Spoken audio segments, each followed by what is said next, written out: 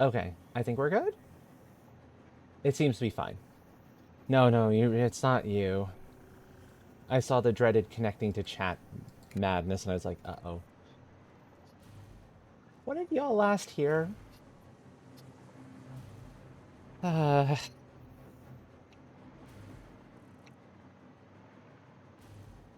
that's my question.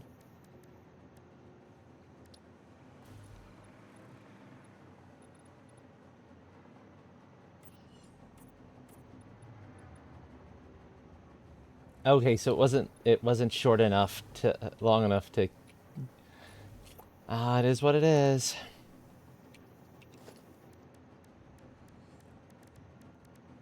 Right. Well, here to say again, thank you. To say again what it was I was initially trying to say before my internet connection decided to become very rude for a few moments, is I'm shifting these two over, even though it's going to be a little bit of a pain in the butt. But it'll be easier to kind of free up this, because this is awkward, yeah? Oh, that it shouldn't surprise me. Clocking got a little bit strange. It won't. It probably won't count it as a new one yet, so don't worry too much about it. It's probably fine. Oh, and now you're okay to do it. Go figure. Go figure. Okay. Well. Okay, it is what it is, I suppose. So this is a thing that's been bothering me for a little bit.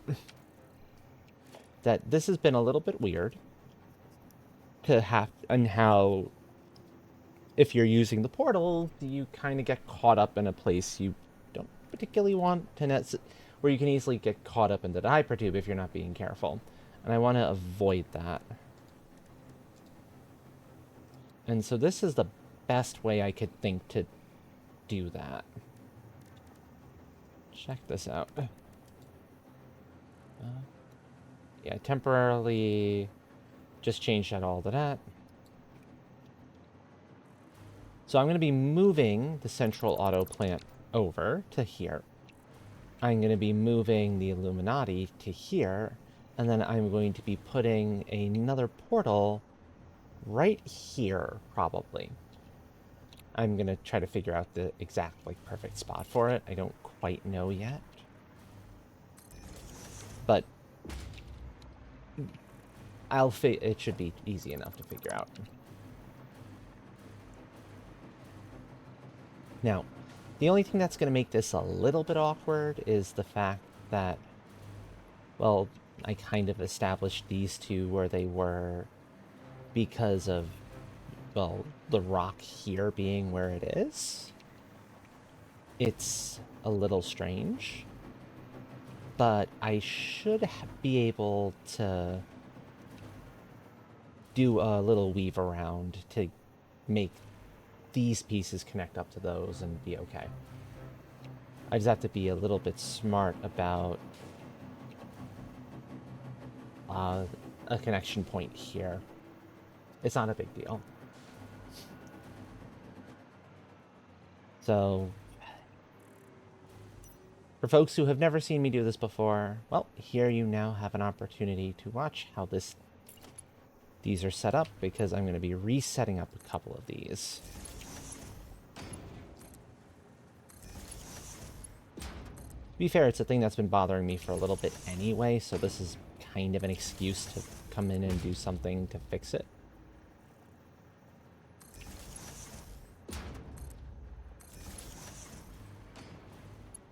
Okay, so I'm setting this stuff up here, and I can also, while I'm at it,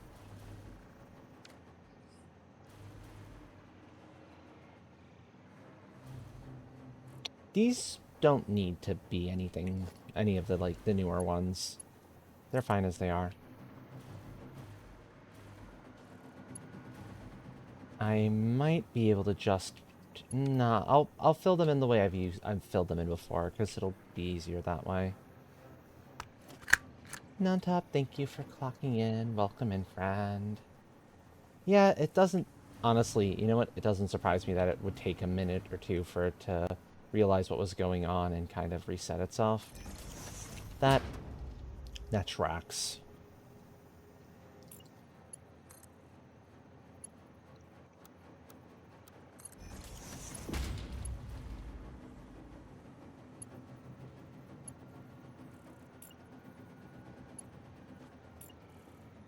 The board, please, buddy. There you go. Okay. Well, has anyone had anything interesting happen? Or anything interesting like over this weekend? Any, like, fun plans for the next couple of days? Especially since, well, Christmas is coming up and all that? While I'm just kind of doing a silly thing here. Dude, there.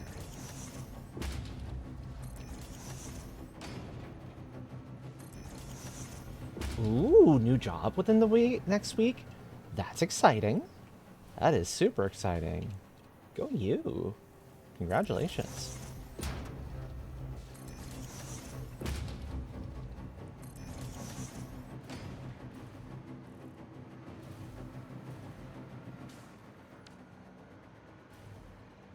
Ah, gotcha.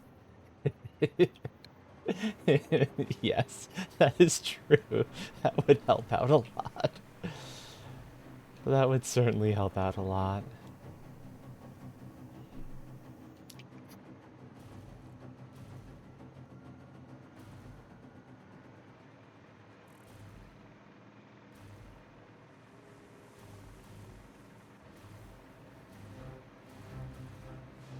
Okay, yeah, I can't go straight across there. I'm eventually gonna have it go over to here, though. Or I can try to feed it back.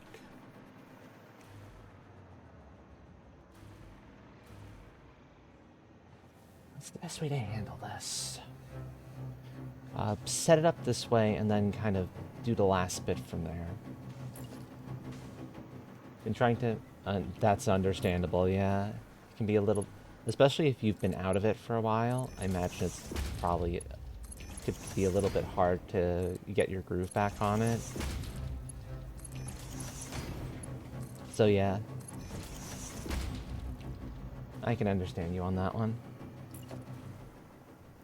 We'll never guess who's right beside you. Oh, it's beside this time. Hi, friend. Yep. Just had a family gift exchange. Yeah. I am doing my best to not show how disappointed I am with what the family got me. Mm-hmm. Sadness. It's not that they didn't get me things that I didn't want. It's because, like, it is stuff that I did vaguely want. It's just that, like, the only person who's actually going to bother getting me anything for my wish list is my mother, and we're not even going to get at that particular gift yet because we're going to try and find a discounted version of it elsewhere because it's, like, really expensive. Okay. Makes sense. Yeah, but, like, my mother was the only person who thought to actually check my wish list. Nobody else actually got me things that were on my wish list. It was from my family. Like, I got nail polish and shaving butter and eyeliner pencil. And yes, I do want, like, shaving butter and an eyelining pencil and all that. But, like, I mentioned the eyeliner as an offhand thing, like, one time, that is something I did want to eventually do. Oh no. Yeah. I never or once said anything about actually wanting the eyeliner.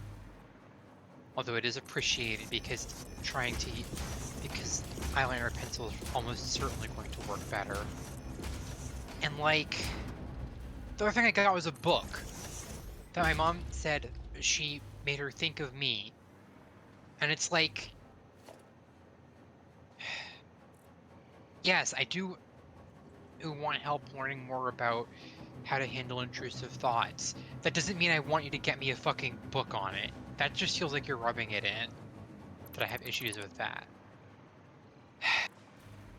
I'm trying so hard not to say any of this out loud in front of them, because I really don't want them to think that I'm ungrateful. Complicated feelings. Gotcha. Yeah. My Yeah. sister kind of gets a free pass because she got me ice cream. Apple pie ice cream, for that matter. So she gets a free pass to an extent, but it's on thin fucking ice. Well, I'm sorry for you, friend. Yeah. And like this happens every year, basically. Like no one ever actually looks at my wish list. And Yeah. it feels now more than ever that they're just treating me like a fucking doll. Like their plaything. And I hate it. I absolutely unabashedly hate it. What happened here? I'm sorry. I came in here and just started dumping all this on you. That's not fair of me. I'm sorry. Forgiven. Forgiven. That's not what I meant to do. I meant to do that. No. Yeah. You. There you go. It's why I never, like, I'll ask people what they want for the holidays, but I will avoid getting them things that aren't on their wish list unless I'm 100% sure that it will be something that they value more than something on their wish list. Exactly, Poppy. I've been saying that for years.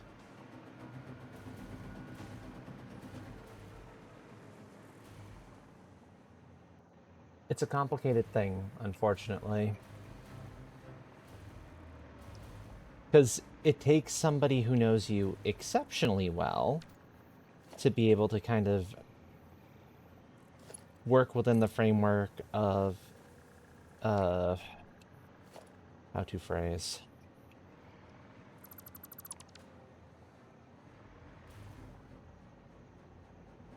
Sorry, don't mind me, brain cell slightly You're fine. yeah. I get what you mean. Yeah. So it's a complicated thing. This and it gets even more weird and complicated depending on Yeah. what the norms are in the gift giving, what the gift giving means to a given Yeah. group of people, because I'm discovering that a little bit myself. But, Yeah. you know, that's not what I told you to do, buddy. And yeah, Miss Pyromancer, you're absolutely right. Which is why you'd think that my family would actually bother checking my wish list. But they don't seem to because Whoops. like my mom will say, "Oh, but you never update your wish list." And I'm just sitting here like, "Of course I don't update my wish list because you never actually get me anything that's on there. Why would I bother?" To be fair, I will get that comment too, but but that's because I always forget, and I think of Yeah. at the last minute of what I might want to add to it. Yeah, So, like there's stuff that's been on my wish list for years that I put on there because I did genuinely want it. And I do still genuinely want it, but no one ever fucking got it for me. Like, geez, if you're not even gonna use my wish list, why bother even getting me anything anyway? Makes me miserable. aw. Fucking hate it here. Anyway, my friend Kay, who did bother checking my wish list, uh, gifted me 2 games on Steam.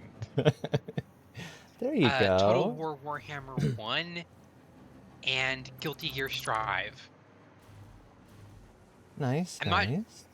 I'm not sure how much time I'll get out of Total War Warhammer 1, just because I'm not sure of how all those mechanics in it work.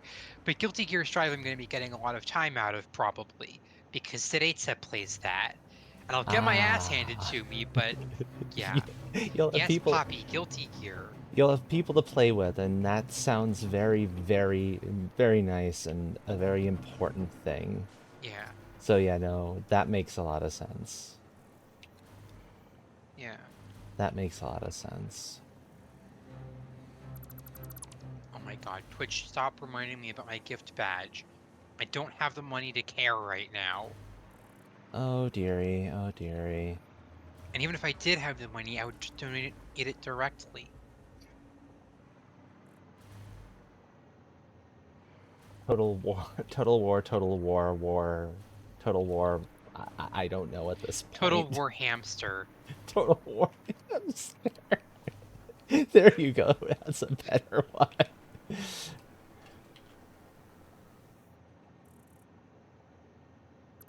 That is a much better one. Yeah. Total War Hamster Game Creature of the Year edition. If we're gonna do Yeah. this, let's go all the way.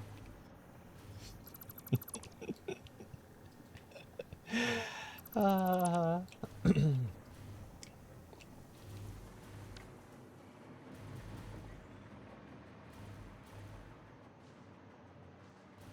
mm. I know myself. I'm not terribly into fighting games in general. I'll enjoy them from time to time, but they're not my usual uh, interests, so I tend not to Yeah. look there that way for those sorts of things. Especially the ones that require a bit more player skill. Well, I mean, it's hard not to like Brisket, to be fair. Yeah. Like, I got Guilty Gear Strive, and I immediately spent $7 to get the DLC for Bridget. Because ain't no way I'm not playing Brisket. In case anyone is horribly confused, like what the heck are they all talking about? Bridget. Bridget Bridget, Guilty yeah. Gear. One of the characters has been given the nickname Brisket. Also, Bucket, Basket, um, Brisket, um, Budget. Yep, yep. So that's what's being mentioned there. Yeah, and I have I'm generally much happier putting my time into other if I'm going to be like spending the time to get good at a thing, I'm putting it in somewhere else as opposed to not necessarily the fighting games, and that makes sense.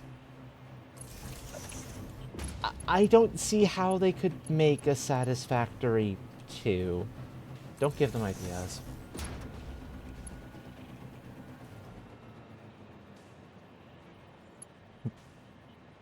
Like seriously, no, no, no. We don't need a satisfactory 2. The first one has been eating up enough of my life as it is. Constructing a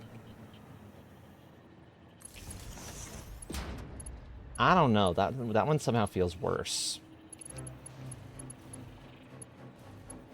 I don't know why it feels worse, but it somehow feels like more dangerous. Prequel? Yeah, yeah. I get where you're coming at from that one, but to my head, it's like,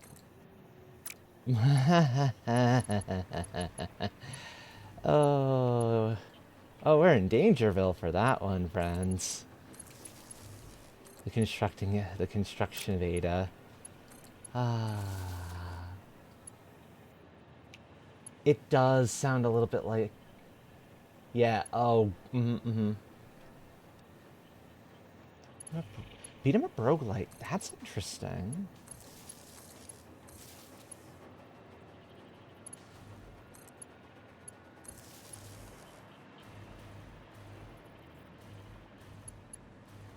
Ah, okay. That's why that looked wrong. Because it was off. Because I was looking at the wrong side. Oh yeah, Terranil is great. I haven't played it in a while, but it is it's a beautiful game. Can wholeheartedly recommend.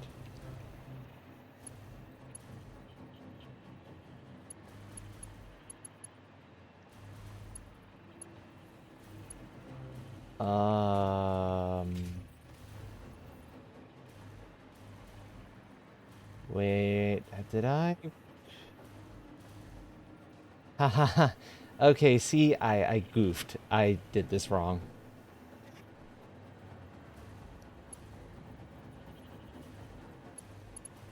I did those two wrong. I was following the wrong lines. I thought that looked funny. I'm gonna fix that now.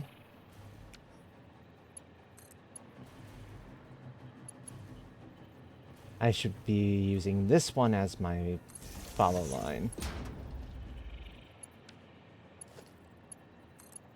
That's more like it. And I'll do it one at a time just to kind of make sure I don't do a major screw up. Yeah, it's that one. Okay. Whoops.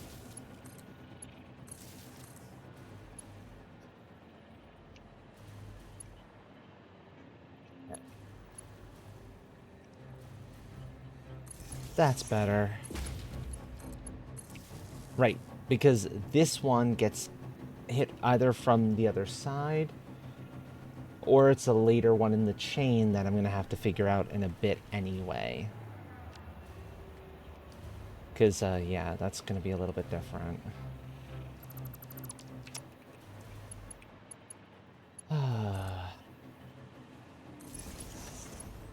There we go. Better.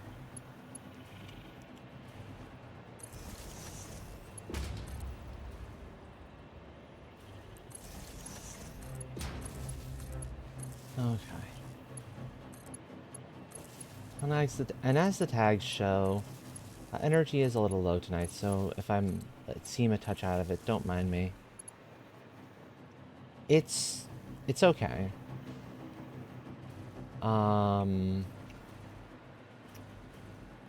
Thankfully had a good time with my folks yesterday, so that was really nice. But it has kind of, and I got some of the much needed advice that I was looking for. But that some of that advice is very distinctly in the, well, now I've got some additional things that I need to do before a certain date, and trying to like and trying to cram it in after I got home from my usual morning stuff today was probably not the best of ideas because it didn't work. So that means we have a somewhat busy tomorrow ahead of us.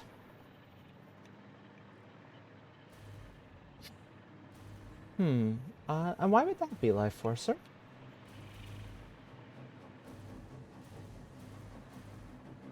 I know some people, that is exactly how how they'll think about things like that. And so it's a valid place to be. But is there a particular reason why?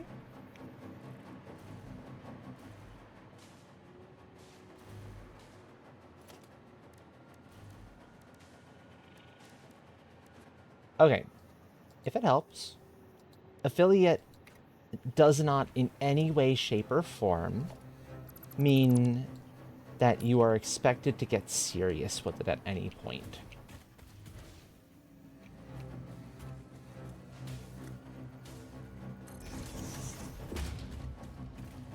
I can promise you that.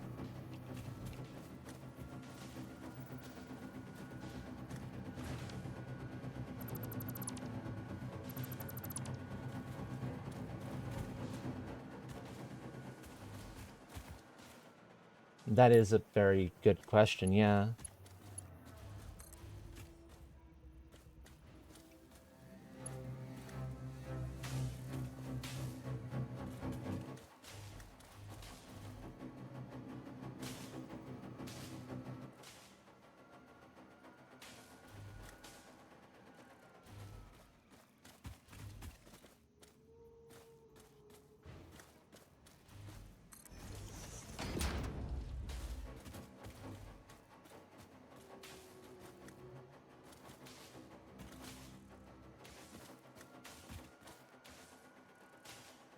Again, not necessarily. If you're happy with your given quality, and then you'd be fine. Yeah. Honestly, I don't think you'd need to worry about that sort of thing. Unless you wanted to. That's my nature. Uh, I generally am the kind of person who wants to keep improving this piece by piece until it is working like the smoothest it possibly can. Yeah, exactly.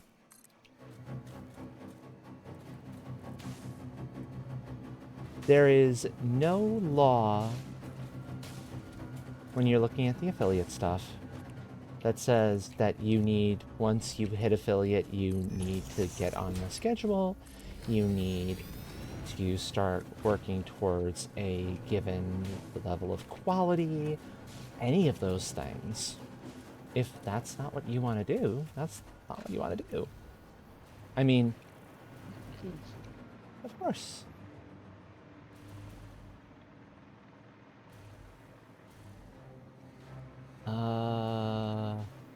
Oh, getting this one around is going to be entertaining. Uh, I don't know how this one's going to work out. It's going to be weird.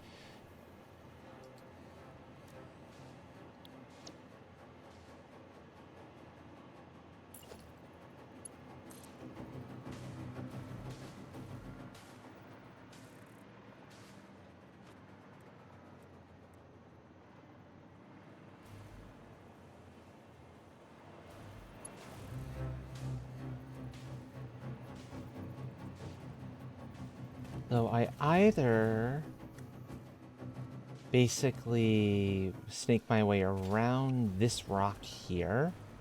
It's going to have to be around because this is directly in the way. Or curve inward and then curve inward again. I'm tempted to do curve curve. Yeah, I'm going to do a curve curve because it's probably the easiest way to handle this whole process.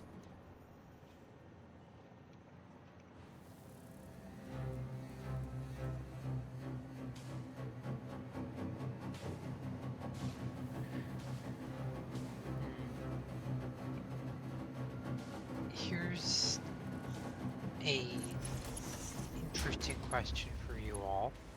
Okay. If you play as a culture that you are not from in civilization, does that count as cultural appropriation? I don't I don't feel like it would.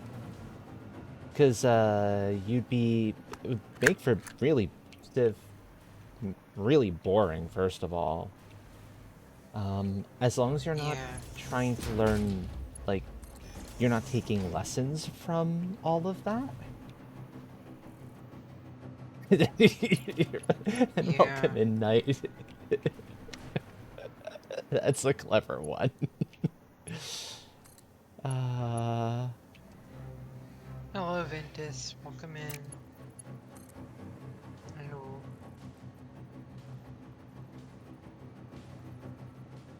Life Porter, if you're from New Zealand, let me ask you this. Did your family immigrate to New Zealand at any point, or were they always in New Zealand before it was turned into a country? nap with a sleepy kitty. Aww. I had one of those earlier, kind of. Oh, yay. The cat ran away before I fell asleep, though. You got some resting time with the cat, though. Cuddle time. Yeah, So that's still good. yeah.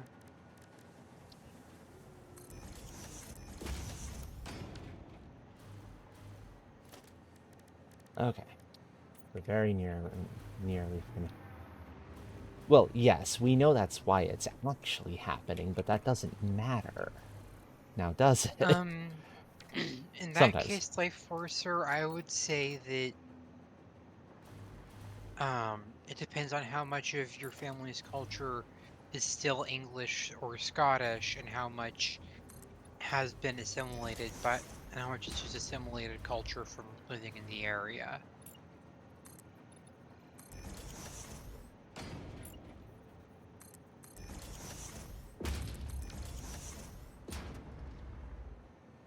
Or are you trying to stay warm, Knight?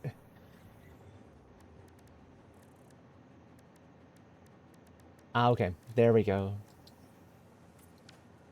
So yeah, if what you're doing is, if you're playing something in a game and it's not harming anybody in the process,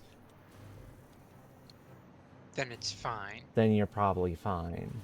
It's when Yeah, I once it agree starts with harming folks, that's when you start to run into problems. yeah, I agree with you on that, Life Forcer. I would, given the information you've given me, that would probably not be correct.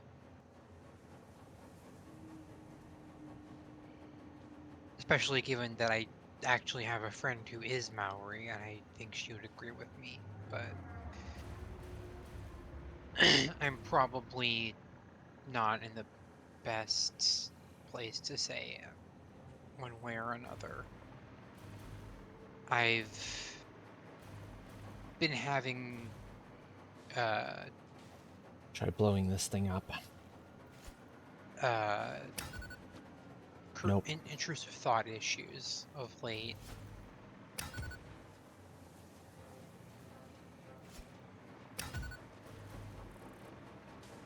I didn't think I could blow that rock up. Okay. That's what I figured.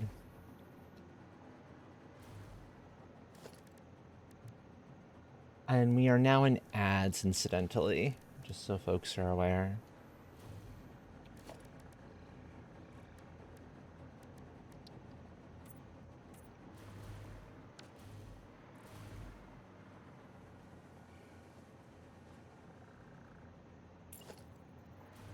Oh, let me change my colors back, because now we're good. Vehicles, pipes, concrete foundation, concrete wall, and then I just need the pink on the coated. Oi! There you go.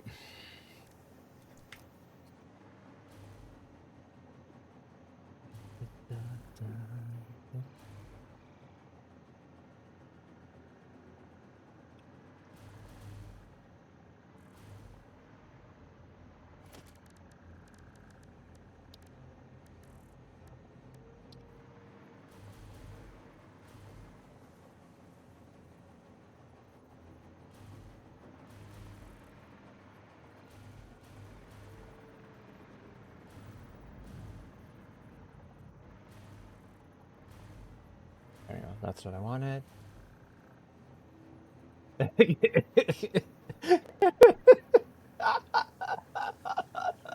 Agreed. Agreed wholeheartedly. That would be so much better.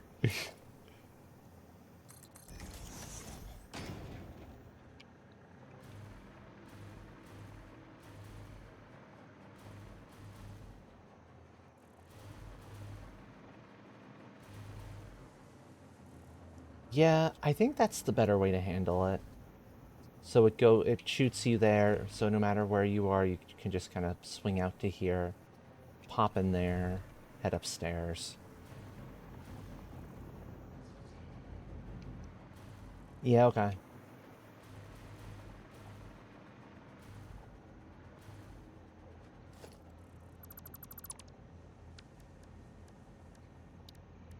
That works.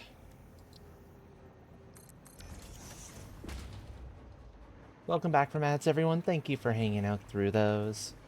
Um, oh, I don't know if you got to hear me laughing about it, Life Forcer, but yes, I'm with you. I'm with you on that. That would be so much better.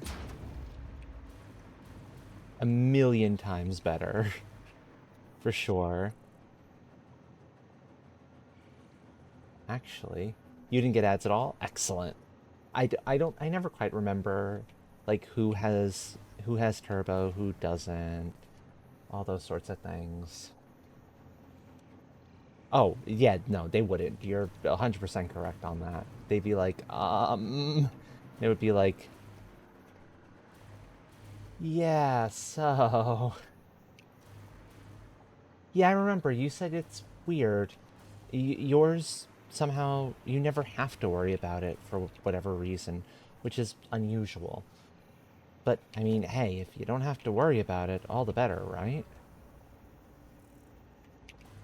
Nice that you don't have to deal with ads.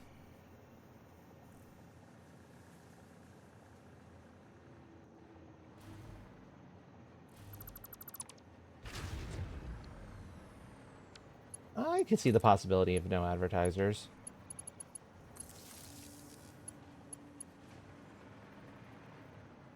Oh, yeah.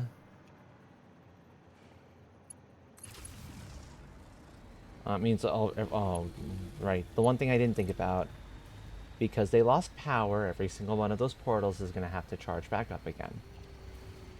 Oh, well. It's not the end of the world. We can watch their charge up time thing again. I'll be right back. Yep, yep.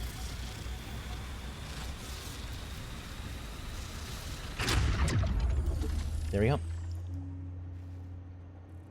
Stop accidentally bringing up the snowball. I don't want to blow stuff up. Not yet, anyway. Silly game.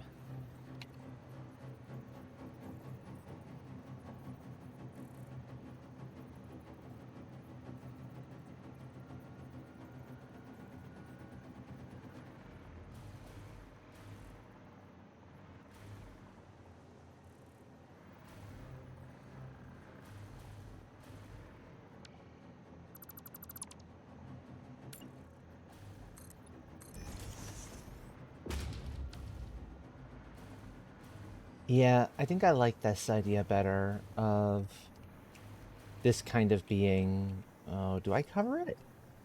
Nah, it'll look good enough as it is. Sorry, apologies if I'm being a little bit indecisive. I'm trying to figure out how I want to handle this. I'm not entirely sure.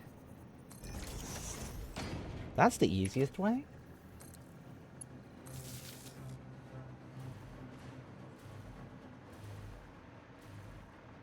Yeah, so, okay, that's a situation I can... I have at least some idea of why that might have happened, of getting that ad in particular. I think that's merely a... If you did not allow it to do customized ads for you, like, I've told it, no, fuck off with that madness. I don't want to touch that with a 10-foot pole. Thank you very much. Because, no. Rudeness. Then that's probably what happened in that instance. You got one of those situations. At least, that's my best sense of it.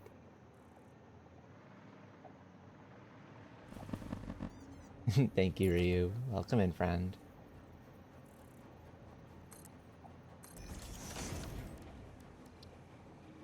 And it just, served the most the most expensive ads it could to you there, instead of going and doing something interesting with it all.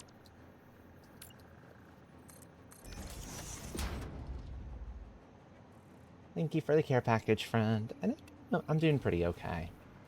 I'm a little on the tired side, because yesterday was good, yes.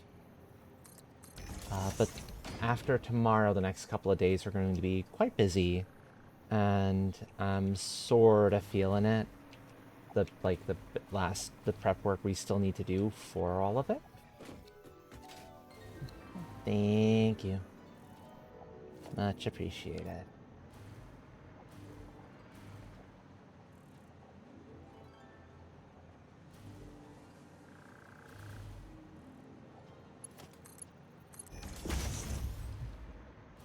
Let's not talk too much about the man, though, shall we?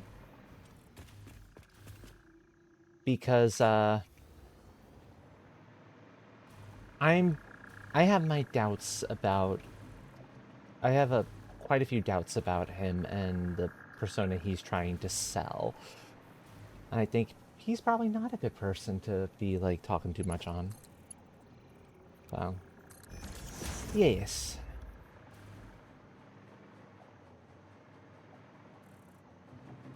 What is it, friend? Thank you, much appreciated.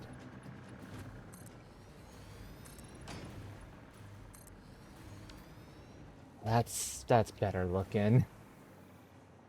That is so much better looking.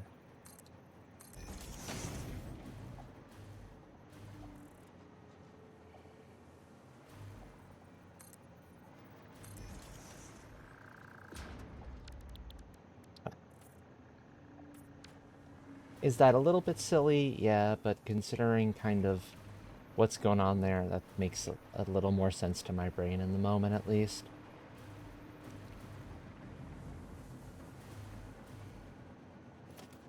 Oops. I forgot that was in train building mode. So I need to remember that as I'm doing stuff. Okay, anyway. So this one gets to be... Ooh, how do I deal with the sign here? First of all, I need to name this one. So this is... So... Aww. I am Yeah. back. Welcome back. Yay! Okay, let's see. I see that Buttons has decided to be one of the ratties, and someone else whose name isn't quite showing up there is also decided to be one of the ratties.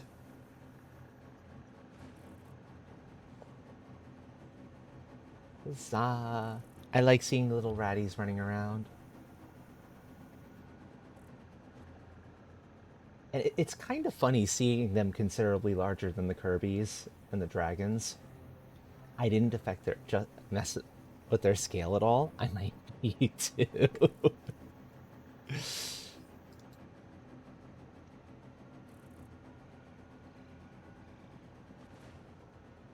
We'll see how I'm feeling. Hey, Vilafar, and thank you, Ryu. Yeah, I'd appreciate hugs. Hugs are always good. Right, name for this. So this is either gonna... This is basically acting as a really fast elevator. Expensive elevator, I know, as far as the power is concerned, and the fact that it's using something that's obnoxious, a little bit obnoxious to create, but I have both, so why not play with it, right? So I need a... How did I name the other ones?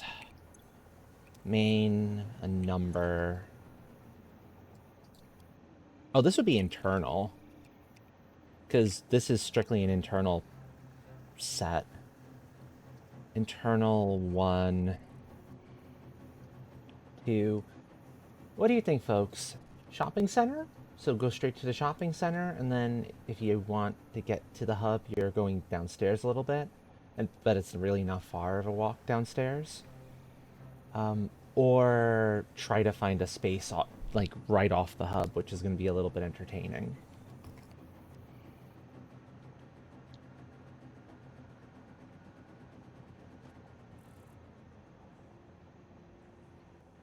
Because I'm torn.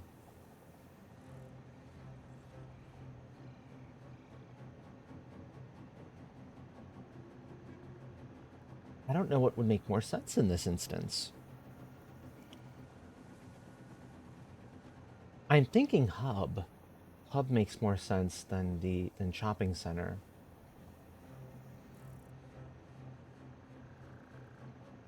Because the idea would be you take one of these other ones back because you need to go, like, deal with a milestone or get to the research area. Although you can build a MAM anywhere, so that's not such an important one. It's just to get down to the hub. Because the hub leads to has a bunch of other different connections off of it. Okay. So that's that one.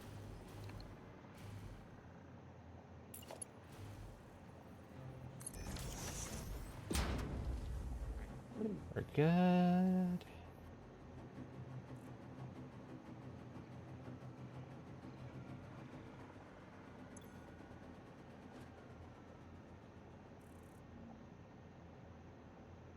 Hub slash... Yeah.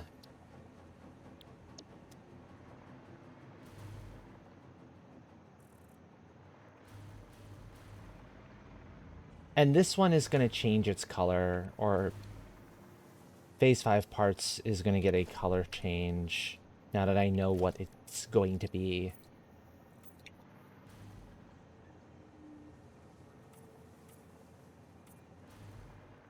Basically, now that I know which train station it's on.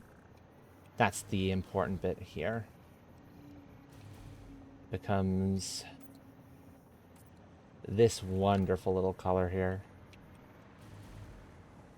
It becomes Vaporwave.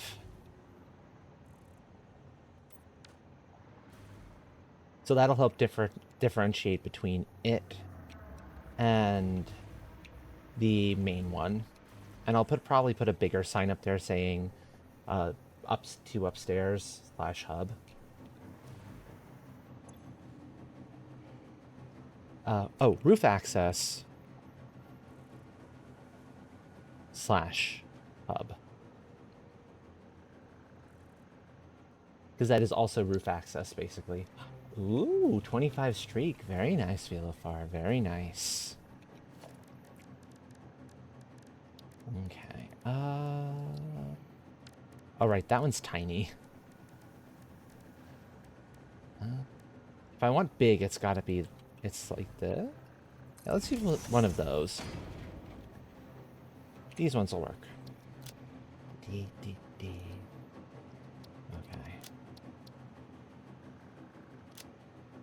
Does not need an image. This is going to be one that does not have any images to it at all.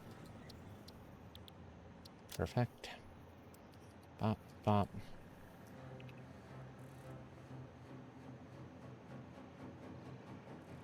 To hub.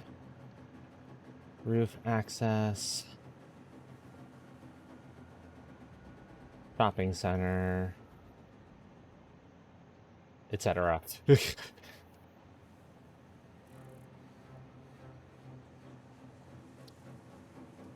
Basically, this one goes to a lot of different things, so that makes the most sense. Okay.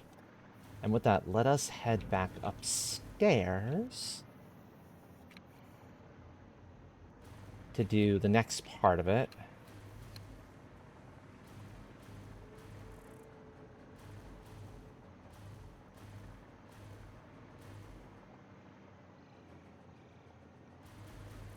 Yeah, okay. Now, this is going to be the complex part. If you thought that was the complex part, no. No, that was just the... That was fairly easy. I just had to execute a couple things, and it was simple enough once I had the picture in my head of what I needed to do with it all.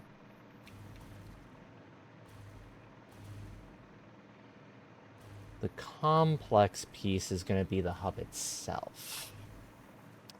And you'll see why in a second or two.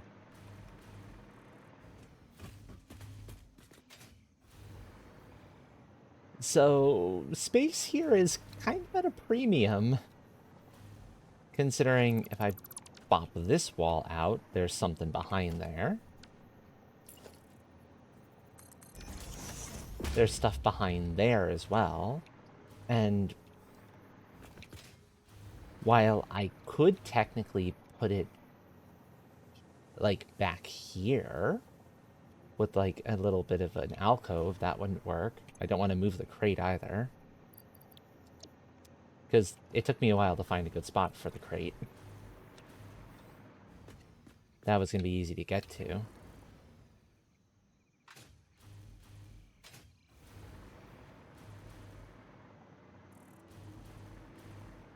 There's not a whole lot of walking room around this chunk of it either.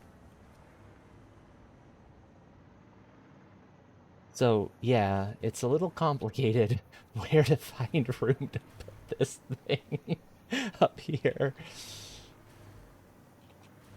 Especially considering I don't want to, like, remove any of those. Getting these stairs to work as neatly as they have and be as relatively easy to traverse as they are was a bit of an errand and definitely took a lot of work. So that's why I'm a little hesitant to mess with that. See, there's not a whole lot of room there either.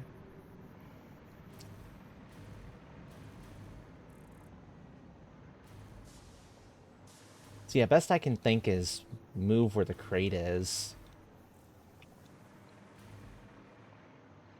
Because that's a full... That's a thing I could actually pull a bit of an alcove to, if I needed to. I just have to change kind of how the power gets brought over there, but that's easy enough.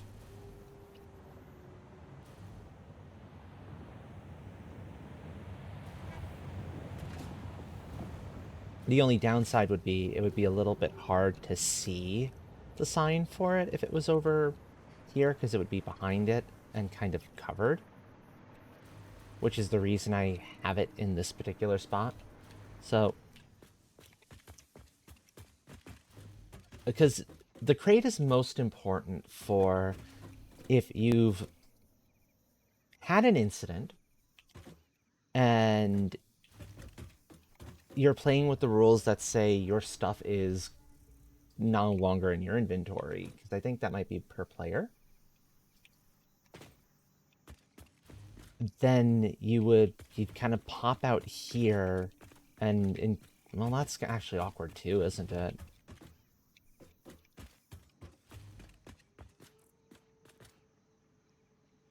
Hmm.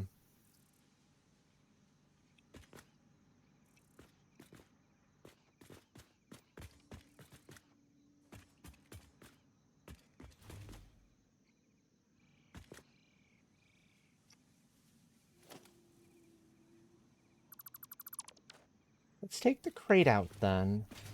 See if I can find a better spot for it.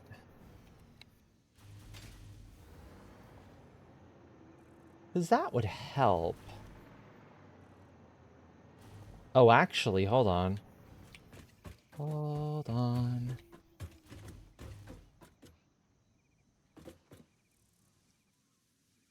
You come to in here and... Oh no, that requires you to turn around. Because there's a window there. If you did happen to turn around, you could see the sign of the one crate. I suppose that could work.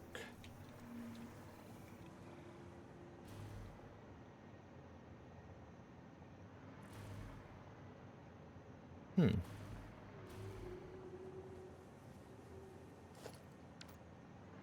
Sorry this is taking me a few moments, folks. I'm uncertain about the best way to handle this. You're fine.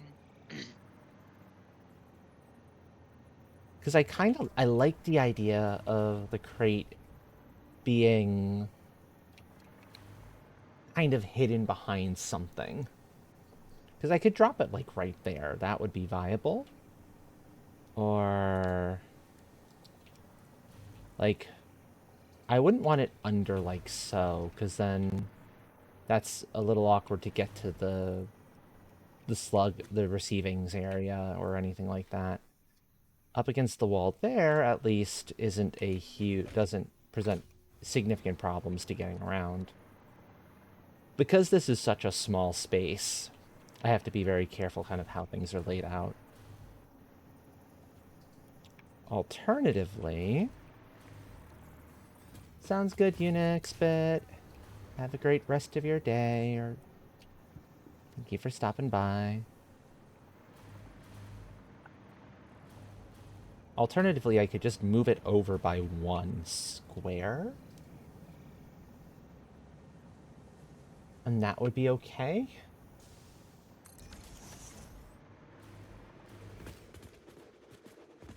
If I do that...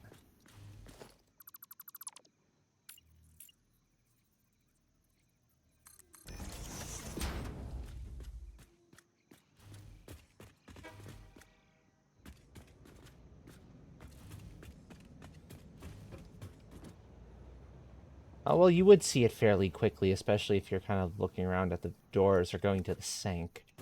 And it does mean anything if I'm looking to empty stuff from it to the sink, it's easy enough to just come over here. Be like, okay, grab stuff, move it, grab stuff, move it.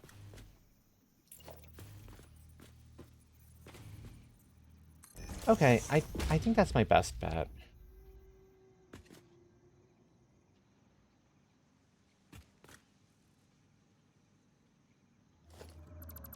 Right. That's the thing the signs occasionally do. They decide to flip themselves upside down. And for the life of me, I don't... Or sideways. And I don't know why they do it. It drives me crazy that they do. Because it's like, but...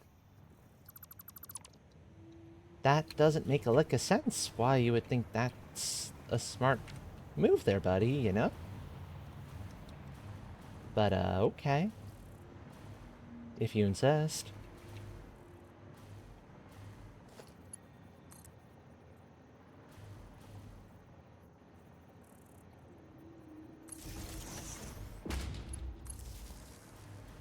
But at least that power is easy to deal with. It's just move that over. And that looks a little bit neater too, honestly. Now at this point... Oops. I'm so used to having regular walls on my hotbar.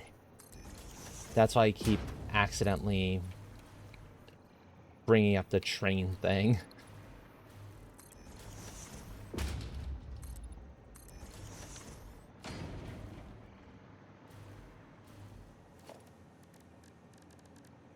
And at the nice thing is, once I get this in place, it's not overlapping anything, it's fine. The piece there isn't really going to be seen. It's the very edge of this machine kind of clipping in a little bit. Because these machines don't... If you want to completely avoid their clipping zone for anything else, it's slightly more than a foundation, but as far as I'm concerned, it's not usually a big deal.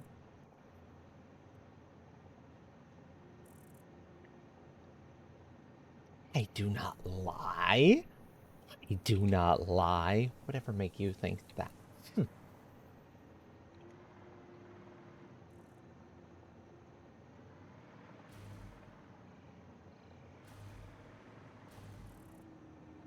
This works, though. Let me get the power plug-in first. While I'm on this side, and it's real easy to line the thing up.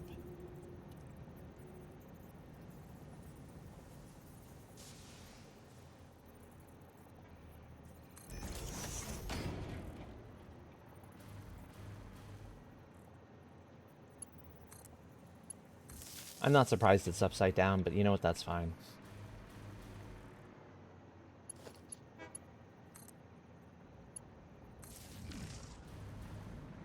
Oh, and it's real easy to actually get the connection to... That kind of works. That works better than I was expecting it to. Okay. I will take that. I am content with that option.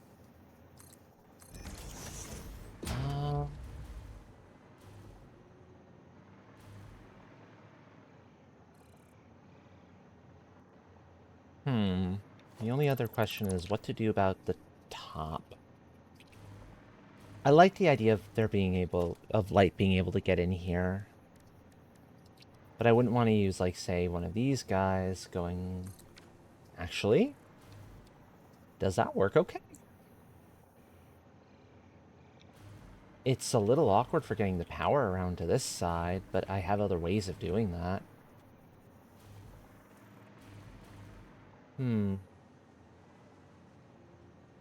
Nah, it ends up looking a little... It would be a little bit too awkward, I think, to set up right.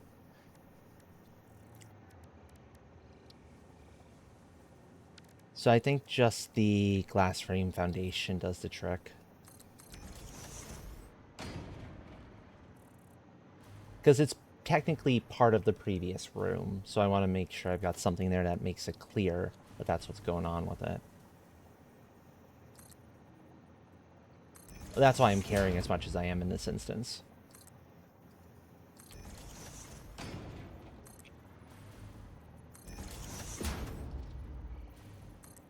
There we go. Perfect, and...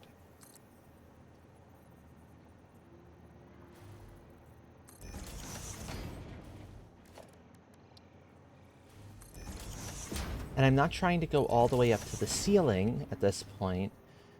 Because of the slope, it would make it a little bit odd. I'd have to do some trickery to get back over to here for these guys. It would probably be going along this route until... Yeah, but that's not worth it. So I think this is the best solution for all of the things I need to take into consideration here.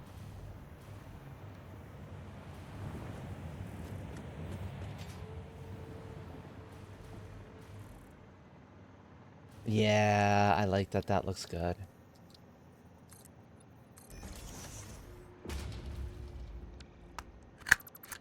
Thank you for clocking in, Bilafar.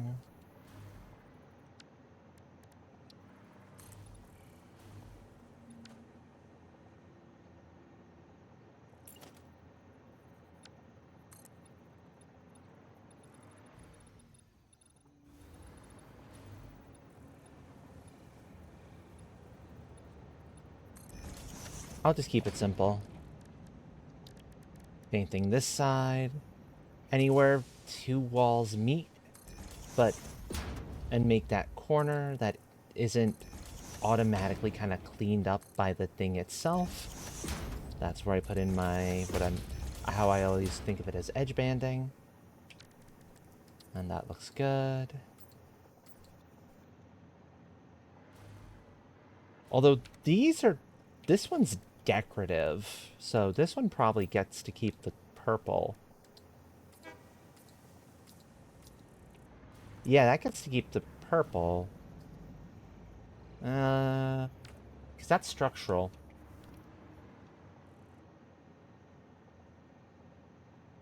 I think it'll look better in the black. Considering it'll kind of, yeah, it stands out more if it's in the black.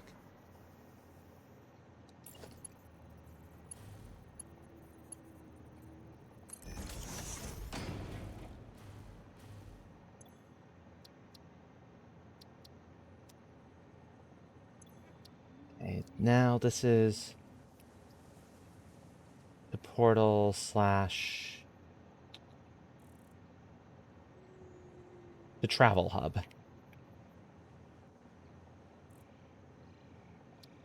Because it's where all the portals and the hypertubes are.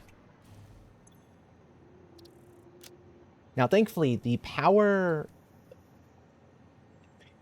So here's a thing to consider about... Oi, select the... Oi, hold on.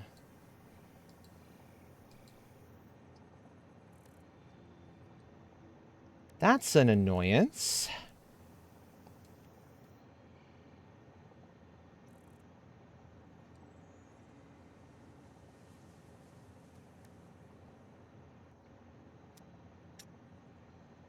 I did use the correct one. Yeah, I used satellite.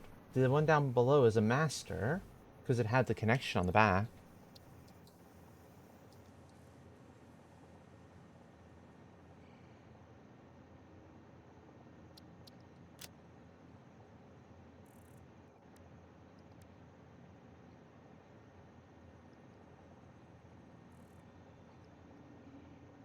I'm having some trouble actually clicking the button here. Let me minimize that stupidity. There we go. I could just tell it don't show me the unavailable ones. Because it was trying to, like, say, oh, this one, you want this unavailable one? It's like, no, I don't want this unavailable one. So, thing to consider about the portals, by the way, is their power draw is variable based on the distance they're going. So it starts at the 250 watts, and then it'll kind of climb from there. So if we were to go down to the lower bit, the one downside of kind of making it look like that is if you come through this quickly, you're probably going to slam into the glass there, or at least go flying for a bit, because I can't really put a guardrail here. But that's fine. That's only if you're kind of running through with a lot of momentum and you run into that problem. See, case in point. That's what happens. That's why I'll do kind of the one there like that, but I can't do it there. So instead, the glass is the thing that you end up kind of going into. But if we look at the power, it is saying 250 minutes, so I'm guessing they're supposed to be variable, or 250 megawatts. They're supposed to be variable, and some of these are farther away than others, but apparently they're not, so we're okay. But if I turn off the run, the auto run, I just kind of get shunted down the stairs, and that's fine.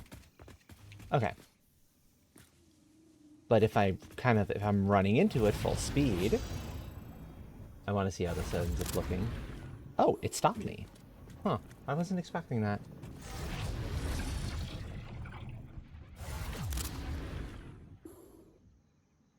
Oh, that's not bad. That's as far as it sends you flying.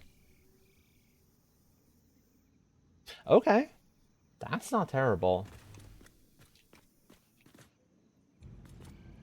It works. It works, that's the important thing.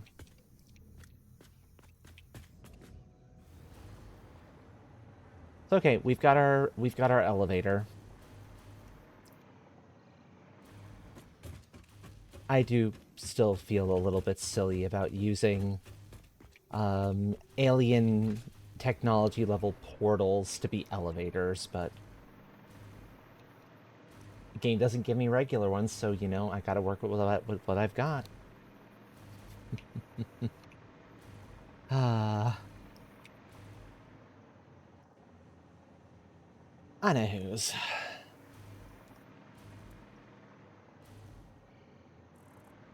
Let's go there.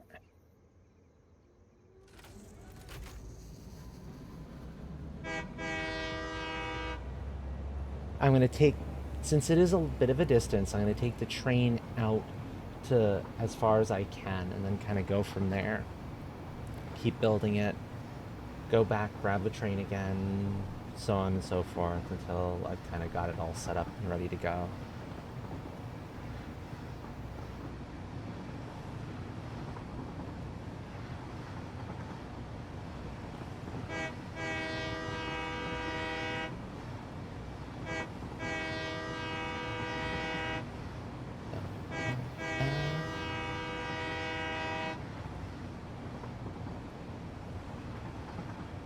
Now, the one thing I hope is I'm going to have enough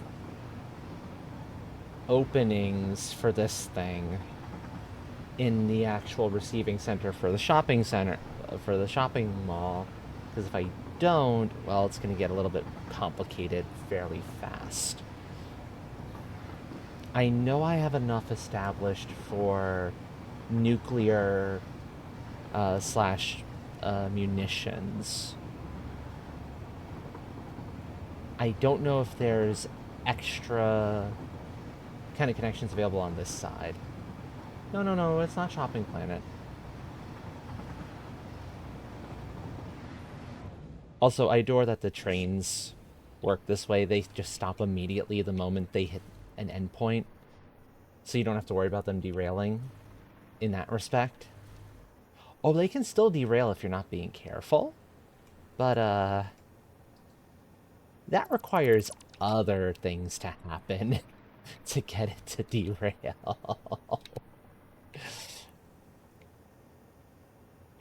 Namely, you being a little bit foolish and having two trains hit each other, then they're happy to derail. It's already time for another care package. Unexpected, okay. 1 second. Feels like time flies, doesn't it? Somebody ought to check with it and see if its license is up to date. Because I don't know if it's been keeping up with that.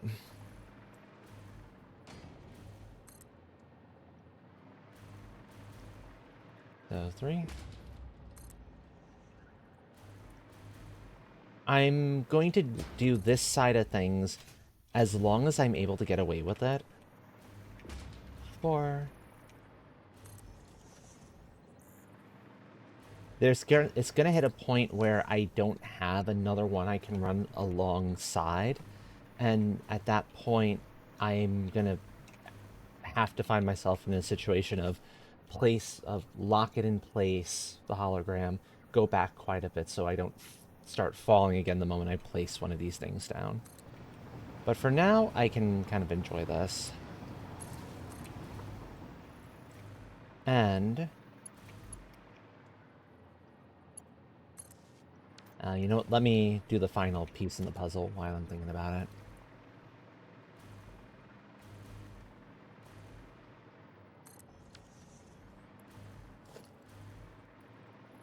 I think it's got to be something to do with the game kind of recalculating like power flow when these rail lines get connected by the mod that's doing the actual connections. Because this was never an issue with when I wasn't running the mod, but then I had other problems. I would have to draw out the railways and these connective pieces between. So this guy here didn't exist on the original blueprint. It stopped here. So all you had to do was just draw between that and whatever the next piece in the line in the chain was. But because of the autolink mod, this becomes a much faster process. I just have to do it with connect the power nodes. And honestly, if I went back to the drawing board and redesigned these a little bit, I could make it so that the power nodes overlap and therefore would auto-connect too. But I don't think it's quite worth it to do that. Plus, I like the look here. So.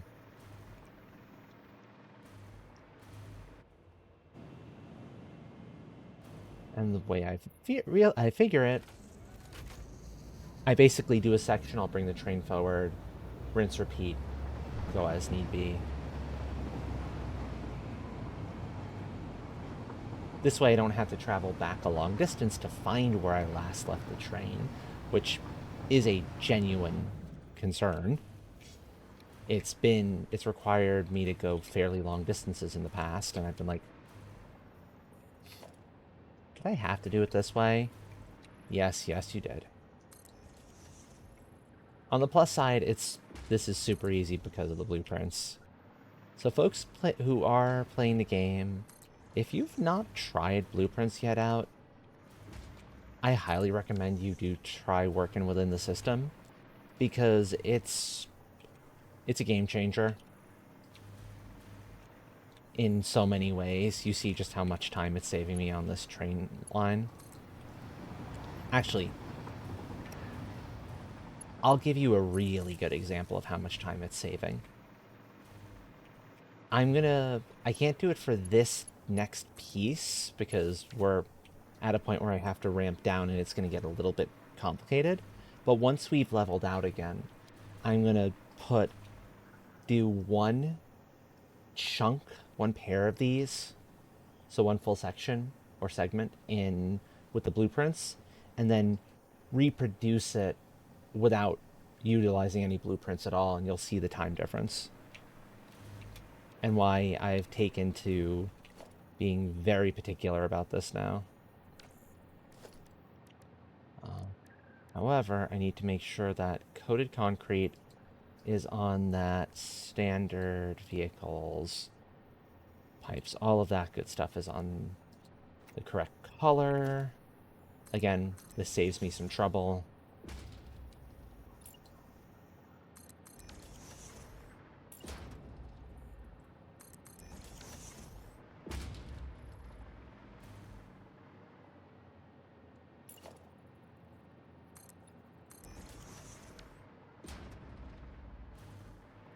Now, you.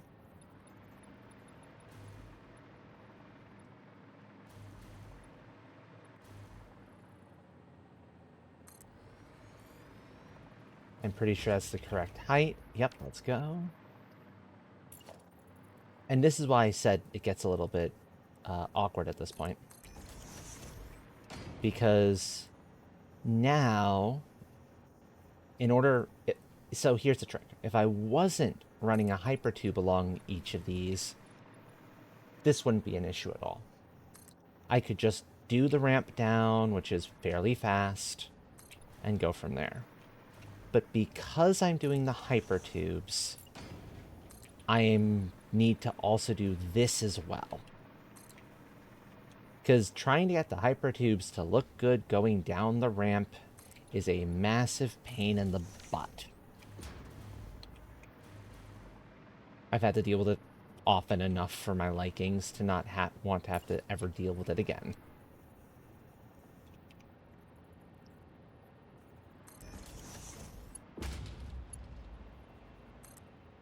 So instead, I gotta do something like this. So we're centered there, there.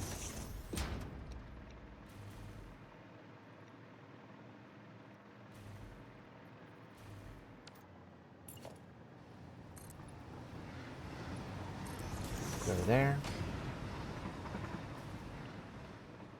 And it's helpful that I have these in place already to show me kind of how this all works. It's also telling me that I inverted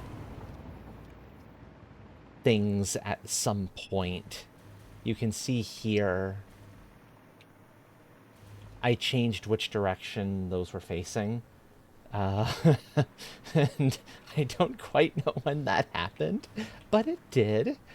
And I'm not about to fight with it, but because, hey, if it's working, it's working. That's what matters.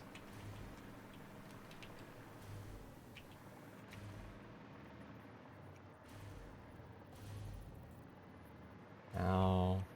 Oh, that's how I avoided that. I was like, how did I get around that problem last time? That's how. And here, in order to make that work, you gotta lock the hologram and then nudge it.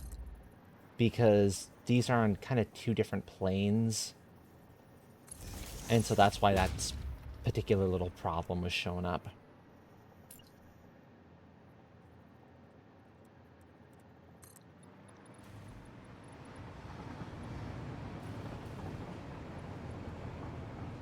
And we go out to here and finish drawing out these guys. Finish running the power lines. And then I need to actively work on bringing down the hypertubes. No.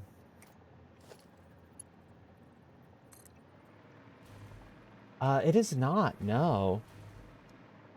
At least not intentionally. Okay, so you know what? I'm going to wait on that part. This... Now, I can't say for sure if the artist behind this piece wasn't drawing inspiration from Kill Bill. It's possible. But I don't know.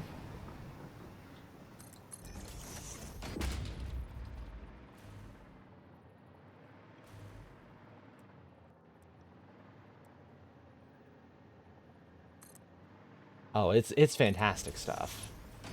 I absolutely adore this set.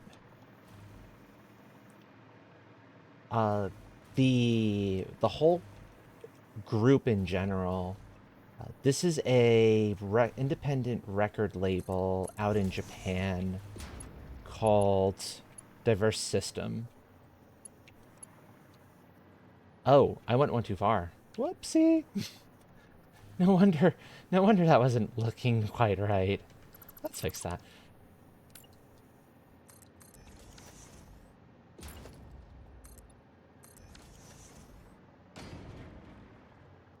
Okay, that makes a little more sense now. Now here, I'm gonna take that out. It probably would, yeah, you're right.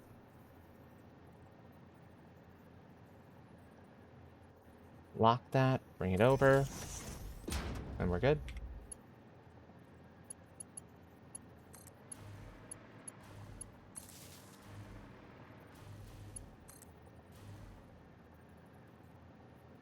Bring it back down to there. As I'm taking that out, that out, that out, and you.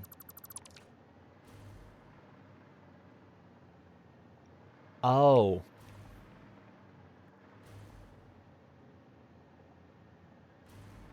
I see. These were done ever so slightly differently. So depending on which one I'm following, and I'm following this line, not that line, although the ramps all work the same way, so I can just kind of leave this be, and it won't impact anything really.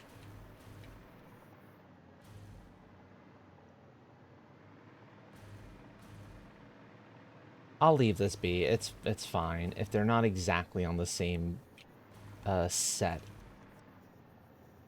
It'll be okay.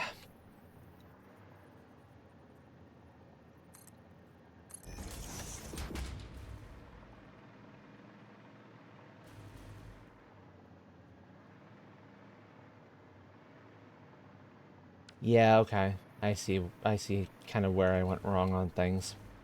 Good enough. Well, let's get the actual train line down here. Because that's the next important bit of everything. And this is where I get to show off how to make these very smooth curves down. I'd be very surprised if you heard a meow from my side. NVIDIA Broadcast is pretty good about cutting those sorts of sounds out.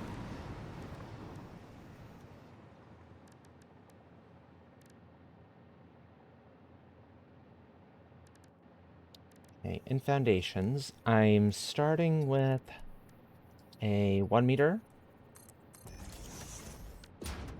Going to the double ramp. So this is the double 2, effectively. And that is what I'm going to be using.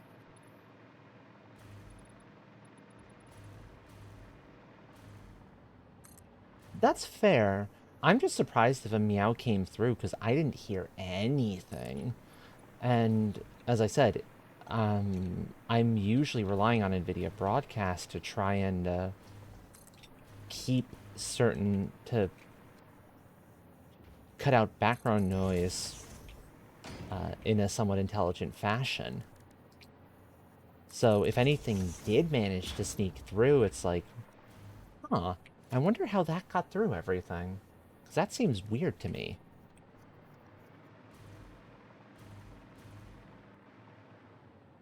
That's the only reason why I was like, oh, okay. Because it's weird, it's odd to my brain that that's how that was kind of working out.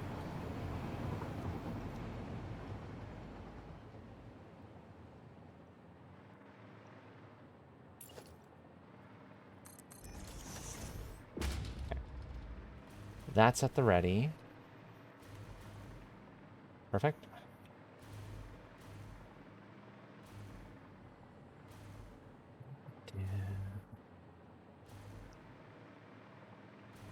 And if I did this right, I just go to the regular from here, and we'll have evened out. And I'm pretty sure I need one more. Yeah, it's one more.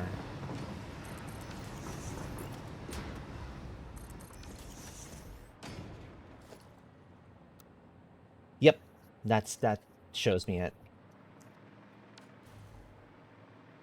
And then on this upper one, I need to put an underside here.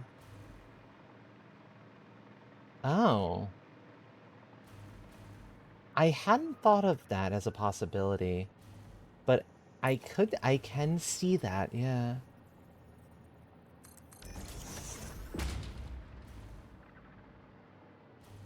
That's very good hearing then, Knight, because I didn't hear a darn thing to suggest cat sound somewhere.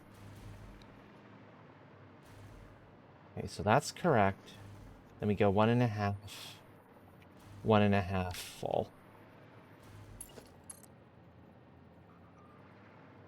So then to continue the train line getting that same gentle curve, because 1.5 is the bare minimum for length for one of these things.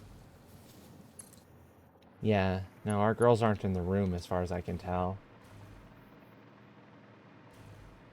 So they would be in one of the other rooms and at that point.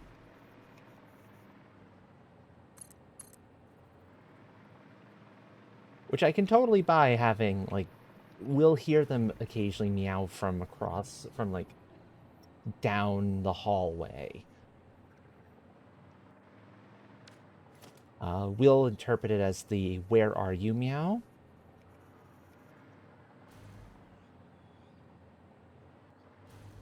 Ah, yeah.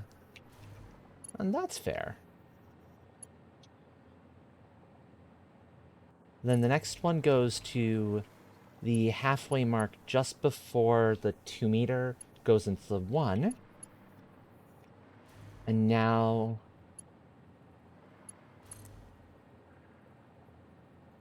connect to the edge. And it is smooth and pretty and clean.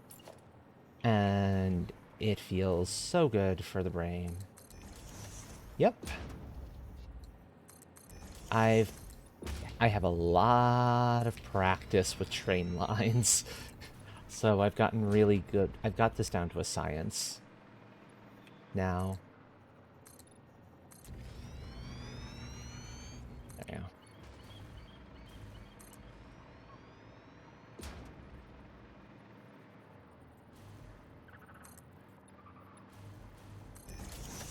And then the final step.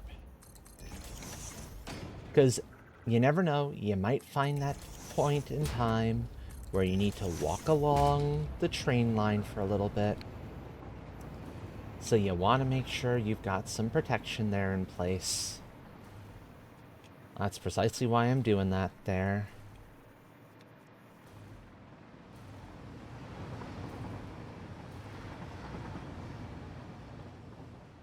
Usually it's you've missed the train, you don't want to risk the hypertubes, so you run along the side of everything. Or you're close enough that it's like, yeah, I may as well.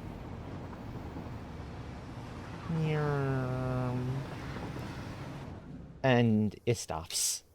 I love that it does that. Remember how the hypertubes used to cause folks to crash out in multiplayer?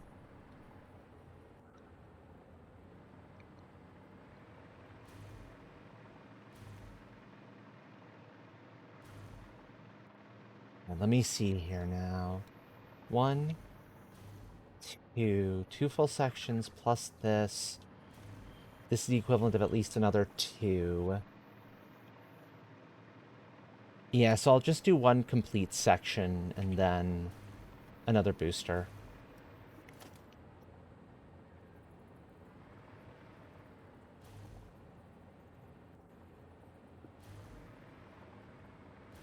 So a little more time using the blueprints, mostly because they're easy where we are now. And I'll show how long these things actually take to put together without the blueprints on the ones right after the booster here. I figure that's the best spot for it. So that is my plan as far as that's all concerned. And we have an ad coming up in a couple of seconds, folks. I will be taking this one because I am now out of water and I need to make sure I get myself some more, stretch a little bit, you know, all that good stuff. I recommend you all do the same. Take care of yourselves. It is so important. It is rules 4 through 100. So, I will see you all back in a few.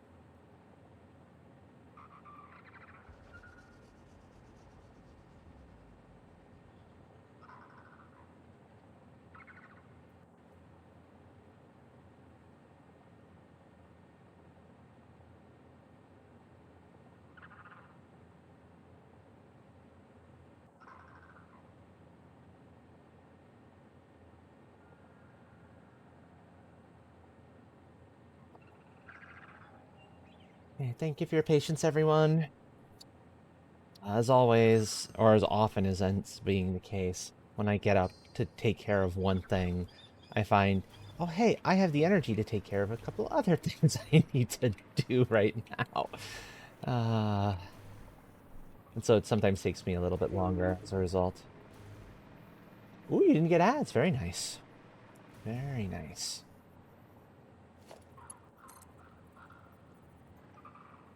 So long as that's not happening to everyone, because if it's happening to everyone, then I'm going to start to get a little bit nervous.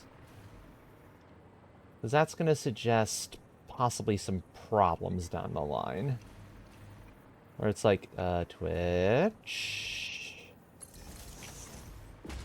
Because the ad revenue is very important. It's quite helpful for things for me, so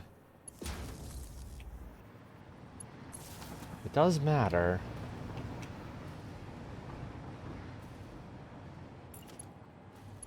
Anyway, so as I promised, folks, I'm going to give you a comparison.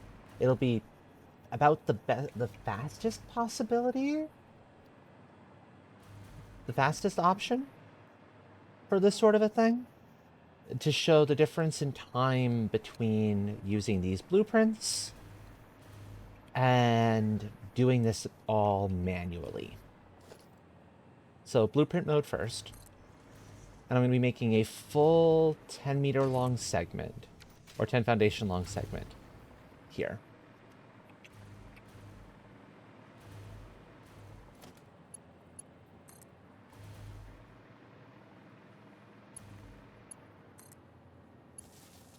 So there we go. Now, by hand.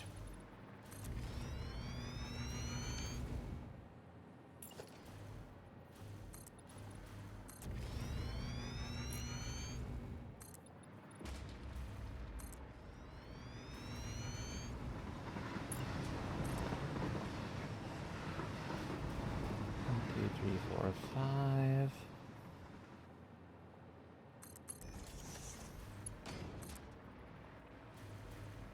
Ordinarily, back when I was doing this by hand, I would have done it fully out as one hypertube, admittedly. But I feel like in this instance, I don't need to do that because, in part, I want it to keep looking like everything else.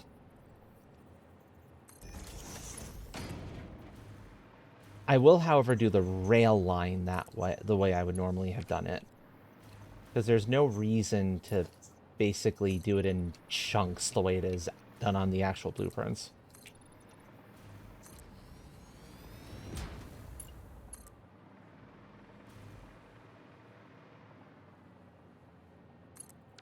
So there we go.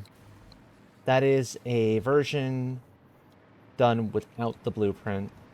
Now, I wasn't timing it, but that was considerably longer, even though it doesn't necessarily feel that way.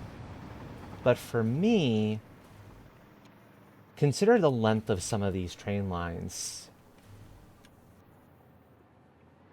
Imagine having to do that over, yeah, exactly, over and over and over and over again. And precisely, thank God for the blueprints, because, oh, do they ever make a difference. Even lining this one up, which takes a moment or two, but isn't too bad otherwise. Once I get the first in place, I just keep kind of going along here.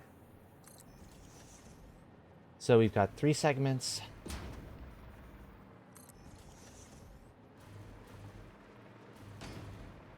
Four segments.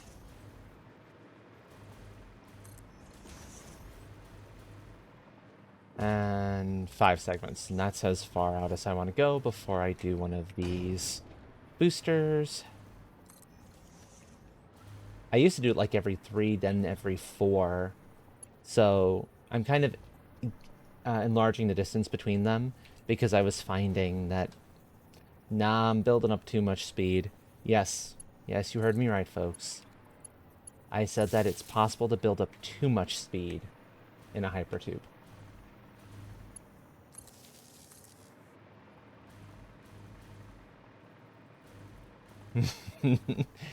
uh, when suddenly your frame rate goes from like mid 50s or like 40s and somewhere in the 40s or 50s to the teens because you're going too fast for the game to process. It's too fast. Oh, if my computer could process it, I'd be like, no, give me the super speed. Give me the I'm for the hypertube and I get where I'm trying to go in like 3 or 4 seconds. Yes, please. But I don't like it when it's like when it chops up the frame rate and it starts looking kind of funky because then that's not fun for people to watch either.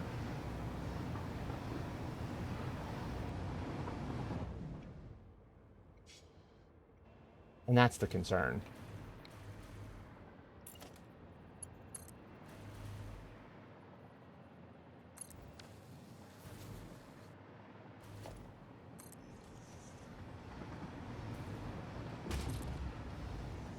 No, I was too far. I was too close to that one. That's why that fall was occurring.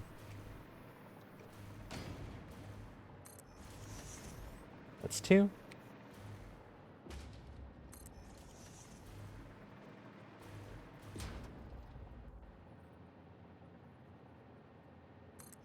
Three.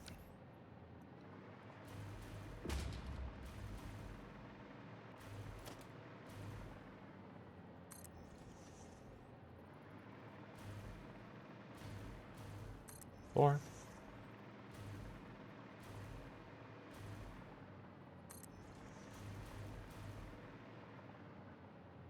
Five. Booster.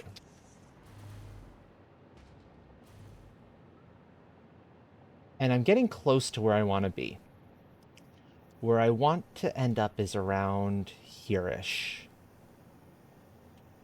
So it's just going to be like a minor turn, possibly to get past this little mountainish area and then kind of go from there. If I even feel I have to. Oh, you know what it means? It means I can follow this curve, actually. Yeah, it just means I get to follow that curve. Okay, that makes this easier than I was expecting it to.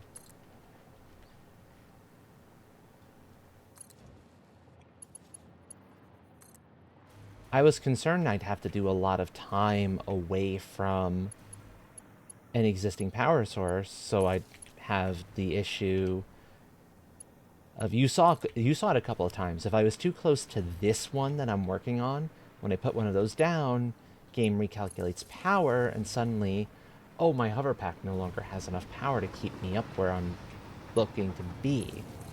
And I have to get either far enough away to get close to another unchanged power source, or find a safe place to land, wait for it to finish the build and recalculation, which takes longer than I'd like, and then get back up in the air again.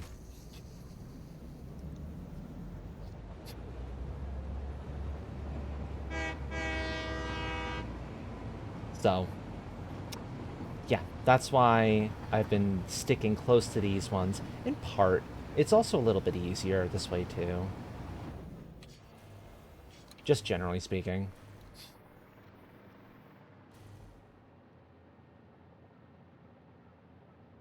Yeah, I think. So, actually, here's the genuine decision point. Do I aim to stop around here? Do I aim to get to around here-ish? Like, get to, like, somewhere in between here? The reason I'm saying that is because the rocket fuel power plant is right up here. It's along this thing. The phase 4 plant is in here. And so it means I can just send stuff from phase 4 directly over. If I get close enough, it's not too far of a belt bridge to build. So that's part of where this is at. Deciding how far do I want to have to build those belt bridges later on down the line. And I'm not entirely sure at this point.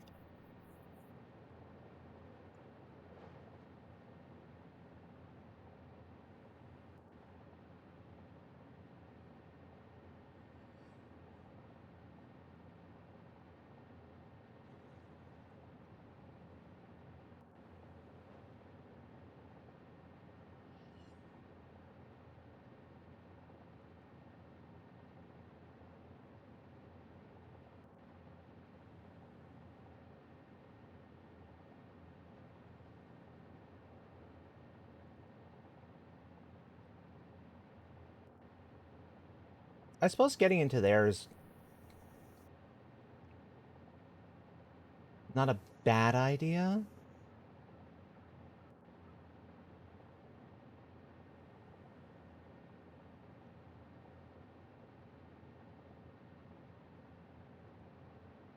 Hmm.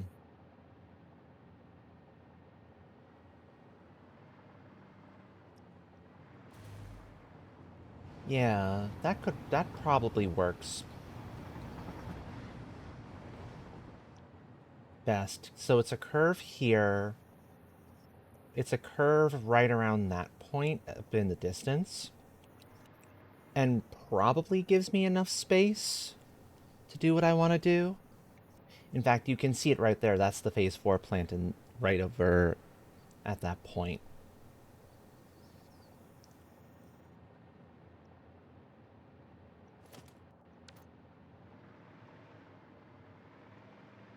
And that is the That's an idea actually. Hold on a sec.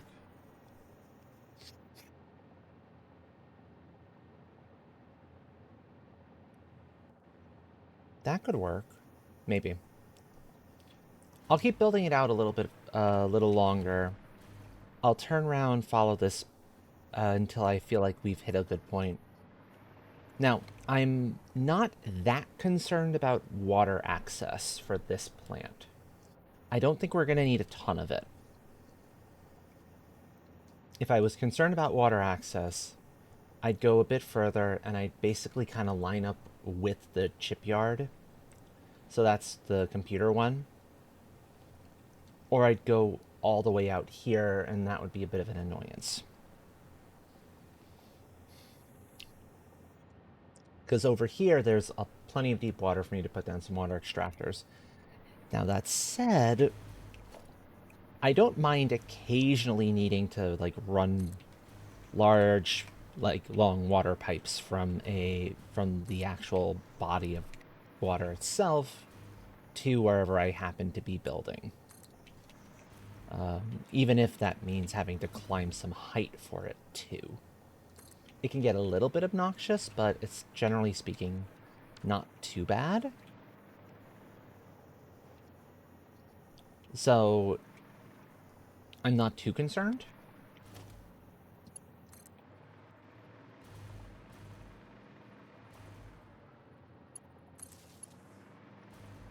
In large part because the recipes, I almost never utilize recipes for like steel, copper, and iron. Well, steel never needed water, but copper and iron and stuff of that nature that require water. Because you've got your standard recipe, you've got a couple of other alternatives, two of which are the pure, which is done up in a refinery and requires a terrible amount of water for what you're getting out of it, and the alloy, which says, okay, take some iron, some copper, combine them together, you get iron or copper depending on what the ratios are. I tend to prefer the alloy recipes. Just like for my steel, I prefer the one that uses petroleum coke if I can get away with it. And like, I can't always. Like here, I'm kind of doubting I'm going to be able to get away with petroleum coke. I only have so much that I can produce in the fuel power plant here. Although, if need be, I can always run some oil along. I've got the belt. I've got like the foundations I can do it, and I've got a little bit more to play with here. Actually, I've got a lot more to play with here, so it's not unreasonable, but it is a bit of a hike for the oil in that general area to get it to even here-ish. Eh.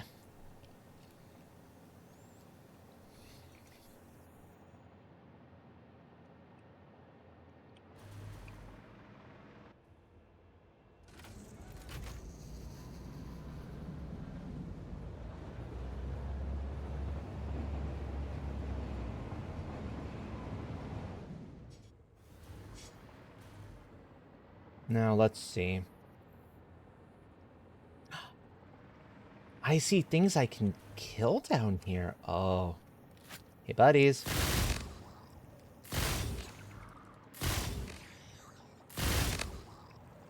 I've been needing more DNA for the machine. This is perfect. Of course, I only go after the creatures that I can actually turn into tickets.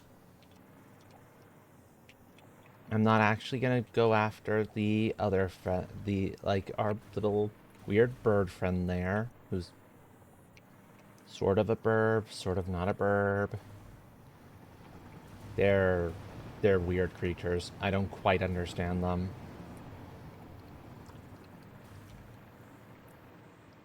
And I think I also will likely need to take out a couple of trees. This one might be okay. That one's probably gonna be okay. These ones, I'm not so sure about them. Yeah, burbs. Hold on. Are they still in the area? They are. Here. See? They look like burbs from a distance.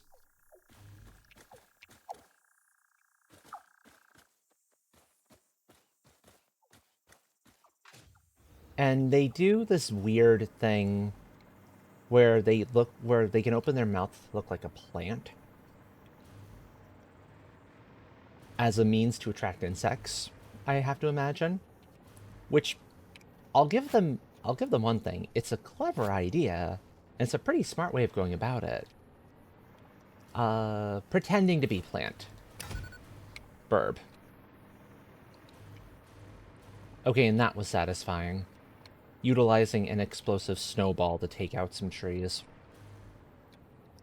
I'm going to be very happily making as many snowballs as I can reasonably get away with at the holiday plant.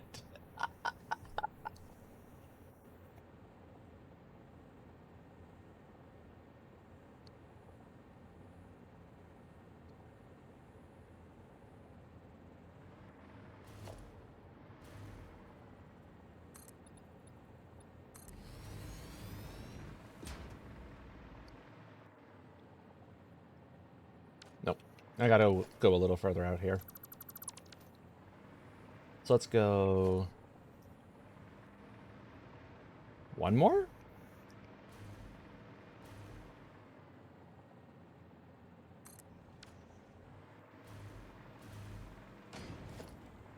Or is this too far out?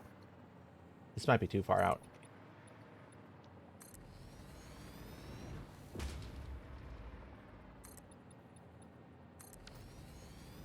No, you know what?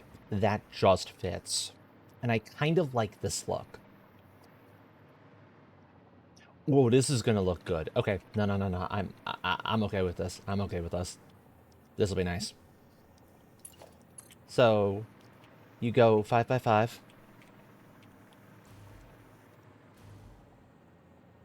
Technically, it's a 5. Yeah, so it's... I went one additional than I needed.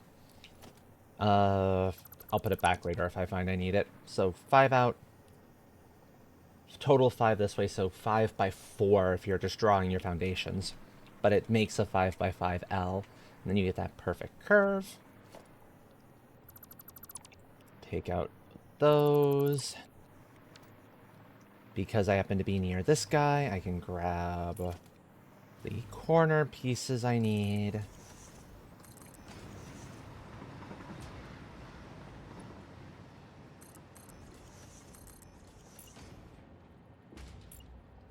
Corner.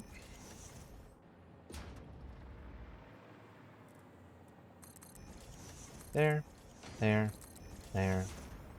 Perfect. Now grab the little... Grab the outer corner.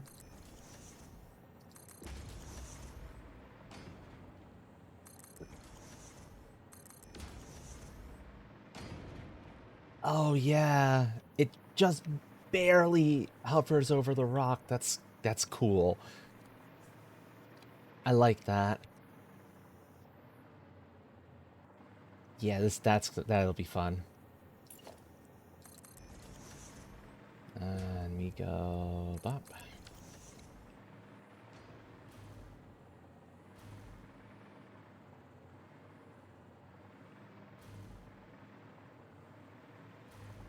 Perfect. Yes, yes, yes. And beyond that point is where we merge back in with the rest of everything that's going on, which is going to require me to do one more of these on this side, which means it might be going into the rock a little bit, but I think that'll still look kind of cool. Or, let's see, does it go in? Does it still sit kind of hovering over it?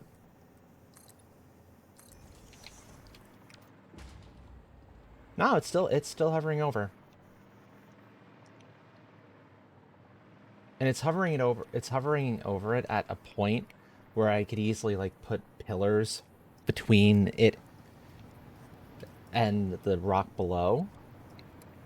And it's one of the few instances of, oh yeah, the foundation actually has some support there, even if it's very minimal.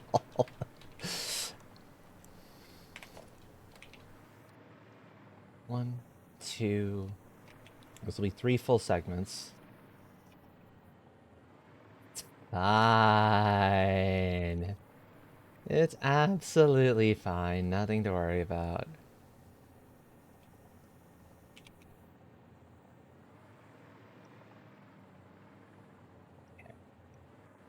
I'm making sure that's lined up correctly. I'm going to go over to this edge so that I don't lose power when I make that thing, because it was very likely I would have lost power there. And this is why I did that, because that connects up there cleanly.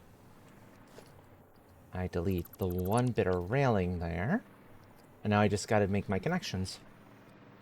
And thankfully, this is a simple connection set. Oh, I see the problem. That worked.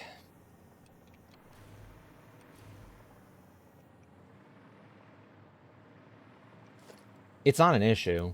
It means this curve is going to look slightly different from the other one. It means I might not need that piece there, that component. It also means I'm not going to be utilizing some of the things I was utilizing there.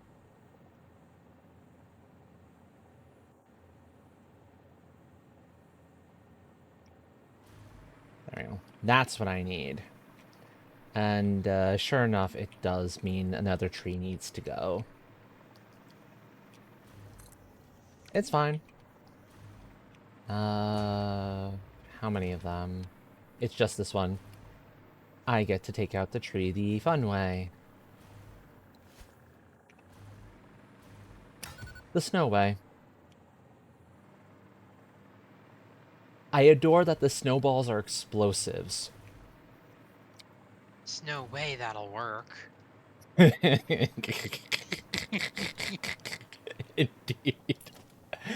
Indeed. Well, I'm sorry, but apparently you have no idea what you're talking about, because it totally did work. Hmm.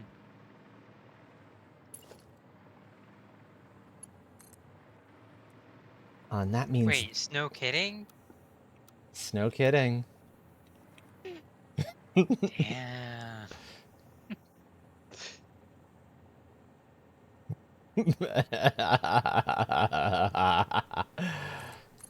Totally not sorry.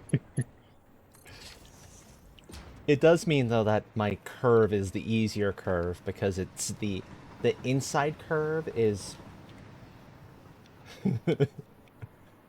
Sorry, Buttons, but there's no way that we'll apologize for the snow puns.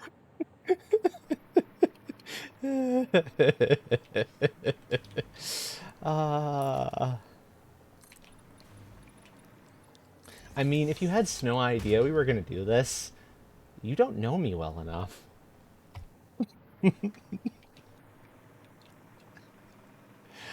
I adore puns. I adore them. Me too. And were you asking how I did this? This curve?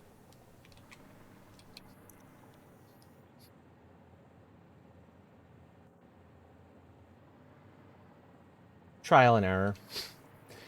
It's noodle for the build mode, and I discovered that to kind of get as close to the curve of the rail track itself with this particular foundation setup, I can't make promises it would work if you had something else. You might have to play around a little bit. But if you did this particular setup, I had a visual marker one tick back from the center on the corner piece here was the center of was the connection point where the curve gets split. So noodle, noodle, and then I'll go back to the horizontal to vertical. Yeah, I was very, very proud to be able to figure that out because it was like, and it took me like a good half an hour, I think, of just playing around with it initially to finally get the actual spacing.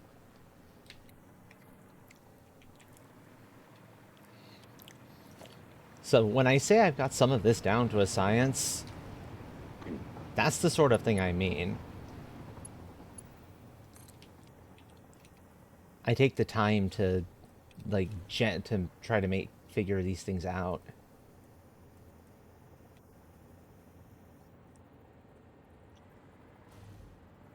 Hey, buddy. No. All right. That's a... Oh, that's why, because that's a double. I was like, why is it giving me grief there? Because I'm trying to copy a double down there. Doubles don't work in that instance.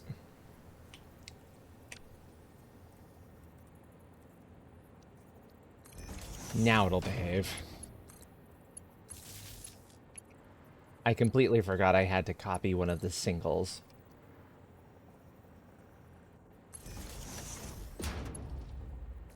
And then speaking of stuff I've since been able to figure out, go to the center marker here.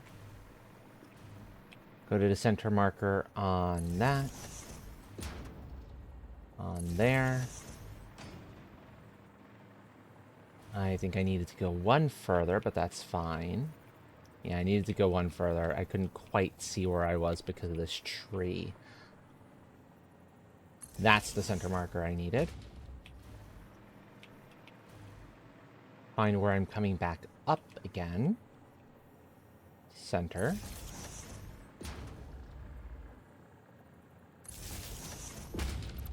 Not quite where I want you. 1, 2.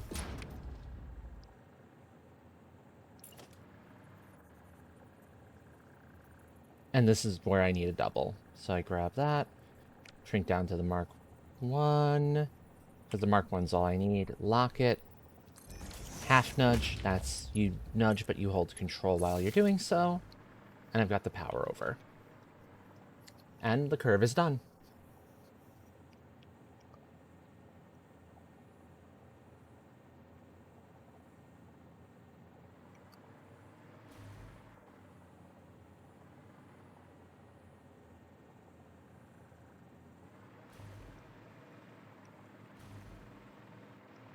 And based on the distance, 1, 2,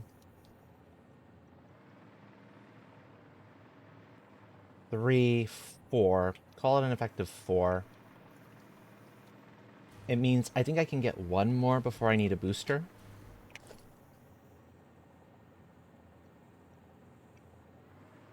And that is locking in place perfectly. That's what I wanted to see.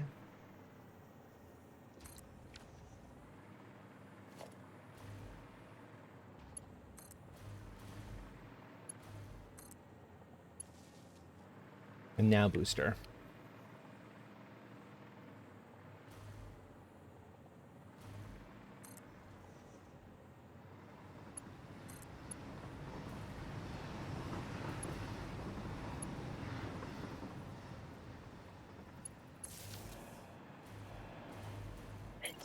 Bless you. Bless you. Okay. Now, the question of how far over do I go?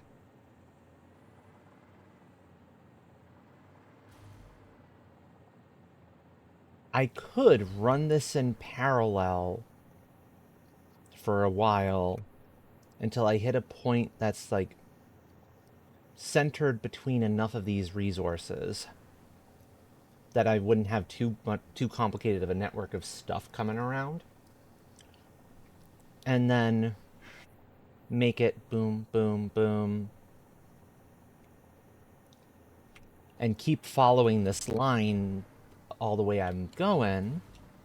And then literally build the train off of here. Or the actual like building off of this station, off of this. So the station would kind of branch off this. Because I've got the room.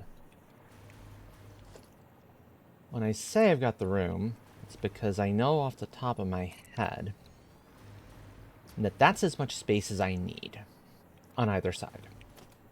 If I want a little more, I still have enough space. So I can totally do it. Because you technically need 5 foundations. A station and all of its like appropriate like things are 5 foundations wide. But then I like having one more foundation on either side for a little bit more walking space. And to allow me to do like double belts, double lifts up to use both inputs or both outputs as need be. Hence the 7. So that's where my math is coming through on that.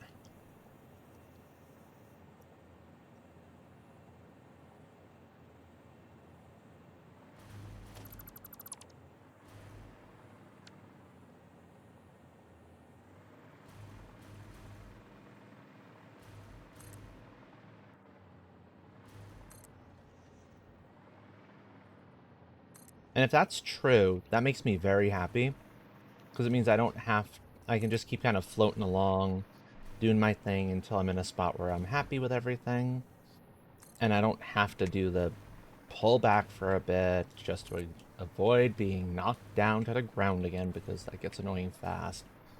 That's 3 segments, I think. 1, 2, yeah, that's 3 segments.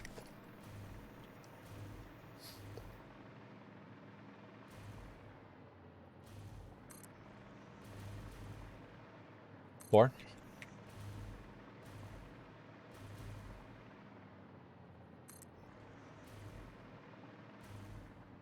5.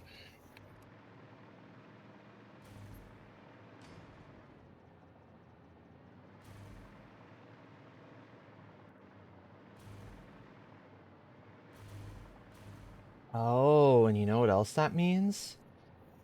I can possibly redo some of these power lines so as to not to reduce some of the poles I need, some of the big guys there. They exist where they are for one reason and one reason alone, for the scattered around radar towers. So like this fellow up here is getting power from further down the line here. But since I'm near a train line now, which has power running along it the entire way, I could simply leave, say, one of those in, or like 2, drop it down, go. And that'll be so much nicer. I won't do it now because I don't know that it's necessary. Because these work well enough, unless this is where I end up deciding to build, and I want to build down a little bit, then it will get in the way, and then I have to do some work with it. But for now, this functions. This functions just fine.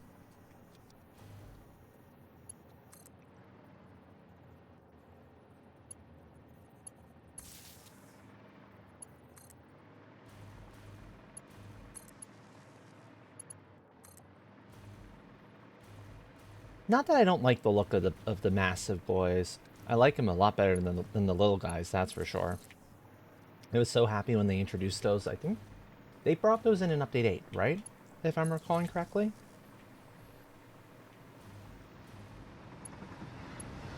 Yeah, they were an update 8 thing.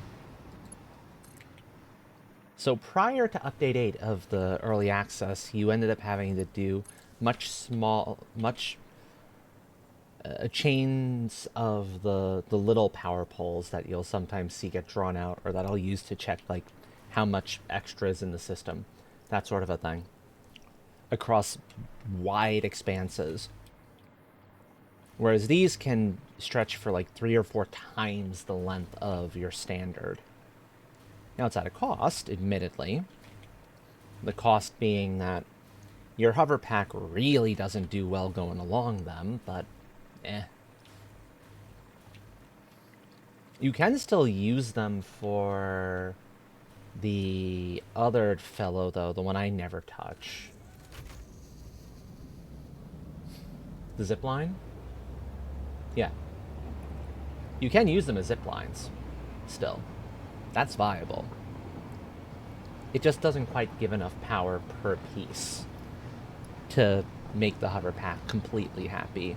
It's kind of a crapshoot if it's going to behave or not.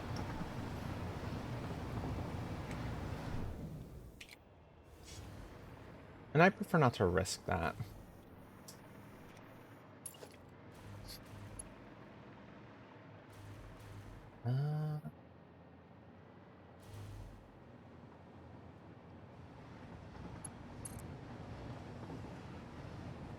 Let's see.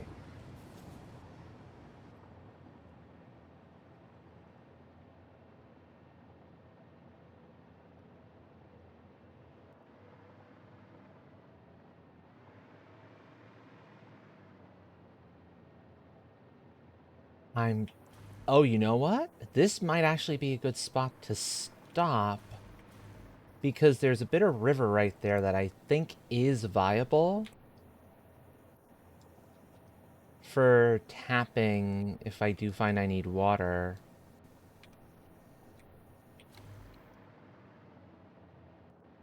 And that's close enough to nearby that should work out.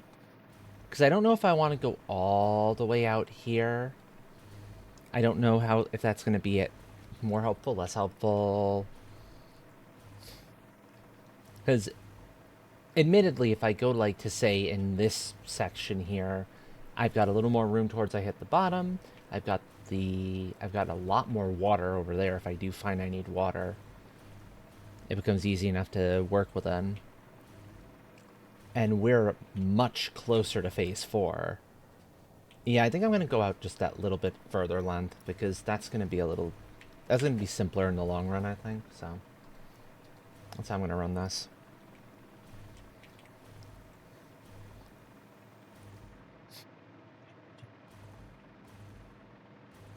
Now, bear in mind, folks, I'm not going to be starting the Phase 5 plant tonight because, frankly speaking, I have no clue what I need for it. I've yet to get that plan figured out, and that's something I'm going to want to run through the online calculator. Because all I can really go off of is the production numbers that I have coming out of the Phase 4 plant for stuff, to have some concept of like how many machines I can get away with otherwise.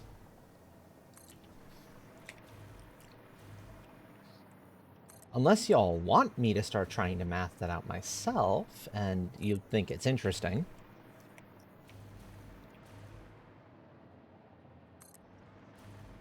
but it's gonna be a lot of stopping to like check this number, check that number, all of that good stuff. So, fair warning, it will not be the most interesting thing in the world, but you're here to watch and learn. In that case, I might opt to do it, because that would be a good learning point to see if you don't have access to the online calculator, to how to figure some of this out if you've already got some stuff coming on in.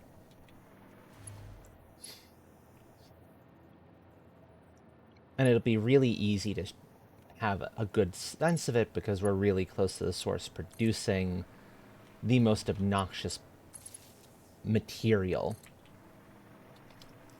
Because Space Weasel stuff is at the same time simple and increasingly complex. The simple bit of it is that whatever you make for one phase is going to be one of the required materials for a piece in the next phase. Or you'll need a lot more of that particular thing. Like the nuclear pasta doesn't go into anything. We just need a hell of a lot more nuclear pasta. Which I almost definitely have the 1,000 I need by this point, so I'm not worried about the nuclear pasta anymore. Which is nice, because I think does end up being needed for some other stuff, so it'll be handy to have, I will admit. So you can kind of know that when you're, so for example, when I went in to set up the phase 4 plant here, sounds good, Vilafar, get yourself good rest. If I could get a tuck in for Vilafar, that would be fantastic. So as I was saying, when I initially set up the phase 4 plant, I set it up with the knowledge of trying to get as much as I reasonably could of each.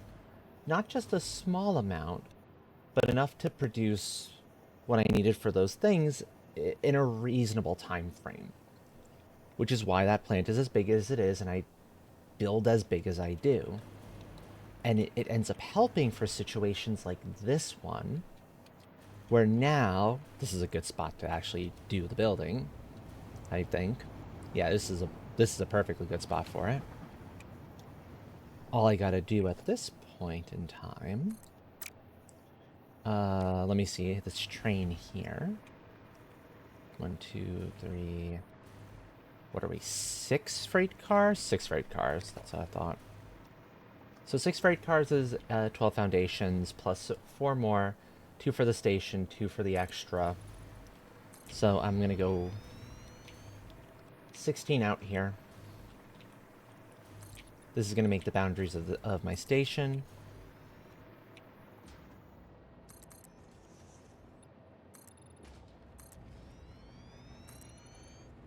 And as I said, I go 1, 2, 3 out, but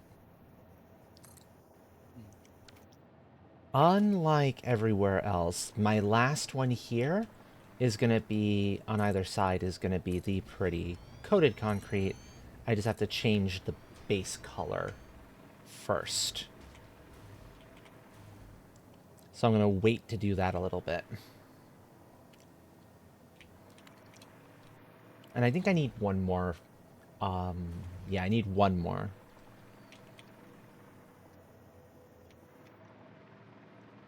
The reason for the one more is simply because I like there being kind of one foundation in between. You can see it here. That lets me curve in the hypertube, run my connections. It smooths the entire thing out a little bit in the process. And at the moment, this is set to the slightly wrong purple. Yes, it would bother me.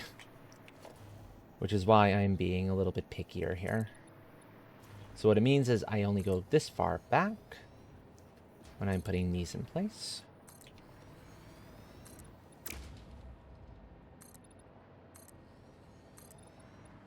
There, there, there. Yes! So remember the relay?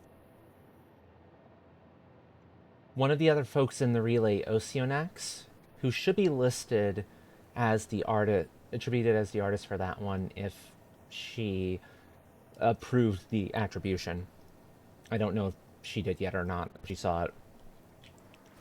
Was offering, hey, if you can give like this much into the cause, I can make this super cute Eepee emote for you. And it was a simple one because it was effectively a template that she already had ready and waiting. It was just a matter of kind of customizing it to the person, to each person. So we got to choose. We were like, okay, here's the image you're kind of working off of, and we got to choose what color flag, pride flag we wanted for the blanket.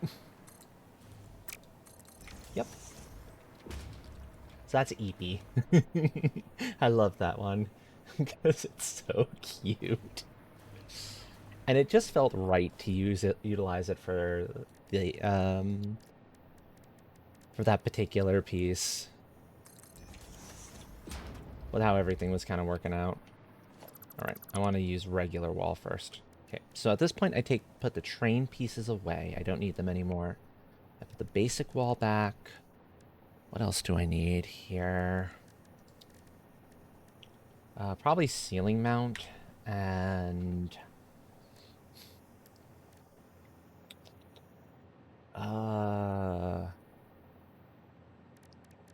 you know, because I'm going to be using it a little bit, the honeycombs.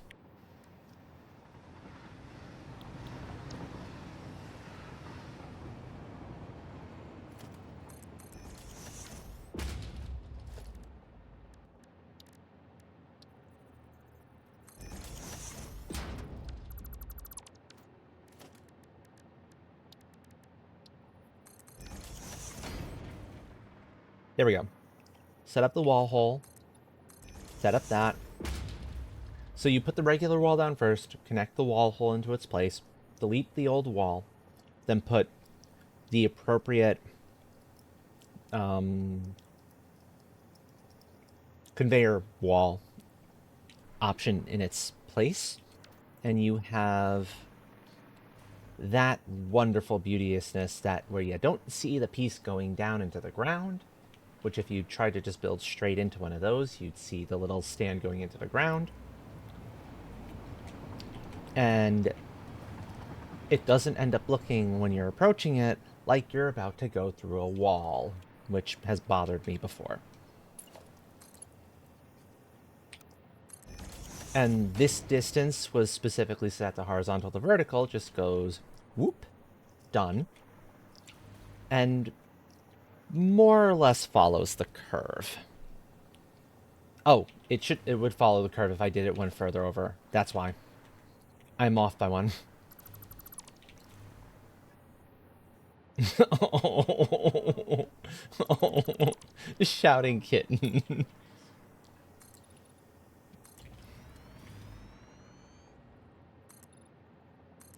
I knew I was forgetting a step here. I forgot to put in the last piece. It's like, why is that not adding up? That's why that's not adding up.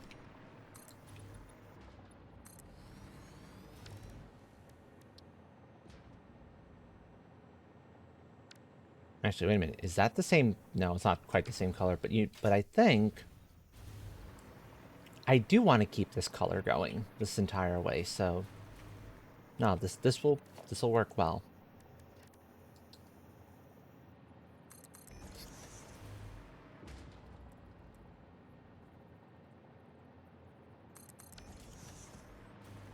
Okay, now I do that step and it'll be correct.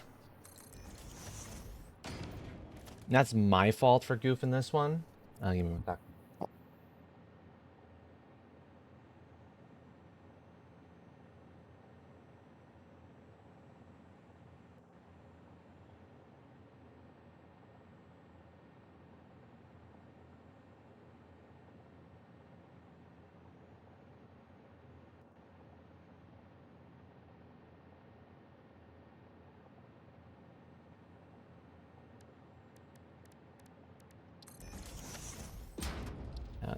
no, not there, buddy. So here, folks, you'll get to see me, watch me do this again because I forgot to put this in the right spot. It's fine. It's an easy fix.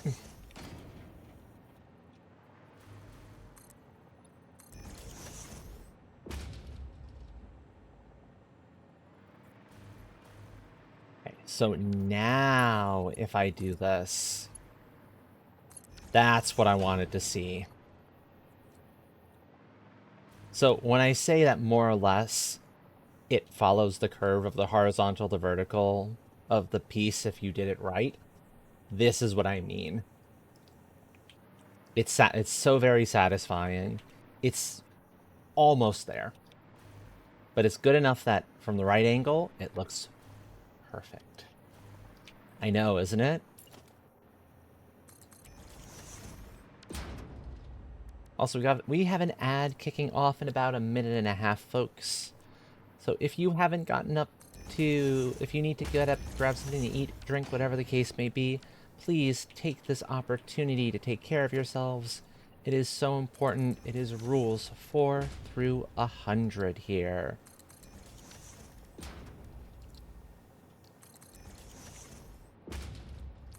Also, you can tell I've done a lot of these stations by the fact that I'm like literally blitzing through this one.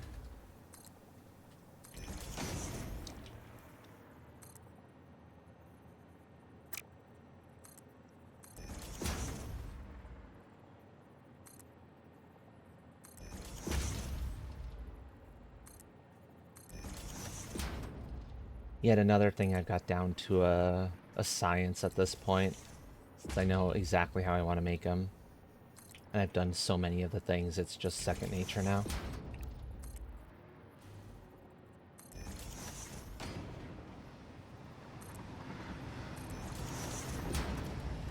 Bop. Grab that. Lock it in place. Nudge it up. Because that lets me get it into the correct spot without the game trying to actually put it on a slope that it should not be on. Because it'll try that. That is one of the things that will annoy me.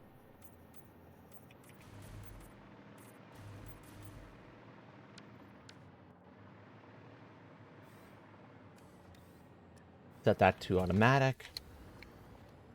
And I cycle it back to automatic. I think it starts on automatic usually. But I cycle it to automatic because it has that orange color that says it's locked otherwise, and I don't know why. But with that, it's done. The station entrance access is there for the hypertube.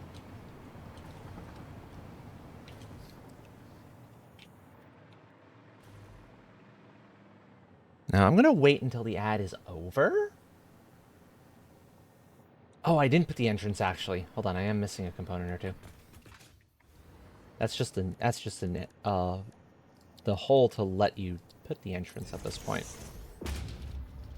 I need the one more step.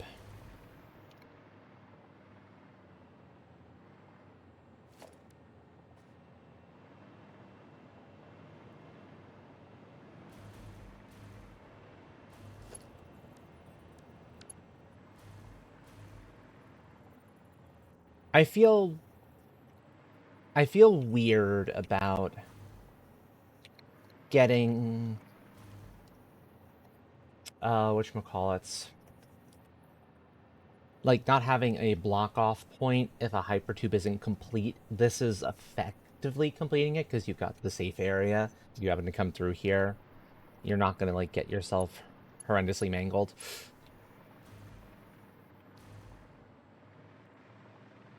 So that's where my head was going with that one. Also, apparently that's another hypertube I think I forgot to do the thing with, so... That is an entrance, it's just not connected by power, which is weird. Okay, well that's an easy fix. Yeah, one-way hypertube. Which we don't want one-way hypertube. One-way hypertube is bad.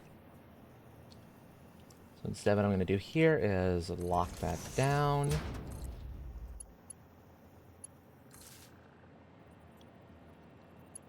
Connect it up to there.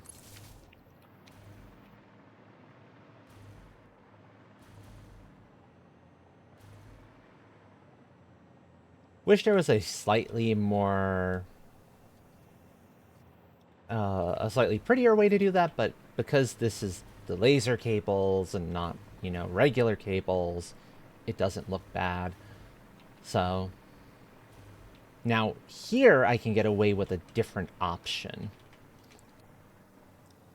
which will be nice because we happen to be right next to something else's power. I can do this.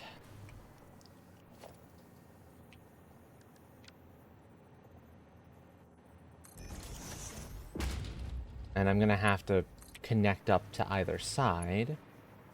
So this is going to lose some of its power for just a second.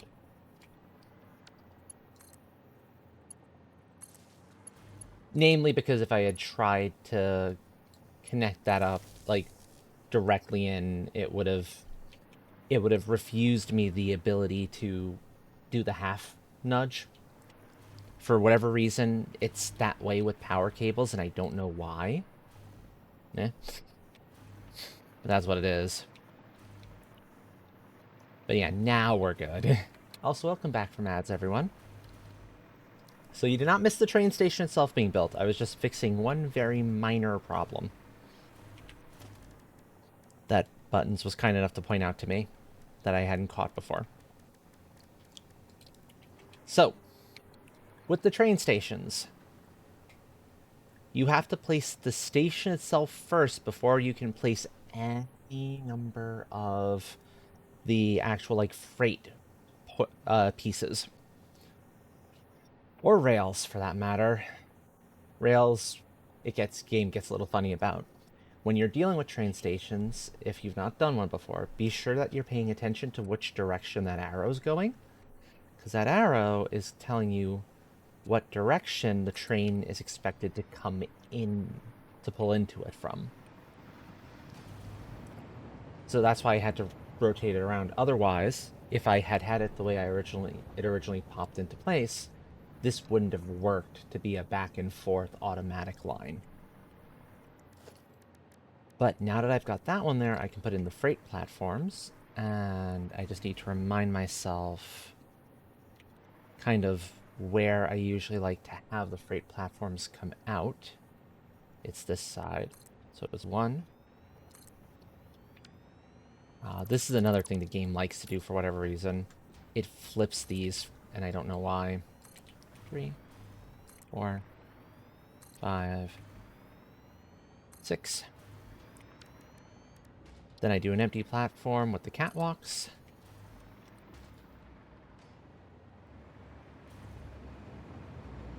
That is how my stations always terminate on their other end. And then all I gotta do is just grab the track. And that's why I didn't complete that one yet, because I knew I needed to do the connection. And now that it's connected, we have power here, because the rails carry the power, and then the station itself has a power node to either bring power in, because they gotta grab power from somewhere, or bring it out.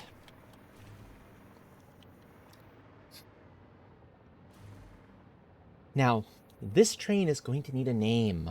Or not the train, the station is going to need a name.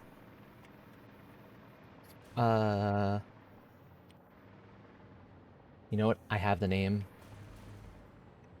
I have the name.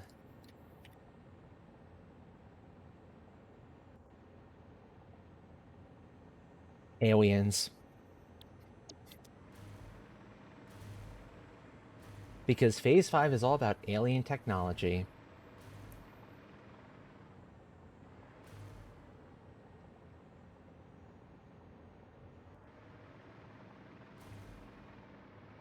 If somebody in chat has a more clever name, like something, feel free to offer it. If I like it, I'll bring it in for this.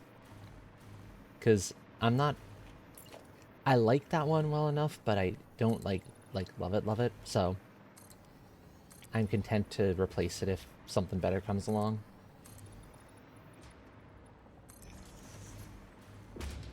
I'm just gonna get some railings on that side, and with that, we're good. The station is ready in place. This is where it needs to be. I think I am gonna put one more set of this around that way. Give myself a little bit more room to play with.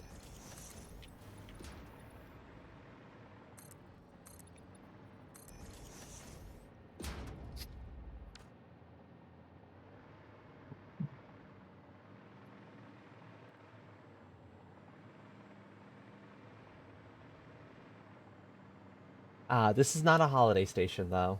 This is a, this is for the Phase 5 components, which are all made based off of the alien artifacts that you're finding on the planet itself. Yeah.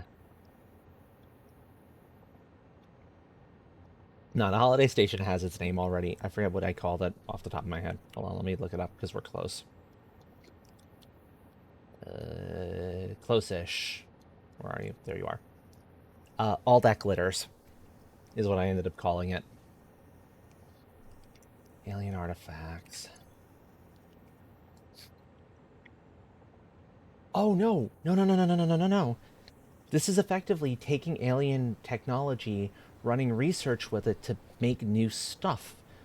This is Area 51, but let's not make it Area 51. Let's make it some Area clever number. 42. Area 42. Area 42.69. Sure. Area 52.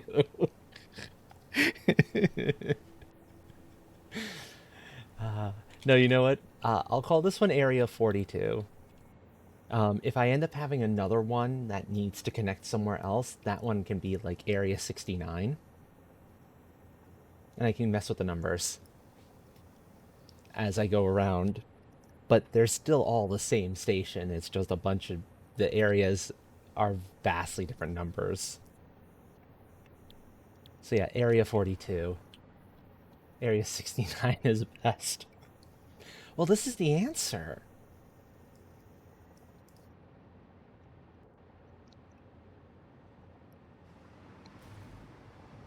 I'm not ready to get this train going back and forth yet anyway, so there's time for the name to change. These all should be set on load, that is correct. So that's good.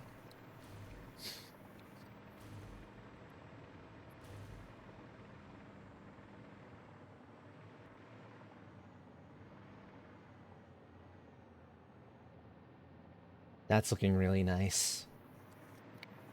It's showing this area is a really busy area, though, considering... Oh, Knight, did I ever have a chance to show you my main power plant, by the way? I can do it now while we're here, because, I'm not quite ready to start the math. Okay, but let me show you then. This is the hypertube that's going to take us down to the Phase 4 plant. From the Phase 4 plant, there's a hypertube that'll bring us all the way over to the actual power plant itself.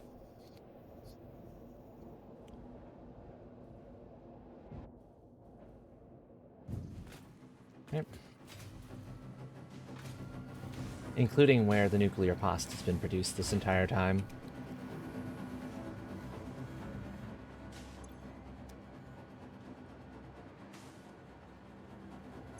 And you can see this is its dimensional depot, which is why I've never worried about having one for it back up at main base.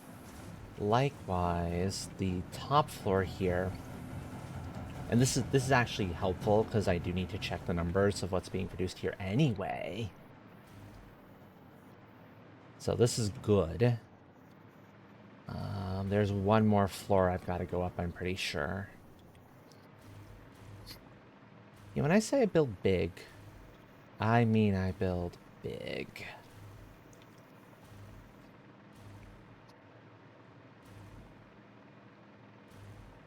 Yeah, here we go. But you see, I've got some room to expand here if I need it. But these here...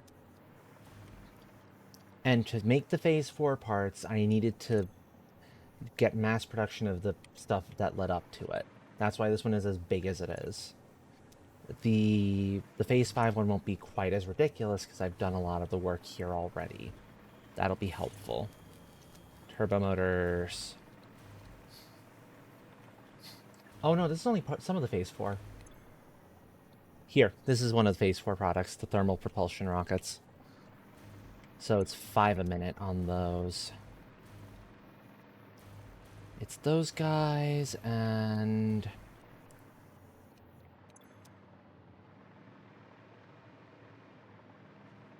I think the other one is downstairs. There's 3 things that were being done here. One that needed to be done back at the computer place. So I'm gonna have to find a way to bring that stuff over.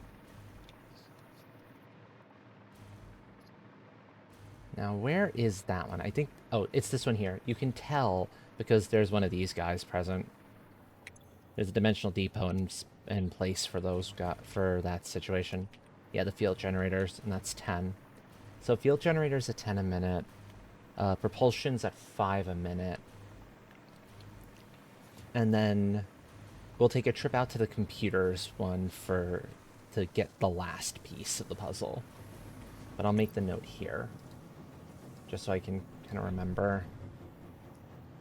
MFG 10 per minute.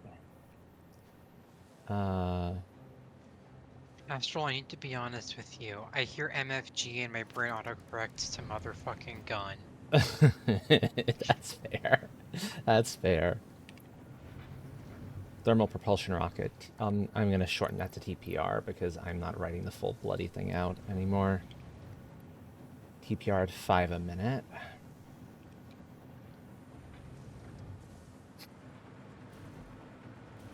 I don't have to worry about the nuclear pasta as far as stuff that's needed for Phase 5. I've got enough. I do need to note down the production for stuff that would otherwise call for it. And that's these 2 right here. And that's 1 a minute.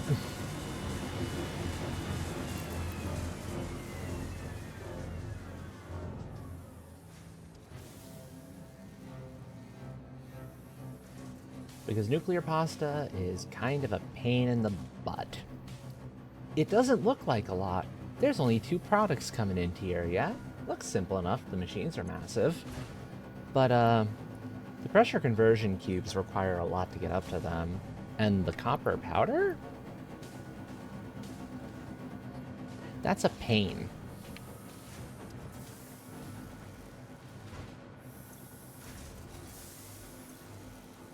Each one of these machines is eating up 600 copper ingots a minute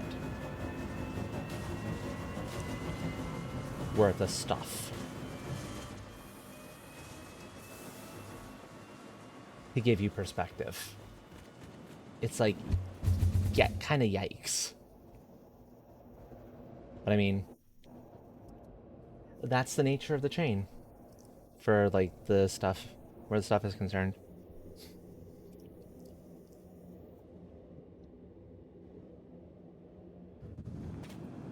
That's the one that brings us up to the train station, and now we'll take one down to... I made one to go straight to the rocket fuel plant. I don't remember where its connection piece was, but whatever. It's not terribly important. Especially since I can get to computers easily enough because we've got an actual portal here now. So yeah, this here, which I've not completed, I've not, like, finished out its walls. I can do that before we leave here, is the rocket fuel plant. Here. That'll give you a sense of scale.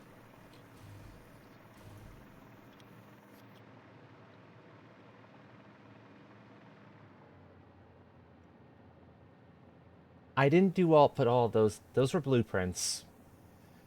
After a time, I figured out I gotta do those via blueprint. So those were done via blueprint, which was very helpful, but even then it still took a while. So I did most of that off stream because I wasn't gonna put all of you through that. It's kind of wild.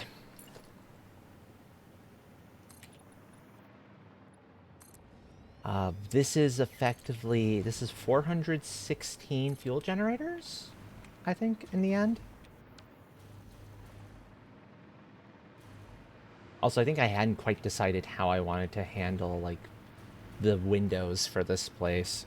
So, I still haven't quite decided how I want to handle the windows for this. That's why it's open still. It will eventually be completely closed off. Same thing with down here. Well, down here, actually, I knew about how I wanted to work it, but I might need to expand in the future for, like, other stuff, especially with the Phase 5. I might need to bring in more fuel, more oil, specifically to get more petroleum coke to go over to the Phase 5 plant, so this gives me expansion room, and so I'll kind of close it off later. But yeah, here's the best part of it. Most of the refineries you see here are not producing stuff that is directly necessary for the rocket fuel. That's petroleum coke. That's not going into that at all. It's going elsewhere. One of these is rubber. It's like 10 of these on rubber, 10 of these on plastic. Because we need somewhere to send the waste product off of the heavy oil residue, which is these fellows right here. And then those all go via the series of pipes to these guys, where combine it with water, and there's only 12 of them, to make regular old fuel, that then you combine the fuel, nitrogen gas, which is being pumped off nearby, along with sulfur and coal, to finally make the rocket fuel. So as far as, like, the fuel portion of the thing itself, it's those guys in the distance and this. And these 12 machines are enough to fulfill the power needs of all 416 generators up there. This here is another work in progress, incidentally. Which is a work in progress because it takes a while for this stuff to refresh itself off of the dimensional depot. This is something I need to finish off stream. But this is the battery backup center. When it is done, it's going to be able to hold a lot of power. Because each one of these segments, this is again a blueprint, because ain't no way I'm laying all this down by hand. That's a horrendous pain in the butt. In fact, I can show you the blueprint for it, because I can draw out one or two of them now. Power generation. Batteries are glass.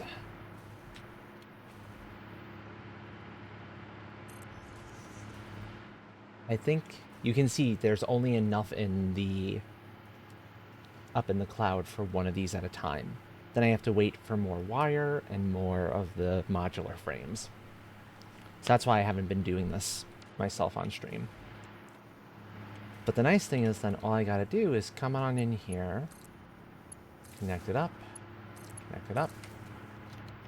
and another set of batteries is hooked up into the system.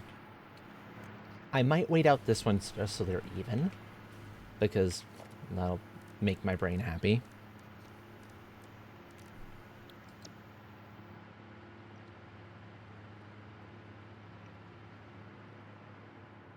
I just gotta wait for the wire, which shouldn't be too bad.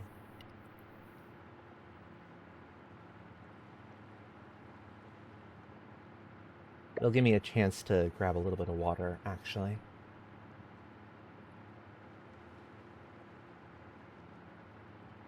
For perspective, by the way, if for folks who haven't dealt with the power storage units here.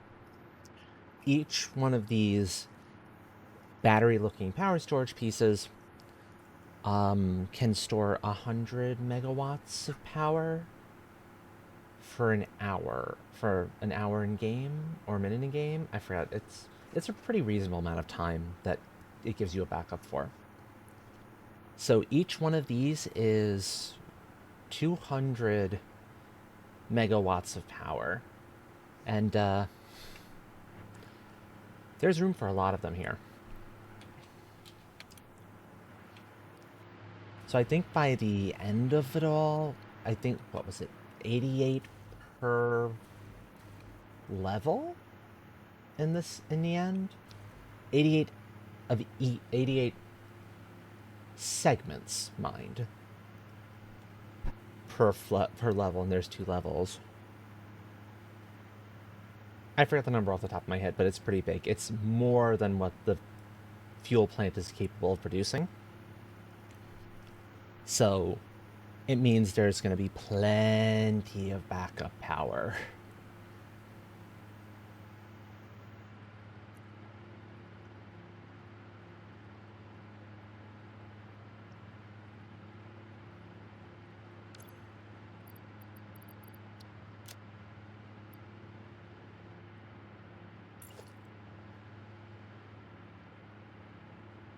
Oh, and another nice trick, by the way, if you go into dismantle mode, dismantling stuff, and go to the mode blueprint, you can then use your middle mouse button to basically copy that blueprint. So if you don't want to go into your blueprint menu, this is the way you can do it. I'll do that one later. I don't feel like waiting it out. Yep. And I figured it would be appropriate to have basically kind of catwalks where you could kind of go along to check in on each of the pipes for the rocket fuel itself. I wasn't originally going to do this massive battery bank. The reason I opted to do the massive battery bank in the end was because I was like, okay, you know what? I've got all of this room underneath here. What can I use it for? And then I checked and I was like, oh. Yeah, that'll work. That will work wonderfully. So with that, let's go back and check one more thing out, because I need to see how much the final of the phase 4 products, I need to see how many of them is being produced each minute. They've been going to main base and have been filling up a container at the train station itself, but not going anywhere beyond that so far. I think... Is the nuclear pasta used at any point? I'm worried the nuclear Yep, the nuclear pasta's coming into the singularity cells. I forgot about that. Nuclear pasta might be a problem. Nuclear pasta might be a very significant problem.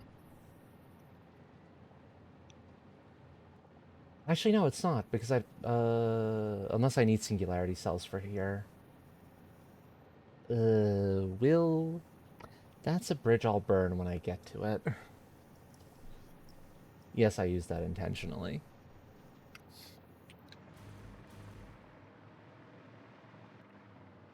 Wait, is the item actually called nuclear pasta? Yeah. Okay then. Yep.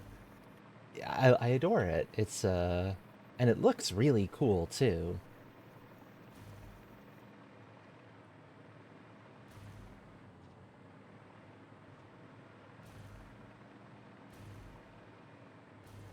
So now I need to get back over to... We're going to take that chain of pieces again. So to the phase 4 plant.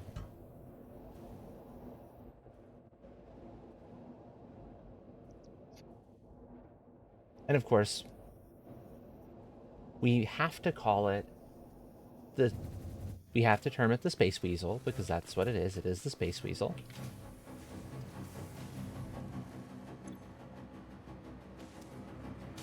That said, how much of that goes into a singularity cell machine? Right, it's a full one a minute. So,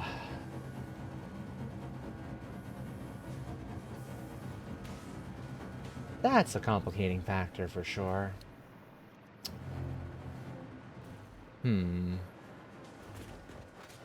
Now, that said, there technically is nothing nuclear about the nuclear pasta.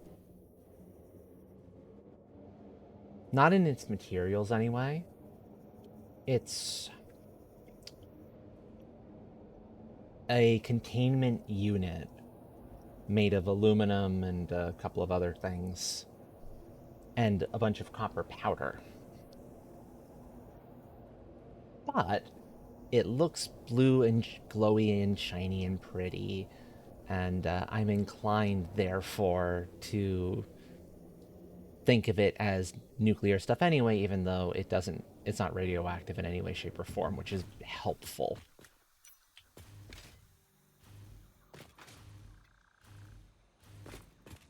A final hypertube to take. This one is going to lead straight back to the computer's factory.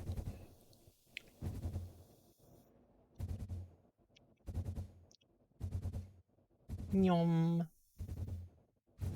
Superior micro devices is what I called the initial station.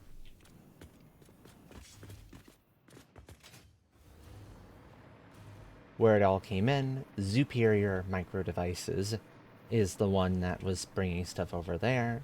So you can see the two train stations here. Because one is the input, one is the stuff coming in and leaving out for main base. One is the other. And I think I can just come down. Right. I made this staircase recently. I didn't have it until like 1 or 2 sessions ago because I was like, I need a staircase to get back down here. But now I have one, and that's helpful. I think these ones are the ones making... One of these is the ones making what I need. I'll know it when I see it. Yeah, here they are. The Assembly Director Systems, the ADSs. There's 4 machines on them. For 3 a minute, because it's up at a 3/4 a minute. And it's a weird number. 3.75 a minute. It's like, really? Really? Some of these numbers. ADS at 3 per minute. Okay, so let me see then. Singularity cells. Do they go into... Bingo. They're needed for the ballistic warp drives. And those also need dark matter crystals. Well, the dark matter crystals aren't so bad. But, yeah. Now, thankfully, it's 5 a minute for the for that. And only 1 thermal propulsion rocket. So now, this is where I can start my math and my calculations off of. Knowing how many of the Phase 4 component I have, I can get a sense for how many machines I can run of the Phase 5 one. So, in this instance, the ballistic warp drive.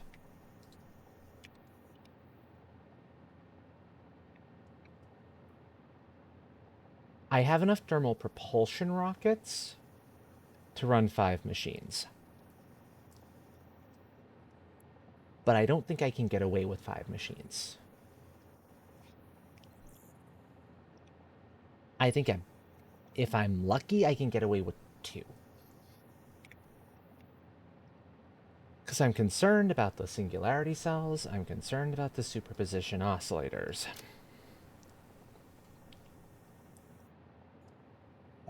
Okay, you know what? The oscillators won't be so bad. It's 5 there. Ballistics need 2 a minute.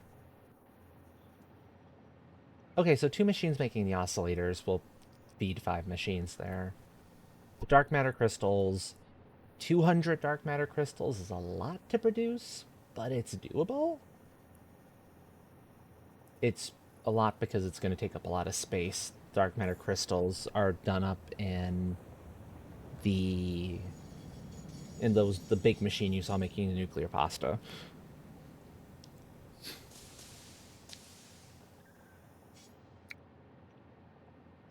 And I honestly don't need these things producing at 5 a minute. I don't need 5 a minute of these being produced anyway. That's overkill. I only need 200. So that would be, if I had 5 a minute, that would be 40 minutes to complete. If I do 2 a minute, do 2 machines basically, at that point I'm looking at a little over an hour and a half once the machines are up and running. And that's absolutely a fine period of time to wait. I don't mind that. So yeah, we'll say 2 machines for the ballistic warp drives. The AI expansion servers are the next thing up. Magnetic field generators. Okay, so I would only be able to do 2 machines at 2.5? 2.5 machines worth, or 2, one of which is on a little bit of an overclock.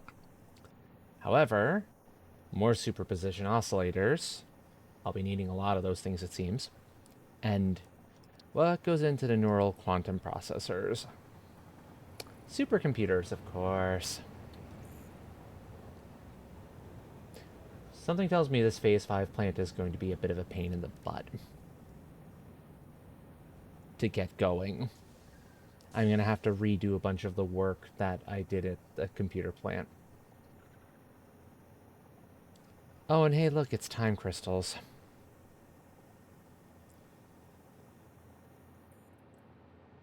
However, let's say 2.5. What are we? Is that 256 a minute? 256 total. If I just do the 1 machine, then I'm looking at how many minutes to complete it. 256 is a slightly weird number, I'll admit there, but I think it's fine. I think it's workable. Let's find out. Yeah, no, it is extremely workable. It's a little over an hour.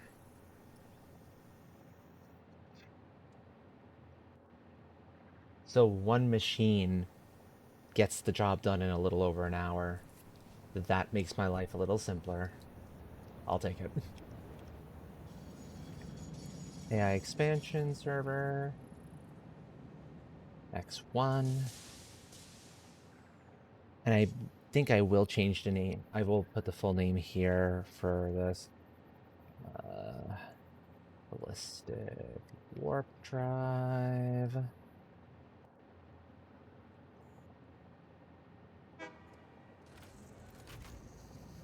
And then finally, the last piece that needs to get done here is whatever the hell that is. Bio something. Biochemical sculptor. And how many of them do I need is the question. I need 1,000. They produce at 2 a minute. So this one I want multiple machines for. Oh, and it needs a lot of water. It needs water. That's good thing I'm near water then.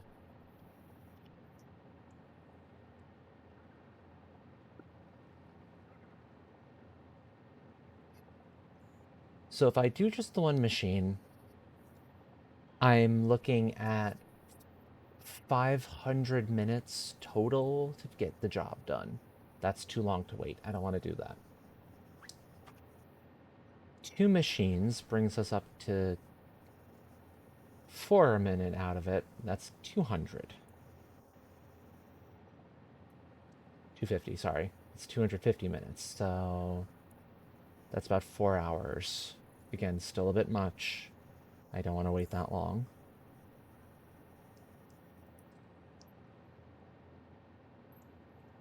However, the materials that go into these things are super simple. So it won't be bad to, like, if I end up needing to go as high as like 4 machines. And it's made in a blender. Okay, and the blenders are kind of small, so comparatively speaking to some of the other machinery that we're dealing with at this phase. So I could do 4 comfortably. I could do 5 even. 5 immediately brings us down. That's 10. That's 20 minutes. I don't have to get it down that low.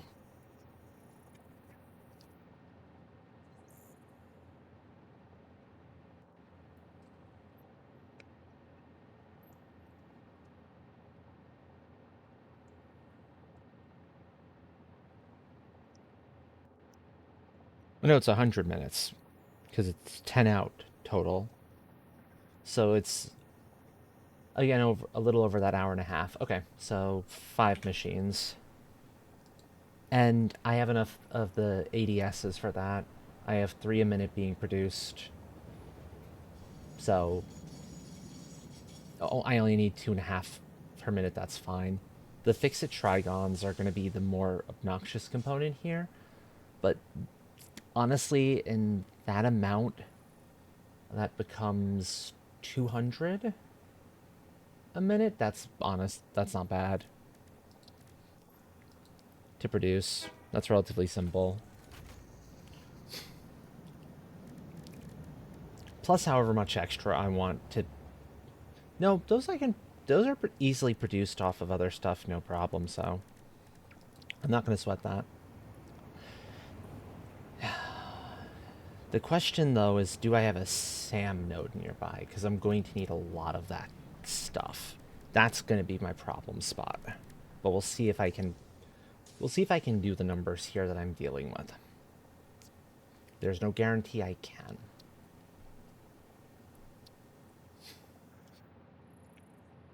And it's looking like I might need to produce more nuclear... I either need to make more nuclear pasta, like I need to free up or go find more summer sloops to double production, which I could do. That's reasonably feasible. I think I would have to, considering I'm using it back at main base.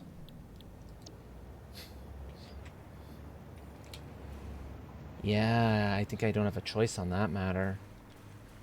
In fact, let's take the portal back to main base so I can do a quick check and see kind of where the levels are at.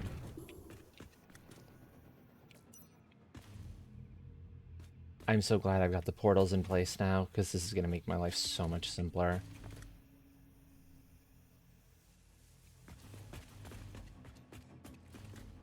So to check that, I need to get out to like around here-ish. For perspective, by the way, when I said that the dark matter crystals are going to take up a lot of space to make, that's because I've got these guys here. And I have an alt that just uses dark matter residue, which is helpful, but still. And likewise,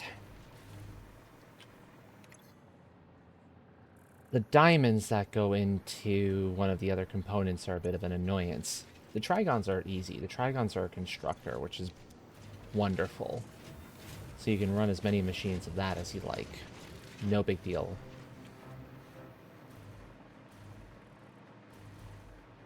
Then we float up the floor.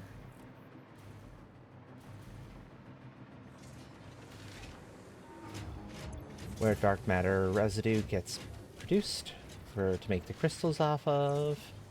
That's for a fuel source that I don't really use much of these days. Or that I don't need a ton of, so that's not a big deal. Here's the time crystals. Diamonds in, crystals out. At a not so great rate. And you can see the fixed site ingots there with the reanimated Sam coming on in.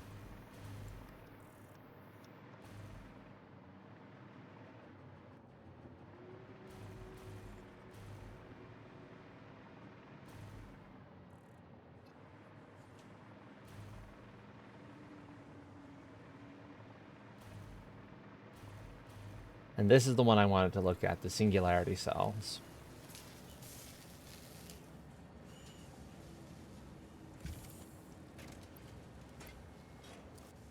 I have them overclocked using 2 a minute. Because I'm trying to make a lot here. I wonder if I can get away with reducing the production now. I think I can.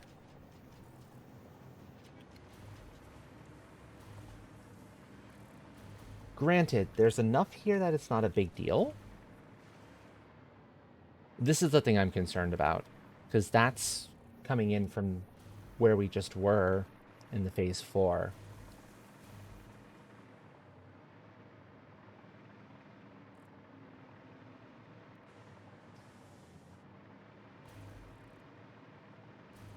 I could have taken the elevator. I forgot I now have an elevator. But it's fine. This is a more direct route up anyway, truthfully. Because I want to get up to the train stations here. I need to see the train line that those are coming in on. How full is this thing? Because to be fair, once I've made all the ballistic warp drives I need, I'm done with them. I don't need to worry about it beyond that point. So, but where it matters is this side back here. The singularity cells need to continue producing here. If they stop, the portals go down. Because these things are the fuel for the portals.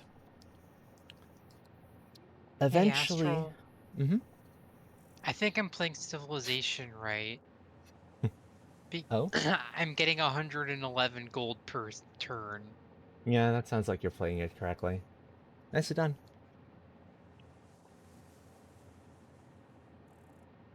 I'm eventually going to want to play around with the Fixonium and the stuff it leads up to.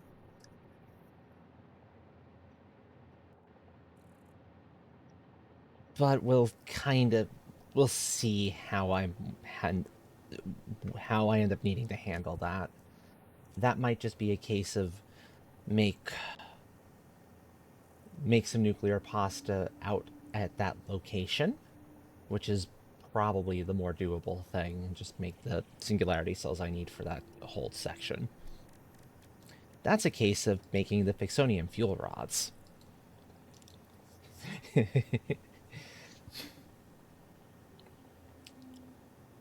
The reason I want these things is they are the new top tier of the nuclear family for power.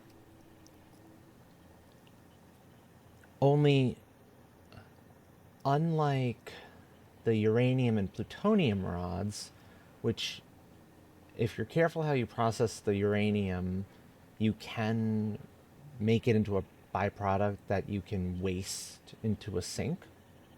You can recycle. You can't recycle the plutonium, the waste that comes off the plutonium fuel rods. Which means that's going to build up in a container. You got to find a way to empty it. And then every once in a while or else that power plant's going to go offline. The Fixonium ones don't produce any waste when they run. They're a bit of a pain to make, but that's okay, because once you get them, it's clean power. Well, clean-ish power. Because the Fixonium here requires plutonium waste. So it's burn some uranium rods, send the waste over to become plutonium fuel rods. Burn that in another like 1 or 2 generators. Send that waste out to this stuff to make the Fixonium, to make the fuel, that final fuel rod, and go from there. That's one of the other things I intend to be working on at some point in the nearish future.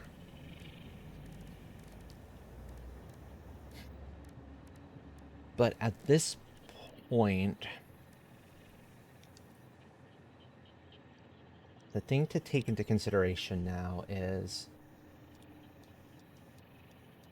how likely am I to be able to make the relevant stuff in multiple different locations for all of those needed singularity cells? Because it's looking like the singularity cells are going to be the biggest pain in the butt of everything here.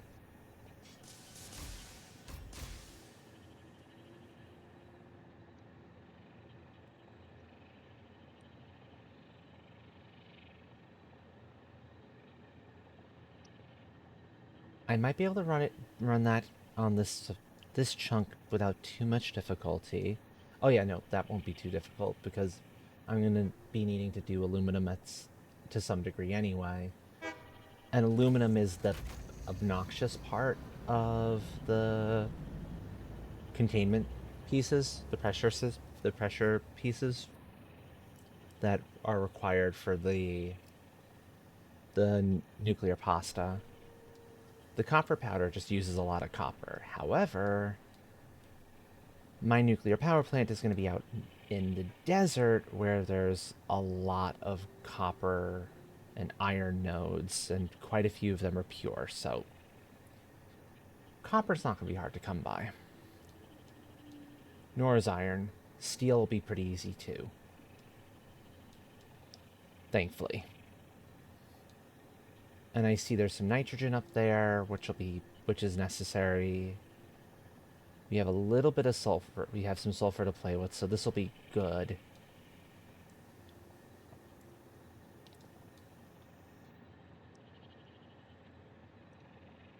So that's helpful.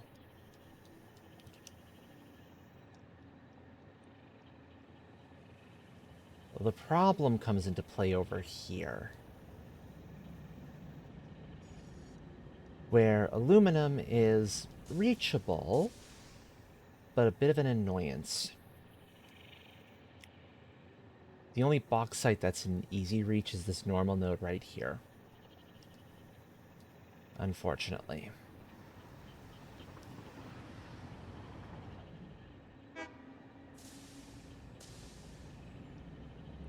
I don't know how easy these 4 nodes are to get to. Nor is it a lot. It's the equivalent of 2 pure nodes. Because it's a pure, a normal, and 2 impures. So that's what that one ends up adding up to. For all I know, all I need is the amount coming off a normal for all of the aluminum that's got to go into stuff here. But it means I'm going to have to go down as far as this way to pick up some bauxite. Which, if that's the case, what I'm probably going to end up doing is...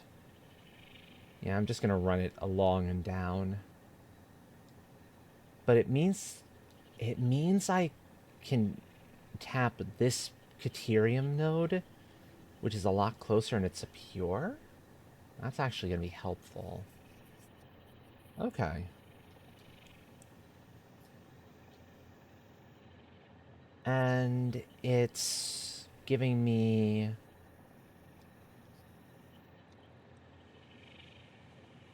Okay, I don't love this idea. What's that one? That's a normal. You know what? I think that works okay. Actually, this works out better than I was expecting. I have the equivalent of effectively a pure SAM node and a normal. So that's a good chunk of it. That's 1,200 a minute off the combined ones that combine to become a pure 600 a minute off the other ones. So we're looking at 1,800 a minute, which, if memory serves, breaks down to about 450 of the reanimated SAM available to me. More if I'm bringing summer sloops into the equation. And 450 reanimated might just be enough for all of that. All of those fixite ingots. Depending on which one of the recipes I go off of. Because there's 3 different options here.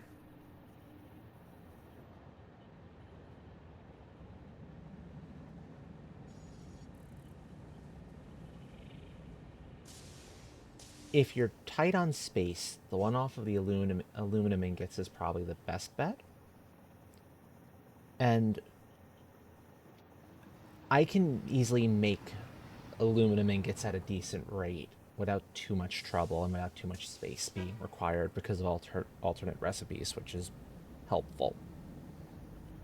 That ends up being 60 per minute. I think in that instance, though, I would probably want... Well, let me compare the numbers. If I run the Caterium recipe, getting that many Caterium ingots is actually pretty easy. Because I can make enough copper ingots that plus the Caterium makes the ingots, so no real issue there. So that's basically 10 machines at most if I don't need the reanimated SAM anywhere else, but I'm pretty sure I do. So it will allow up to 150 fixite ingots total? Let me see then. Because I need a lot of the dark matter crystals too.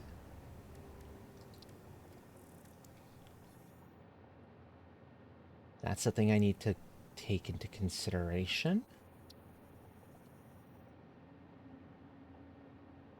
I definitely gotta tap some oil though. That'll make my diamond production simpler too. So the dark matter crystals. I'd be using this recipe here. It's not the most efficient, but it means I only need the residue. I don't need diamonds in any way, shape, or form.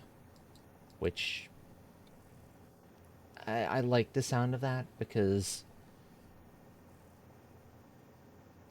yeah, it's gonna be much better.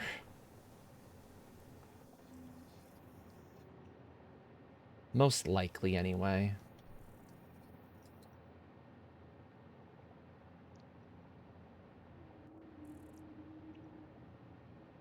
Okay, that's for sure. Oh, the easy way to see this. Reanimated Sam. What else do you go into?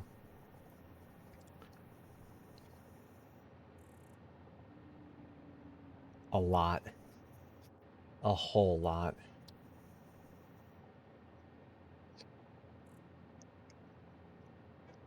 Dark matter residue is the big one. The other big one I might be needing to pull some from, and that's 50 in for 100 residue out. But the thing that might save me is the fact that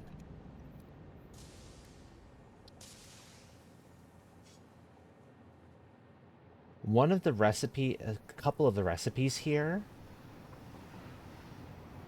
produce dark matter residue as a waste product. Oh, I also will need to play around with synthetic power shards at some point as well. So, I can do those at multiple different sites, though, if I'm finding that I don't have enough room here. Or enough materials here. Let's see, so the waste... The amount of waste out is 125 per machine on the oscillators, 75 for the neural quantum processors, 100 on the AI expansion, so that's only ever going to be producing 100. I only have the one. 60 a minute for the power shards.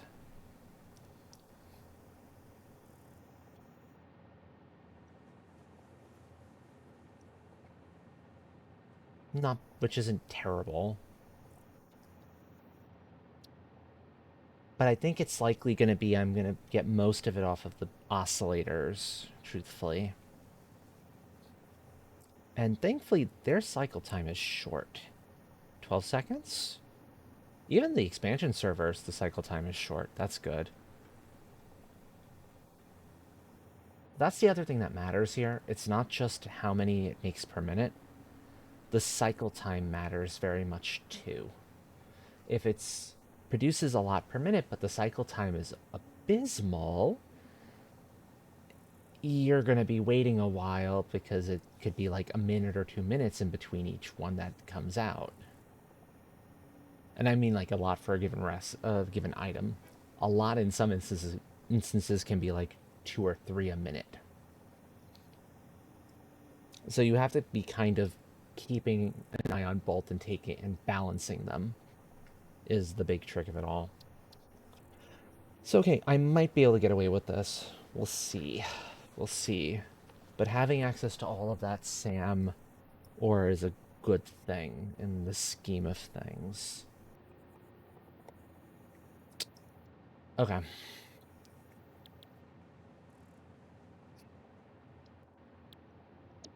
But what that means at this point is, very simply put, I'm gonna need to spend some time making sure, like in the online calculator, where I can put in the alternate recipes I intend to use, put in the amount of given things that are already being produced, and see what else I need in there. And it'll give me the various number of machines on each recipe, and I can make myself a plan. Those plans are a necessity.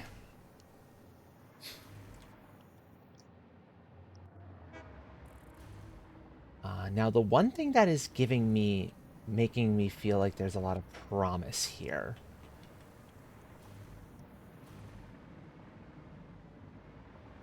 ultimately,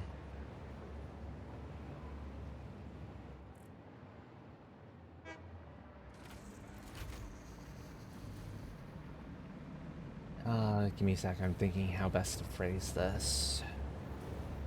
There's the fellow I was looking for. Yeah, no, that's behaving as it's supposed to. Good, good.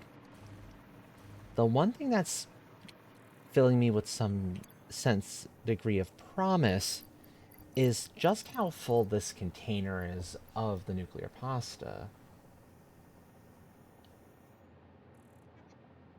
If I'm using basically 4 of these per minute for what I'm producing downstairs for the singularity cells, there's way more than...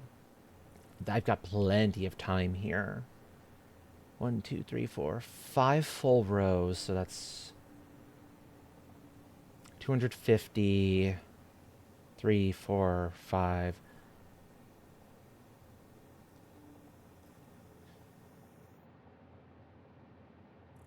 $500.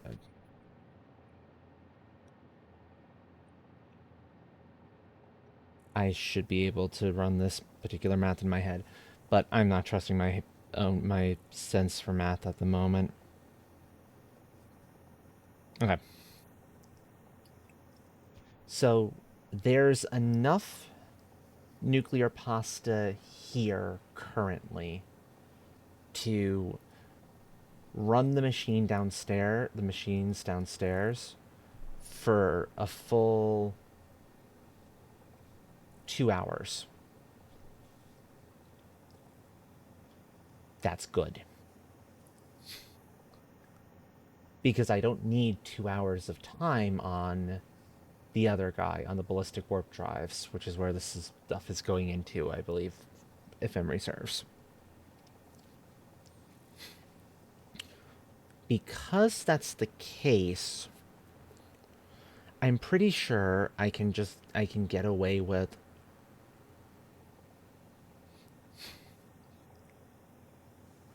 basically making as much as I need of the phase 5 pieces, and then not worrying about it after that, letting the machines slow down or whatever the case may be.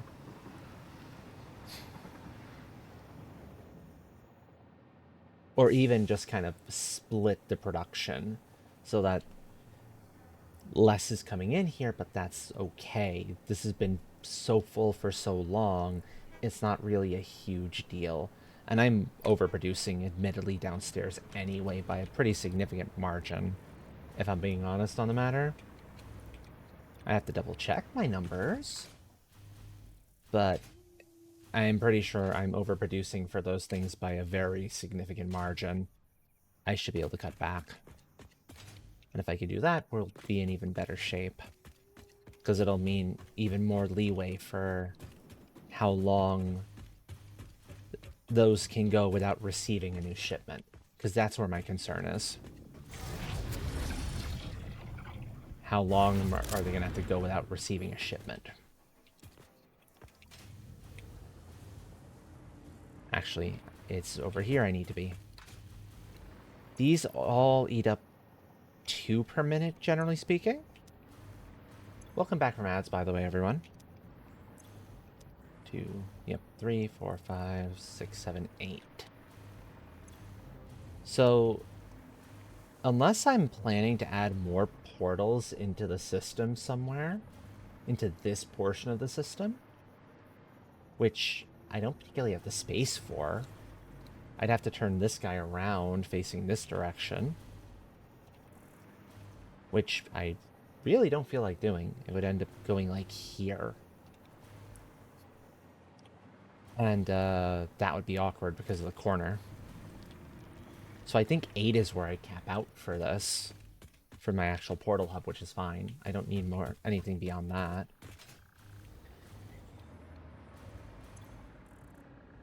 Oh, we're solid. We're solid for quite some time. I need about 16 of these per minute. Once they no longer have it flowing. And I've got a container here that's full. 1 stack is gonna will satisfy 3 minutes of full operation. There's 48 stacks in here. Plus a bunch left over up top. I think we're okay. I don't have to worry about the actual nuclear pasta being produced there. I can just send it, temporarily divert it over for the new stuff, and then let it split 50-50 and probably be fine. That's good. That helps.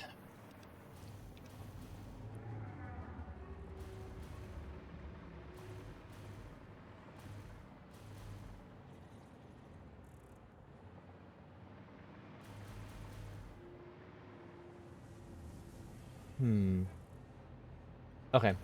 I have an idea then. I think phase 4 is the nearest. Yeah, phase 4 is the nearest one.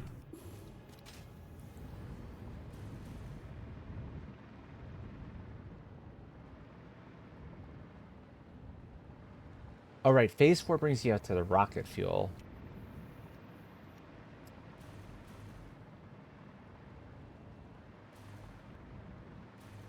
So...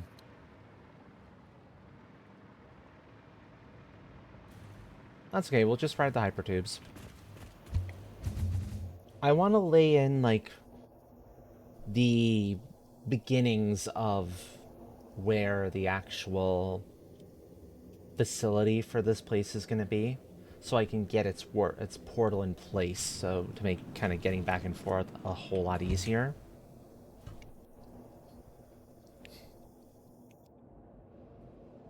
So we don't have to do all of this hypertubing around and jumping from location to location just to kind of get to the location I want to be at.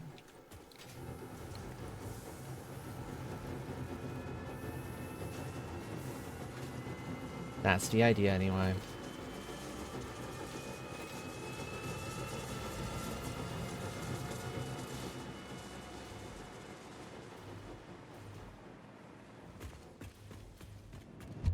vacuum.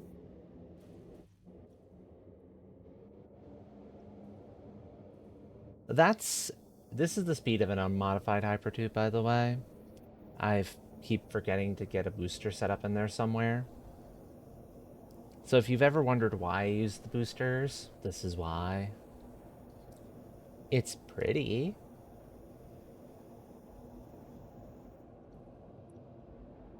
But it's slow. It's faster than walking. It's even, I think, a little faster than running. I will give it that.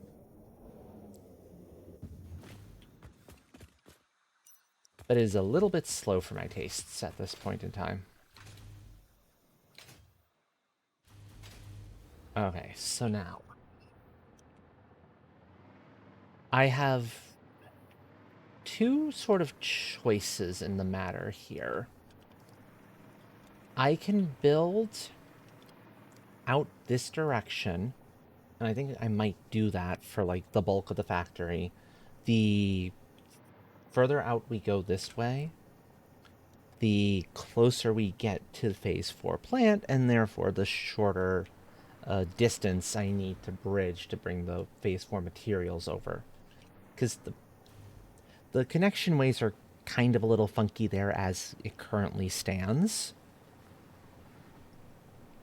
So it would be helpful to not have to go terribly far to make it all work.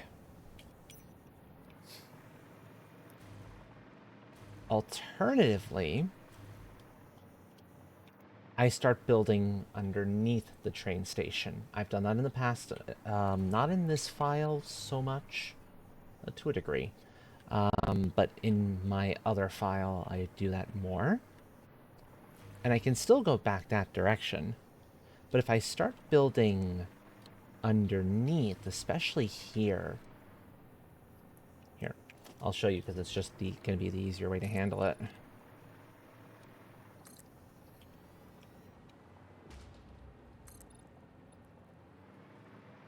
If I go all the way down here, that is 16 full walls to get from where that station is to the ground. The reason that matters is because of where that water is. I'm going to need a fair chunk of it.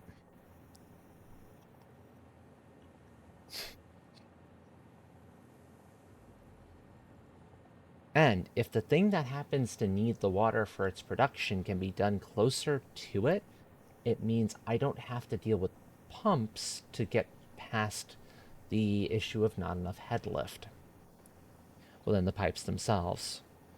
And my suspicion, if I'm reading all this correctly, this is scouting, incidentally. What I'm doing with putting all this stuff out, this is scouting, pure and simple. To measure.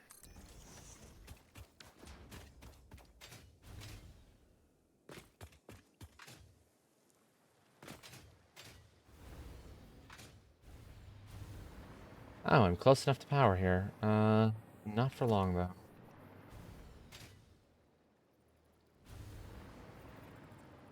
Wait. What power source am I near here at this... I must be near a power cable. Like, for something else.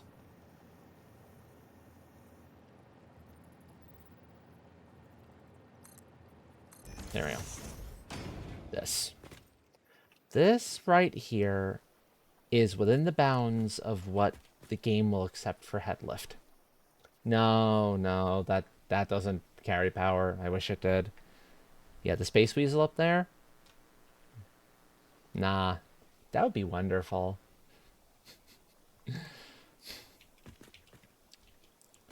It's a thing that actually doesn't need power at all, which is kind of cool in its own right.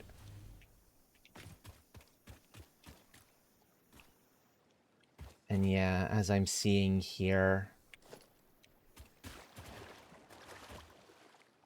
trick being, I can't go under there.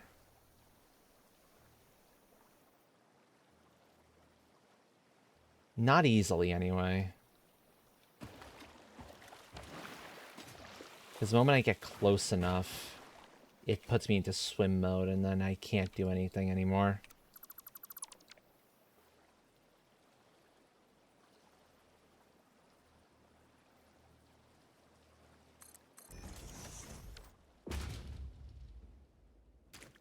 I actually kind of wonder, is that enough that I can have it literally on the surface? I've never done this before.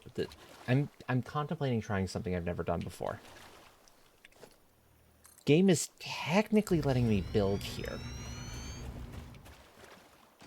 It's under the surface of the water, but just barely.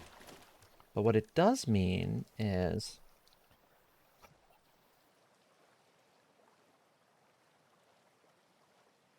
Their own glasses. If I can get the extractors down, lined up, this is going to be the fun part, lining up the extractors.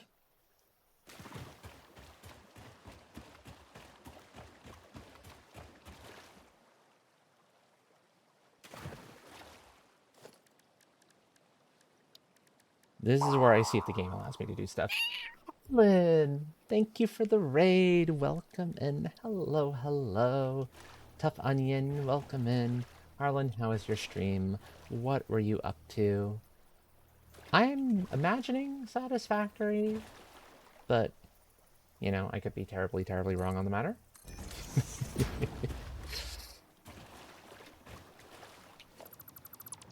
How was your stream, friendo?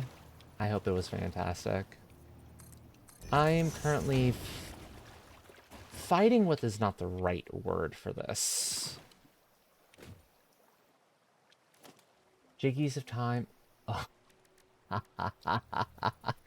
Nice. Nice, nice. I think I've heard of Jiggies of Time before.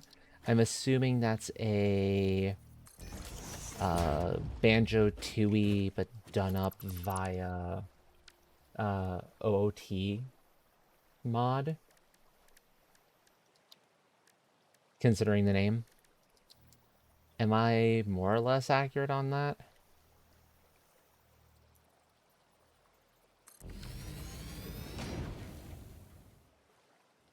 Oh my god, this actually works. It's gonna be awkward because I need to pull it further out, but this would work. Anyway, Raiders, I am Astral, a Cat Dragon variety streamer. Although Satisfactory has been eating up most of my stream time as of late, as of the last few months, ever since 1.0 came out. But the good news is I am now getting firmly into the new content, and I'm so excited. Banjo-Kazooie ROM hack. Ah, okay, gotcha. Close enough. Close enough. At this point, if this looks a little weird to any of you, it's because I'm tinkering with an idea. This is not what this is going to look like in the end. I don't necessarily love this. But if I can make this work, I'm going to be quite happy. It works. Oh my. 9 complete levels, full overboard. There's some really, really good ROM hacks out there for a number of those games. So yeah, that tracks. Very much tracks.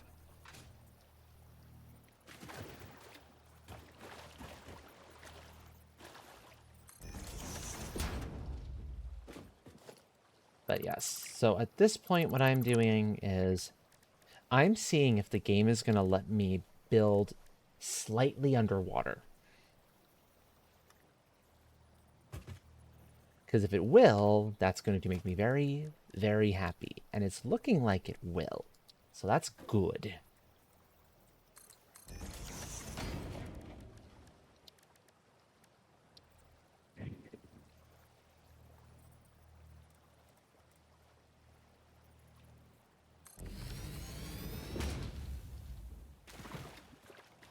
Are you actually lined up with this now? You're not lined up with this now. This is a case if I get the first one in place correctly, and then I'm fine. It's just getting the first one in centered right, and then everything else flows from there. And that looks good.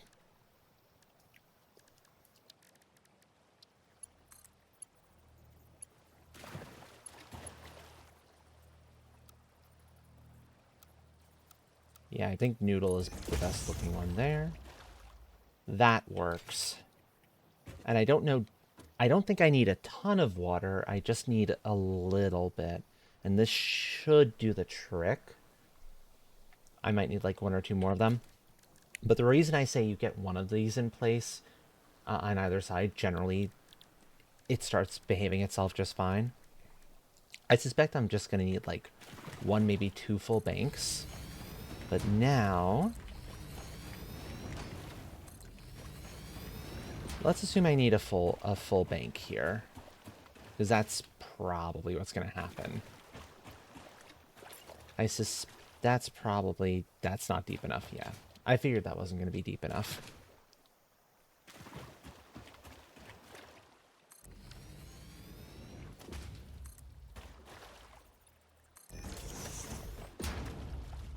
Okay, this works. The reason I'm building it the way I am here. Listen, you're fine. I like ratties. Rats are cute. Rats are cute. Rats are fantastic. Rats make fantastic companions. Here, I've changed my stream avatar to be a rat Excellent. whenever it decides to update on stream. There we go. Yeah, it just might need a moment or two, so... Rats. Rats. We are the rats. Creeping it, stalking it. We are the rats. Ah, yes. Who's the giant rat who makes all of the rules? You're the giant rat who makes all the rules. Ah, yeah, okay. I'm cool with that. We'll see what kind of trouble we can all get into, so yeah, sounds good.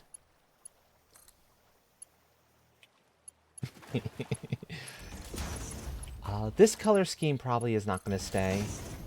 As much fun as this is, at least for like the pipe colors, I might keep it for the extractors here. Because it's just because my default is currently set to the vaporwave that the train station is and everything that's been kind of connecting stuff up. My usual is this.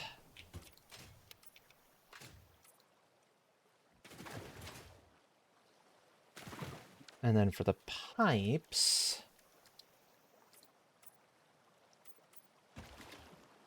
I'm going to go copper.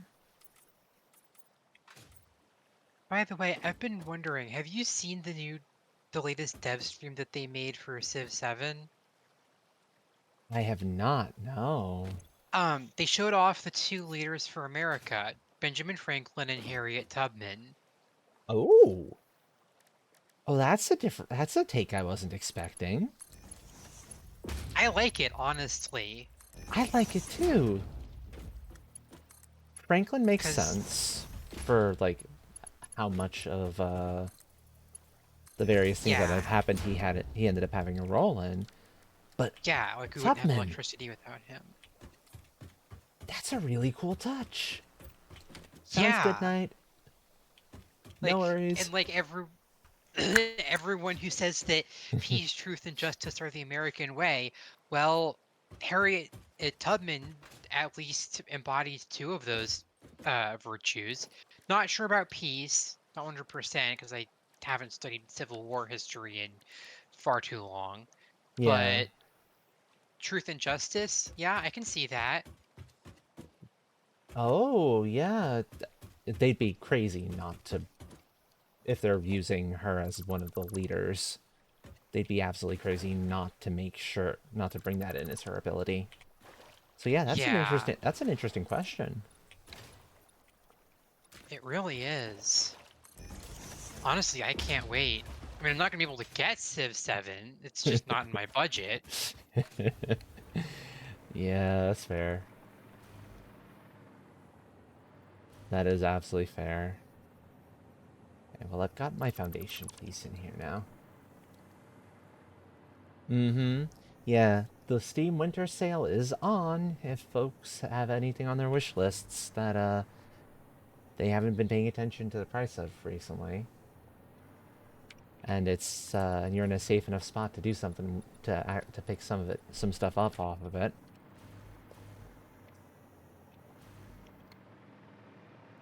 Okay. The important bit is this works. This works. I like this. So,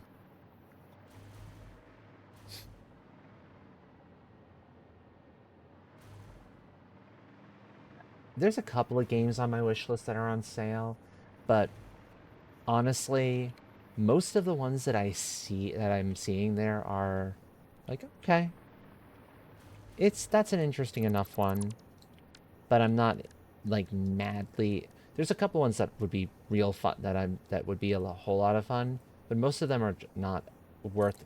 I'm gonna buy it myself. You know, there's kind of that point, that dividing line. There isn't anything on that list I think I wouldn't want to play at all. Um, I think I've curated it recently. Fair, fair. Yeah. And I mean, like, Christmas is coming up, and I do try and get presents for all of my friends. So I know that I've already gotten both you and Buttons Christmas presents. So you'll have something new to look forward to, I We, think. we appreciate that. Yeah. At least assuming the thing I decided to gift you didn't get removed on from your wish list recent when you I last curated it, but Oh, the last time I curated it was months ago. okay, so So no chance you're in of the clear. that. Yeah, you're in the clear. And I've made sure I've tried to be pretty good about in the numerical ordering to put the stuff I really that I wanted most towards the top, as opposed to like any alphabetical or just when it last went on or anything like that. So,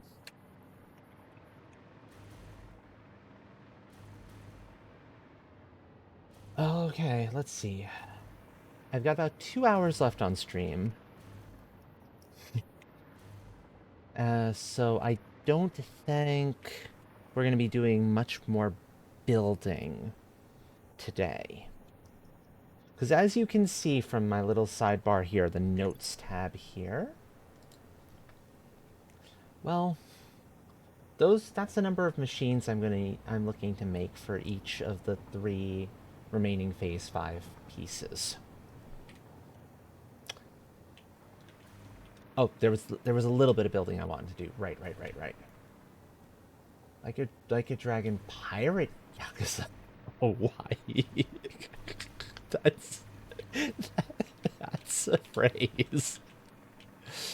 That is certainly a phrase. Wow.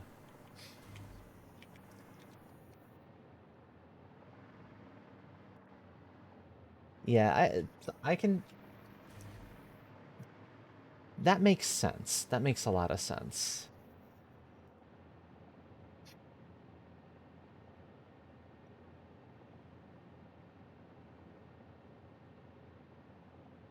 Is engines are fault. Indeed, indeed. Okay, so let me.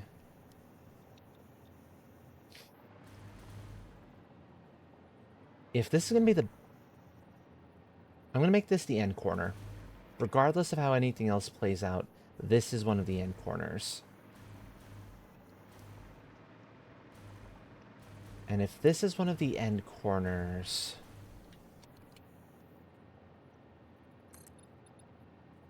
I would want. I'd be starting with the smallest stuff at the top, I think. Yeah, small stuff at the top.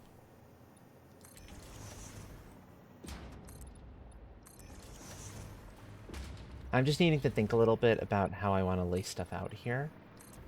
Because I'm putting another portal in place. So I can get back and forth to this area a lot more quickly. Oh, hold on. Before I do this, it's not 4 down, it's 6 I need to go. The reason for that, folks, is because I want to leave some amount of space between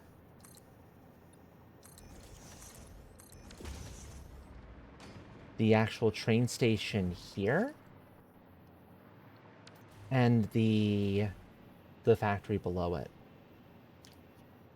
It'll just make my life a lot easier if there's basically kind of a maintenance crawl space for stuff to go into. For stuff like this, yeah. You've got it correct on that one. Early game, you would not be throwing out buildings anywhere near this big. Because, yeah, it's gonna get costly fast. And the concrete is a precious resource at that point in time. So, yeah, that sounds about right. But I'm late game. I've got a bajillion things in the cloud. So I have access to 2,500 concrete at any given moment, plus the fact that it'll refill pretty fast from what's being produced at my main base, which I can float back to show folks in a little bit once I've gotten the thing that I'm doing here laid out. That's a good call. I haven't had any water in a little bit.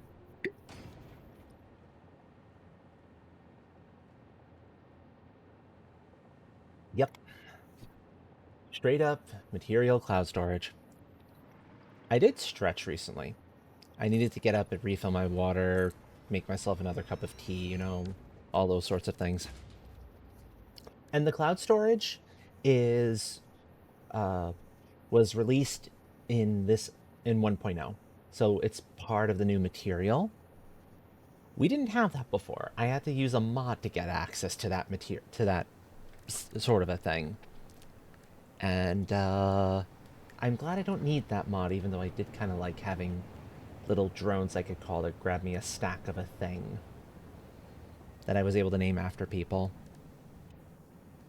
But it's also another mod, so... Okay, that's fair. That's fair.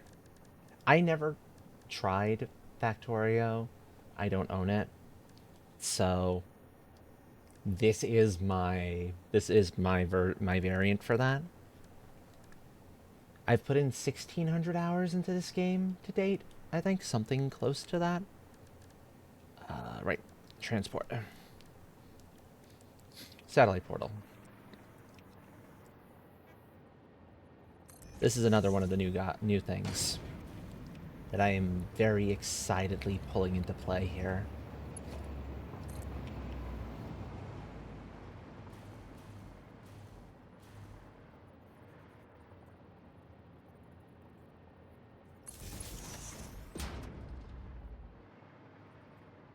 That's not the one I wanted you to go to, but come on, buddy. It's to the half here. Come on. There we go. I should have just nudged that. That's an option that I always forget is an option. And I should pull it back just a little bit too. That doesn't look quite right. I'm also a bit of a perfectionist, so don't mind if this takes me a couple of moments to... Oh, right, it gets dumb. Power stuff. So it accounts for power poles too, does it?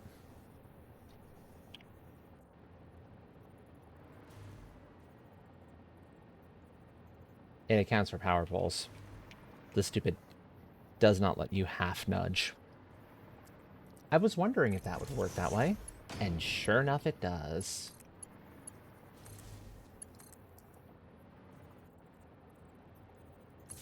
There we go. Except I need wall here. Oh, be nice to yourself. Remember, rules 4 through 100, take care of yourself. That includes being nice to yourself. I suppose it doesn't matter which direction those end up going. The top, that's going to be true for the top regardless, so this works fine. Go to there. Connect in. That'll be power for the actual location itself.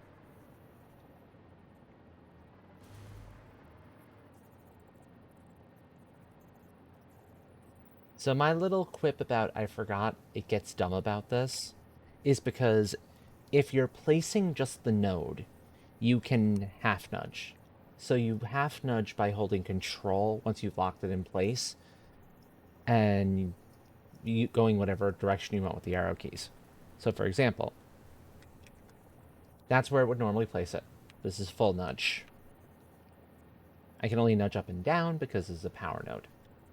Holding control, I get the half nudge, which is not quite lined up where I want it, but it's close enough. It's closer than if it was running full. But this is what I wanted to bring online. Okay, so we're gonna hide the unused the used ones. Phase 5 parts. Select. And I'll stay close here so that folks can watch the charge up animation, because this is, I love this. This is gorgeous. Mm-hmm.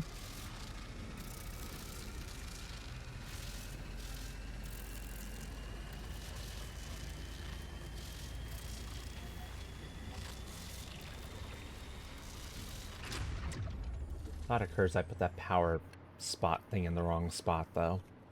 It's fine. I can adjust it. Namely because it won't be able to go through there. It needs to be down a little bit further. But the good news is I can just kind of drop it to the correct height. I need it here.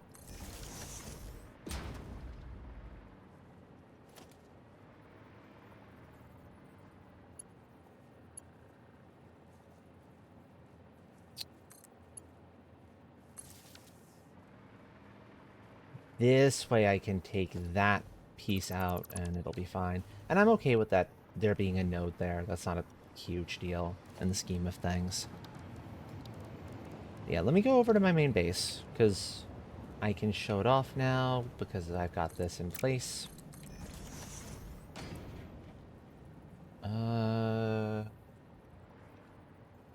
Yes, okay. I'll just kind of close it off like that for safety's sake.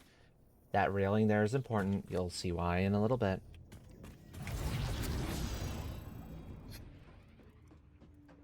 I adore the portals.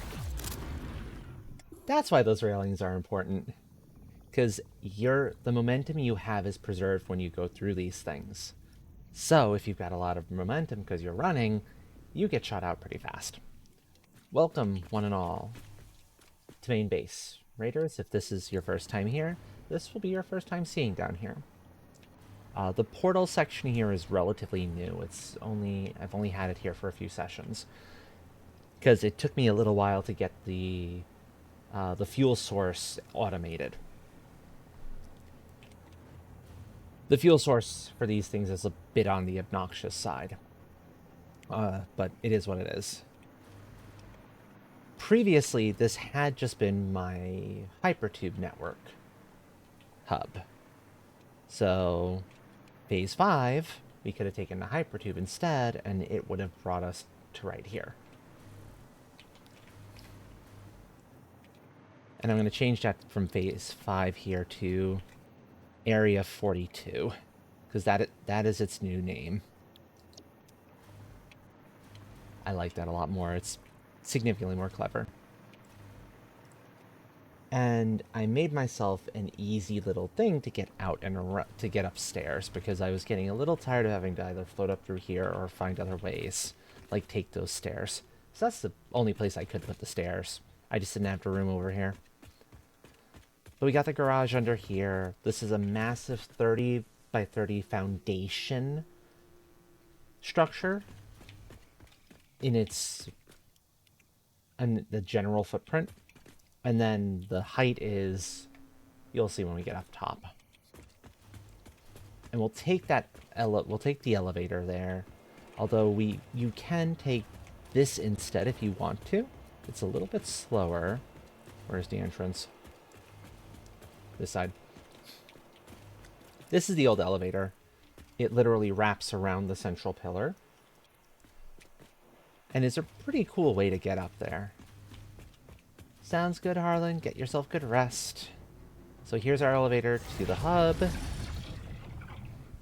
So I can show off kind of the top area a little bit more.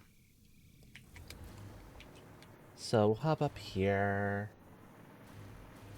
Research area for the ma'am and like the workshop benches and whatnot.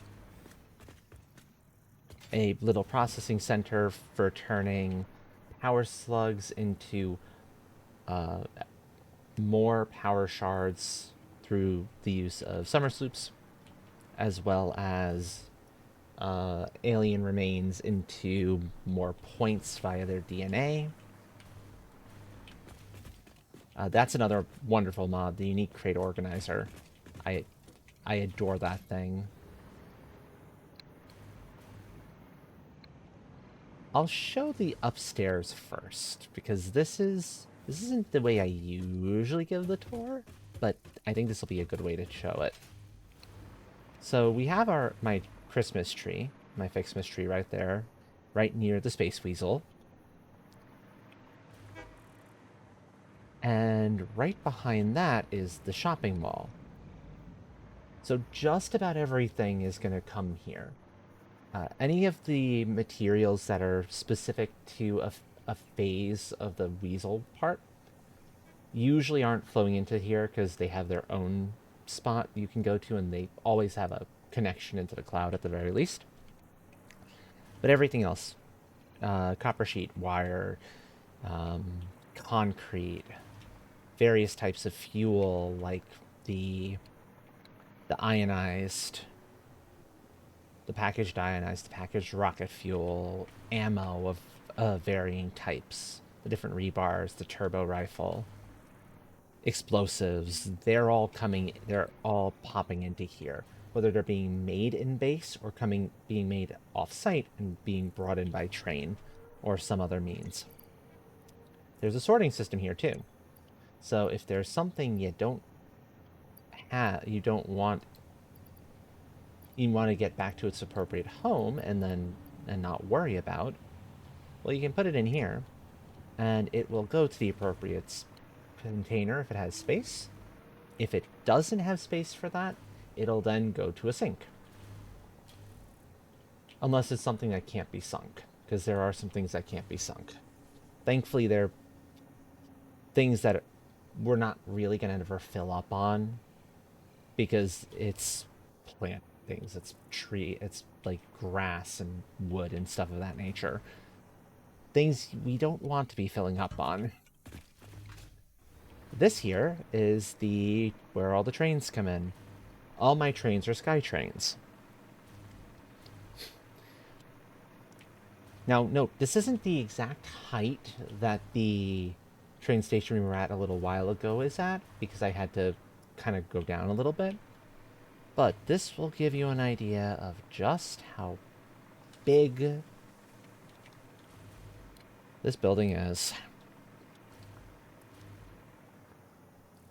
It's massive. And admittedly, the center 10 by 10 area is not usable as factory space, but you'll see why in a second. And I'm actually really proud of it. It It's taken a while to get this all super neat, but I've been able to do it, and it looks wicked cool. In fact, we'll go out to it this way. So in here is the underside of the shopping mall. The guts of the sorting system.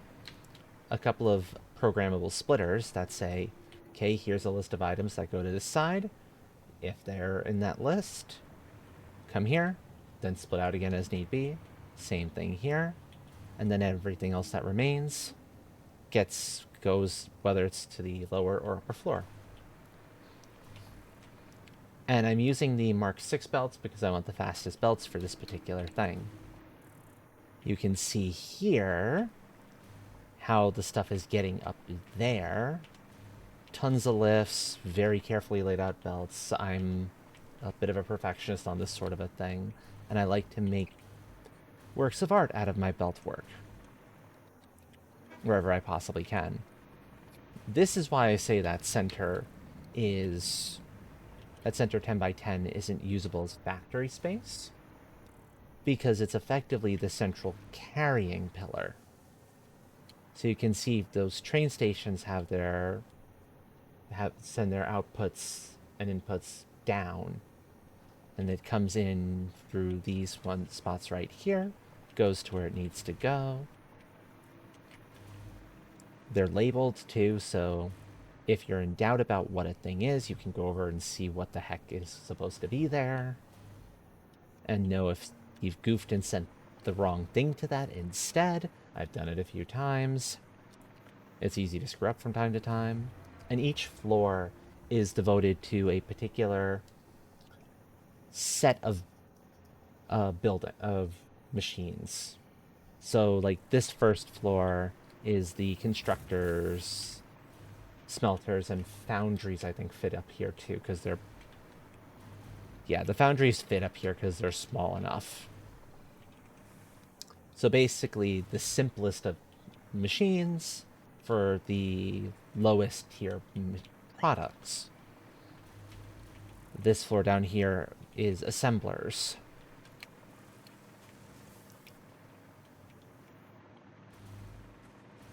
And I tried to keep all of these as neat as I possibly could as well. I didn't always succeed. It gets a little bit harder, especially the more complex of a material you're dealing with. The harder it is to actually keep all of your belts running as clean as you'd like. But situations like this kind of a crossover under is my definition of spaghetti. If that gives any hint about just how careful I am with my builds. This is the manufacturer floor. Since, as you can see, they're starting to take up more and more space. And each floor, each room, or each doorway, I should say, has a sign that will tell you what is being produced there. So singularity cells. This is that fuel source for the portals, by the way. It uses nuclear pasta and these dark matter crystals, which are interesting in their own right to produce. This floor down here is the floor for... I had intended it for, like, blenders and whatnot. The stuff that wouldn't quite fit, that was smaller than a refinery, as far as, like, the space I would comfortably want to give it, but bigger than, say, what a manufacturer needs. So that's what's going on with this. And these converters are just super, super cool. I think they're the only things on this floor at the moment. So this is effectively going to be a converter floor. I have no need for blender recipes so far. And then finally, the bottom floor, the ground floor, well, ground floor is technically that one, but this is the main first factory floor, is where all the big boys go. And the biggest of the big boys are the refineries and the particle accelerators. These things are massive. They're fun to watch, though. I adore watching these things spin up. Let me see if I can find one that's actually operational. Here.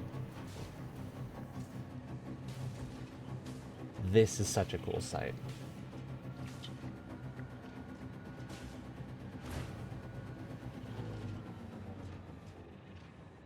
Yeah, I don't know why it stopped. But in something that's fully running all the time, it starts with the small circle, it goes to the medium-sized one, and then goes to the big boy. That's why. Okay. It's fine, that's not terribly important. What's being produced there, neither that one. Welcome back, Knight. That was a sound, I didn't like that.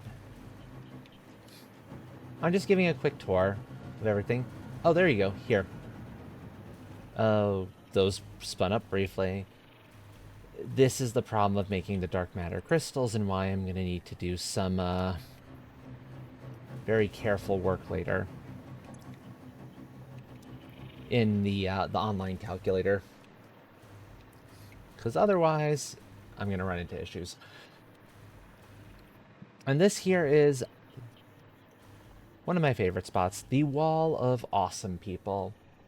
We've done my team, the Chaos Gremlin Love Squad, along with some of us who are on the team, but as part of a bigger group directly under Trans Lifeline, have done a number of charity events recently, and that is what this wall is for. People who donate during those charity events get themselves, if they've donated enough, it's like $10 for the small sign, get themselves a sign on this wall. 50 cumulative for the big boys.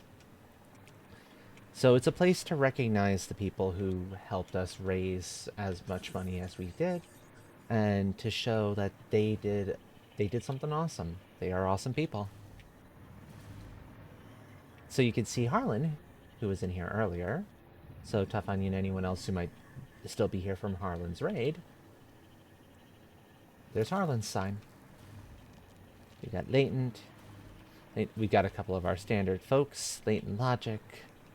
Althawk. Wonderful Beans. There's Jaunties. So yeah. That is the quickie tour of the main base. I am very proud of it. Isn't it? I got the idea from one of our teammates, Blaze the Space Sprite, who did it in one of her early worlds, and I made a variant of it in my first save file, my update 8 save file, which I can't get into because not all the mods that are critical for it are functional in the 1.0 release.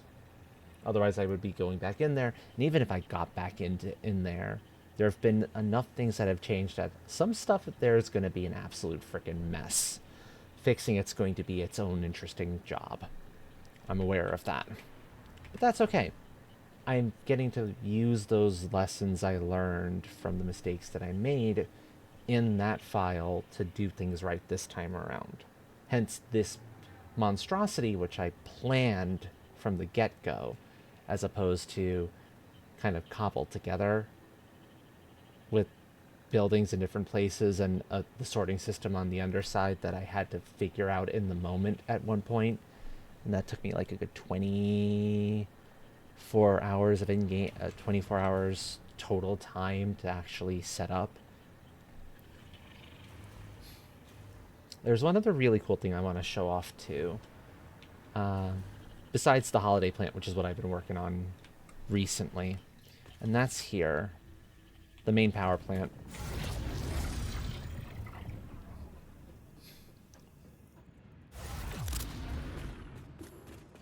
Also, Tough Onion, I noticed you are using the Alejo pronoun and you also are an any. I like meeting folks who are any's for their pronouns. Mm-hmm. So this I'm going to call it little. At least this portion of it is little. The burners are not. Is my main power plant. This is producing around 120 gigawatts of power reliably using rocket fuel.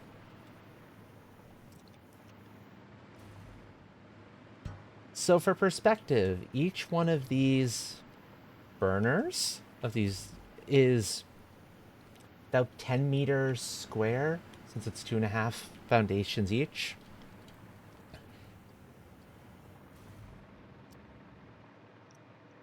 There's 8 rows of them. They go about 50 some odd back. There's 416 of them in this thing.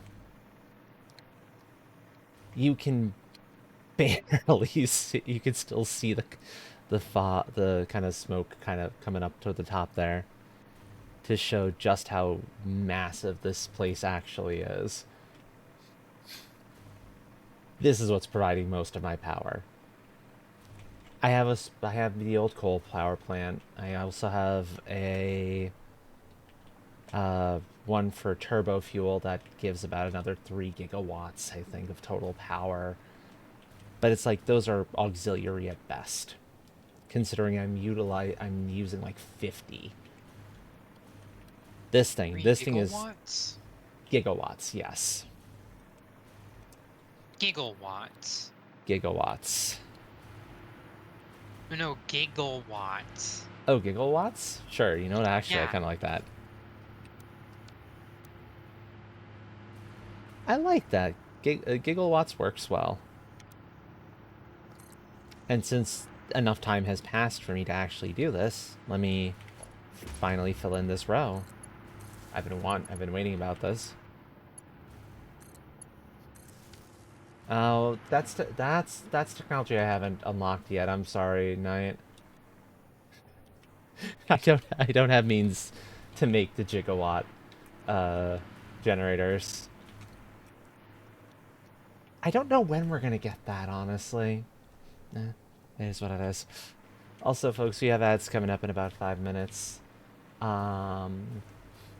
If you need to go get up, grab something to eat, drink, whatever the case may be, please do so. Taking care of yourselves is so important. It is rules 4 through 100 here. I forgot a step in this, didn't I? I connected that wrong too. Hold on.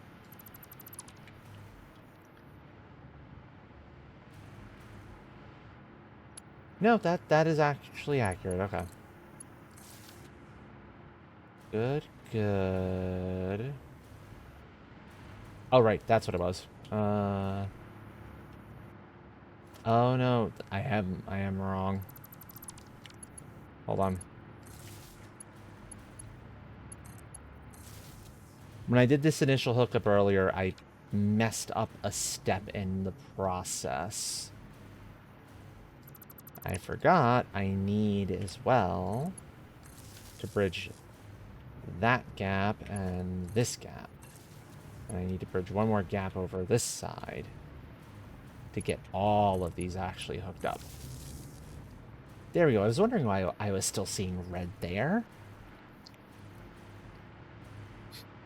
This entire underside of this portion of it is all going to be these battery bank setups eventually, once I have the time and patience to build them in, because here's a good example of why it's taking as long as it is. I have to wait for stuff to respawn in between. And you can see 2,000 wire per set. The cloud can only hold 1,000. Or it holds 2,500, I think? It has to refill itself in between. So, and the refill rate is fast, but it's not that fast. I think it topped out at... Oh, I don't remember what the rate was per minute. Let me drop a mam down and tell me there, because that's what I needed to use to do the work for it. To unlock that particular thing. What branch was that under? Caterium? No, no, it was under Caterium. It was under... Yes, yes there is. Alien Tech, here's where it was. Oh. I can get access to the power matrix. We have one more thing to look into for tonight. That'll be cool. Yeah, so here's the tree for the depots. So you can see there was one branch for the uploader, so you can just upload on the fly. Here's the ones for the speed they upload at, 240 a minute. Here's the rate. So it ends up that you have 5 stacks basically.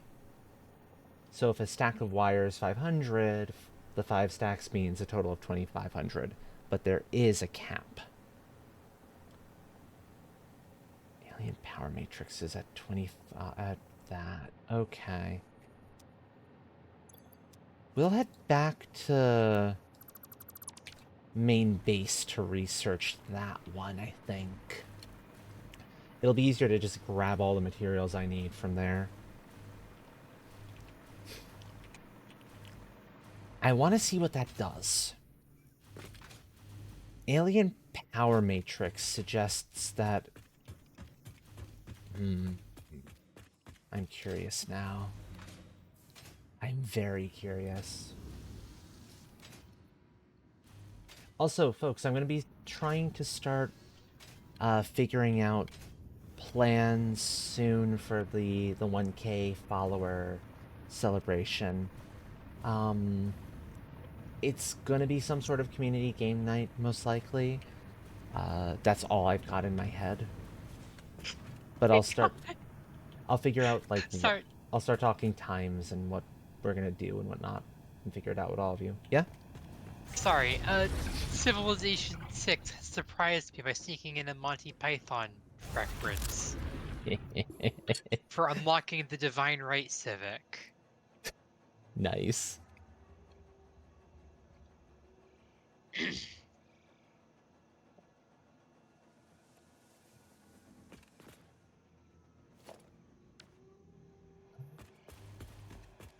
I think I can just take a stack out of here. Yeah, let me take a stack out of here. Give me 50. Right, because I don't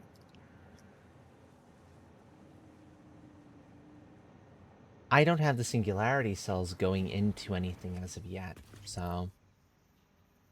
I've got the fluctuators, though. That's good.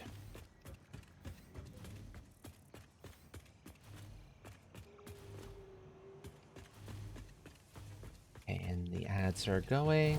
Good.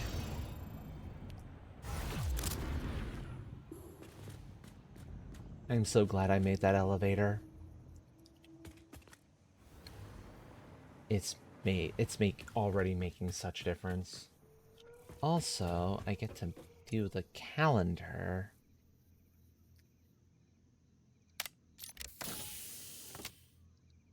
Okay, so nothing terribly interesting. The good stuff doesn't hit until tomorrow, until the 24th and 25th anyway, so I know that much off the top of my head.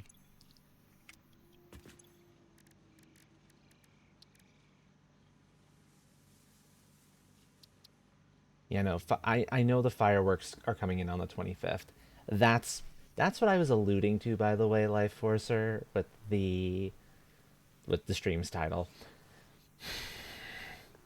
If you weren't here right from the... You might have been in here right from the very beginning when I complained about that. I'm not happy about that, because that's annoying. You were... Okay. I don't like fireworks. That's fair. In this game, though, they are... I believe the fireworks count as explosives for, like, blowing stuff up. And pretty explosives. Although it's not the best explosives. The best explosives now are their snowballs. Love the idea of exploding snowballs. It's too Me good. too. Okay. I'm looking and seeing what else remains on of the trees to unlock. And it should just be the remaining Nobelisk types, which I'm eventually gonna have to unlock when I go in to do the munitions plant. But I haven't seen a reason to unlock the gas pulse, or well, nukes themselves,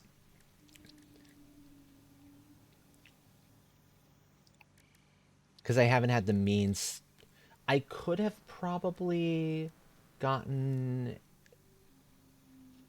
production automation going for the first two, for the gas and pulse nobelisks, but I figured if I'm going to be making nukes back at the nuclear power plant anyway, so I might as well just make all three, the other two remaining ones I'm missing there while I'm up to it. Welcome back from ads, by the way, everyone. I waited for all of you to unlock the alien power matrix. So, let's see what Ada has to say about this one. Alien power And see what matrix this thing recipe does. unlocked. These disposable synthetic mimic artifacts increase power augmenter output by further stabilizing the summer sloop's connection to its energy harvesting location. Oh. You grow shrines and engrave silent organs incompatible with the tapestry.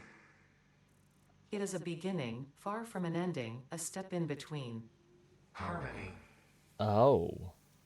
Oh, that's interesting. That, if I understood that correctly, is going to require heading out to the coal plant, because that's where the piece itself is. What one does it live under, though, is the question.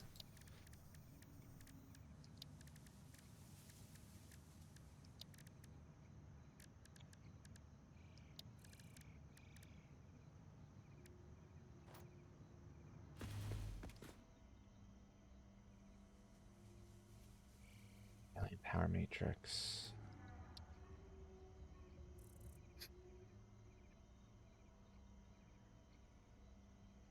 Oh. Oh, no, that's interesting.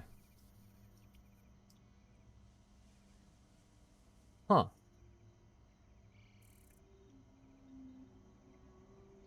So what we just unlocked, by the way, folks, here, so I can give you an idea of how best I'm understanding it, because this piece is entirely new to me as well. Coal is off to the... is off this way? Yeah, it's off this way. Now, I don't have a train going to the coal plant. I might have a... I think I have a hypertube. But the coal is so close, we don't have to take any of that. We'll just kind of run it.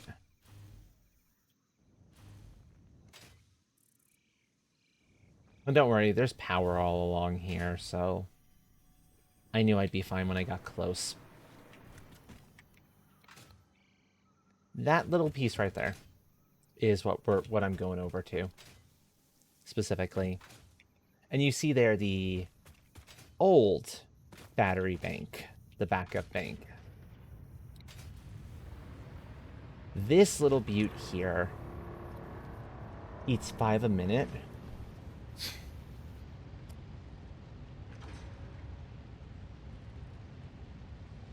Produced in quantum encoder. That's a machine type I haven't had to use yet. That'll be interesting to see. What this is currently doing is providing static power of 500 megawatts. So if I build more of these, that they're going to give another 500 megawatts, which is not bad, considering what they are. That is a possibility to add more power into the system, but I forget what you would need to build these things. I seem to recall it being a little bit on the obnoxious side. The more important thing, and you only get this effect once, bear this in mind, is that 10% boost. So all the other power that's coming into the system, it's adding another 10% on top of it. So 13, almost 14 gigawatts of my power is because of this unit right here. And I'm wondering if the matrix that we just unlocked is going to boost that further, or if it boosts the 500 megawatt power that these things output on their own each. I don't know off the top of my head. Yeah, so here's the problem of these things. They take 10 summer sloops each. Summer sloops are in limited supply. So I think I'm only going to ever have the one. Because I'm using my summer sloops for other things at this point in time.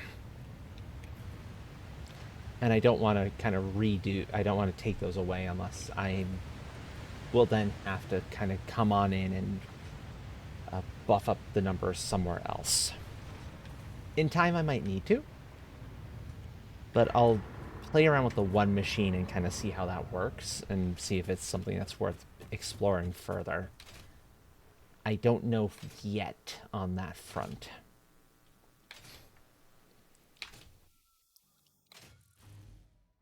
Boom. I'm thinking what if there's anything else, because most of what remains to be done in here tonight is math.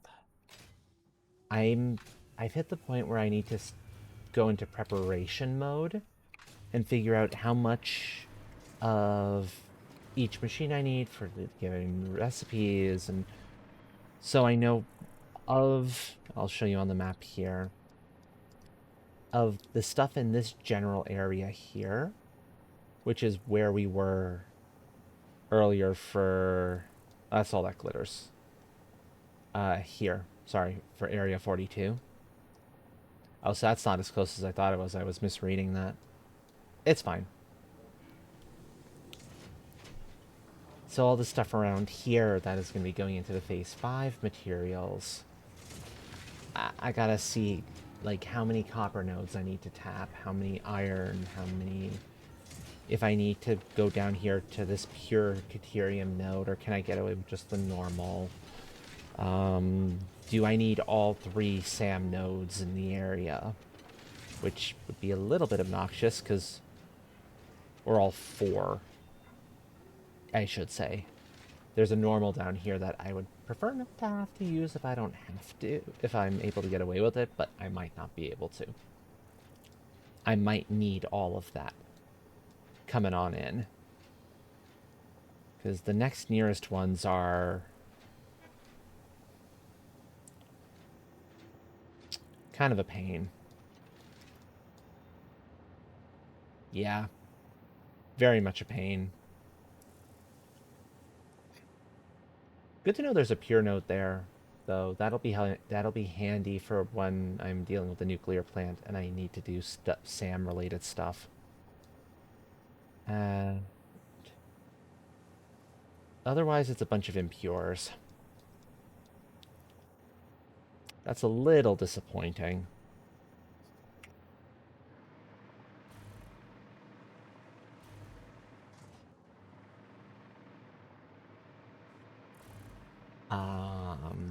Let me think if there's anything else we can do in the meanwhile. Or if we might bounce out of Satisfactory and go into something else for the last hour.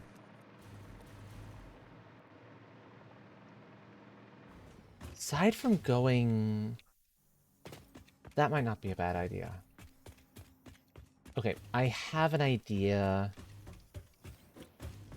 of something that we can look into. and see. So I've got two possible ideas. I can move us over to the FICSMAS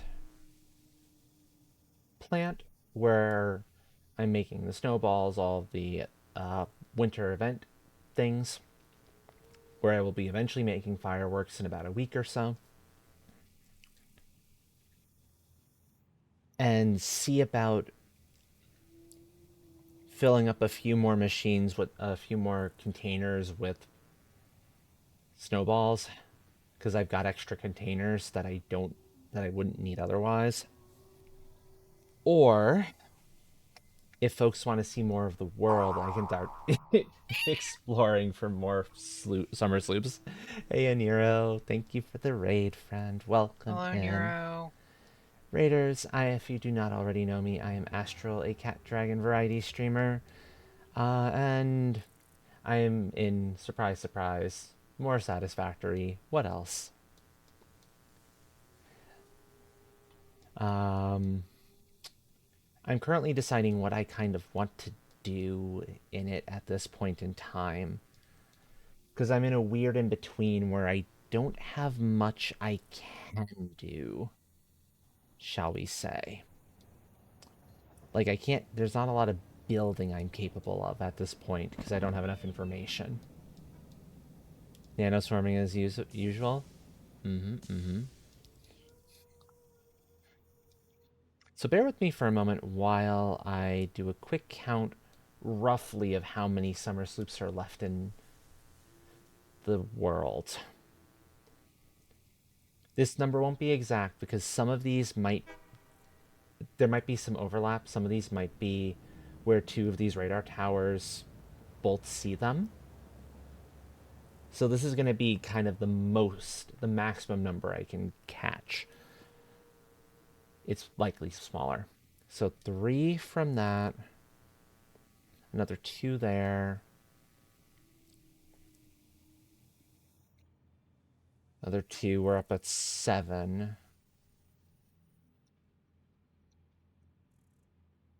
There's a reasonable amount of overlap between all of those, but looking at maybe 10, 11.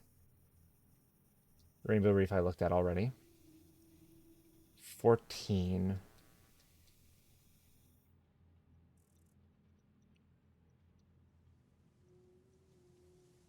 So I'm looking at most 14 summer sloops left. That's not a lot.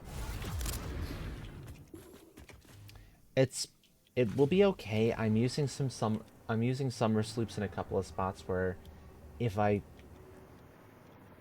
did a bit of work to kind of restructure some stuff, it should be fine.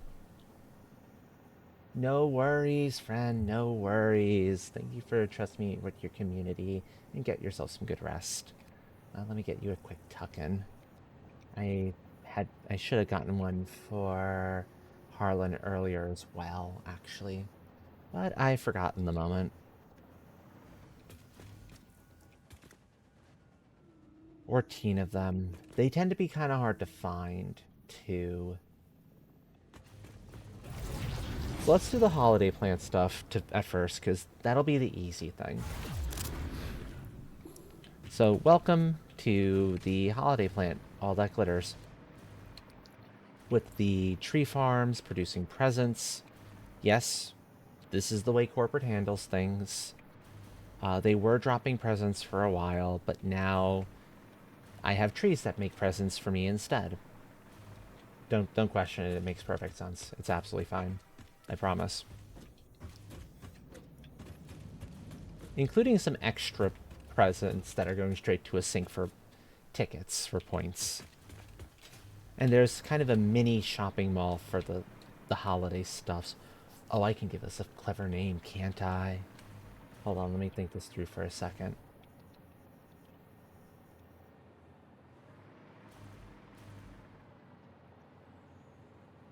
It's not shopping mall, it's the winter market.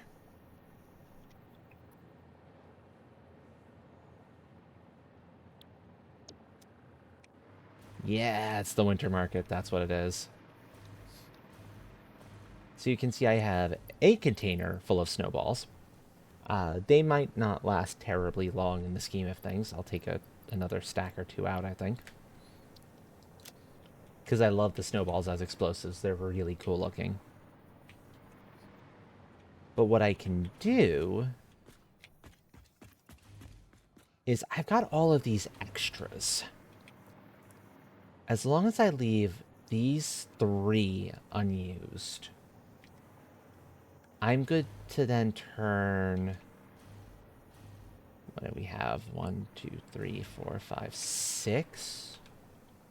Well, that would be plenty of snowballs to last for quite some time. That's 2 splitters into another 3 each. Yeah, that's what we're looking at there. Concrete foundation for that. Standard vehicles coated. Pipes are same thing. And they're standard. That should be everything, I think. Okay. That's a hole I forgot to patch up. So here you can see the maintenance areas. I tried to do something different this time around. In fact, here, let me show you it properly. Because this was a pretty cool idea. It was a little tricky, actually. I decided I was going to try to make this work as cleanly as I could with as few belts up here as I could get away with. So here the belts are all necessary. But like for moving stuff from one set of machines to another is all taking place in the maintenance area, in the downstairs, and there's 2 of these things. And each of these belts, of course, has the special holiday themed skin applied to it. Because we got that. That's one of the things that we got. We got them for belts. Logistics floors, yeah. Oh, I like that phrasing better. I'm going to go modify that real fast here. Basement 1 logistics.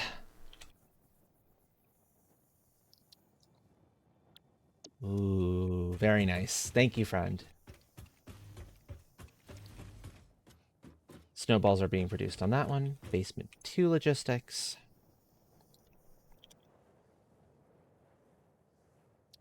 Oh, and also we get a chance to... We need to go say hello to the pupper. We need to go say hello to the pupper.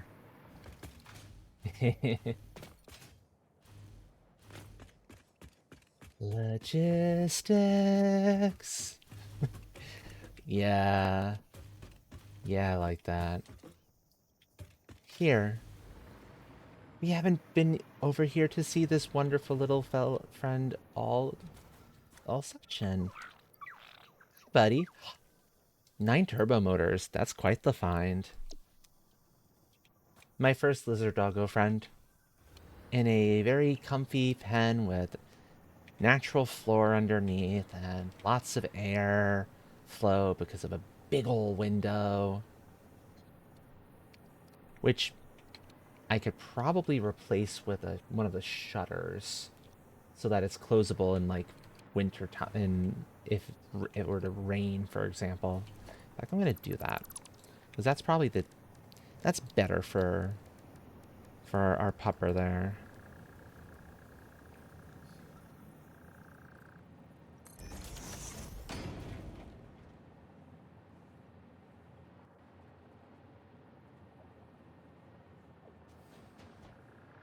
So I'll leave it in always open. But it means if there was ever, for like a story reason, if it was ever raining, stick it to automatic, stick it to closed. Oh, there is no close, always closed. There's just always open and automatic. But yeah, there we go. And it still lets in plenty of air, so that works pretty nicely. We'll give one more pet. Hi, buddy. There you go. If I can get our little buddy there some friends, I would like to at some point in the future. But for now, I only have the one.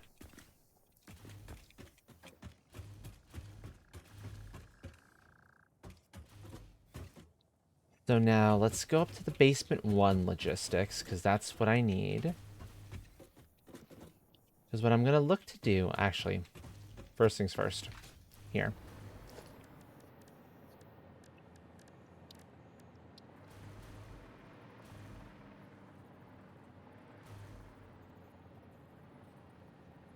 I'm going to eventually need to do this anyway, so I may as well get these in now. This will be good.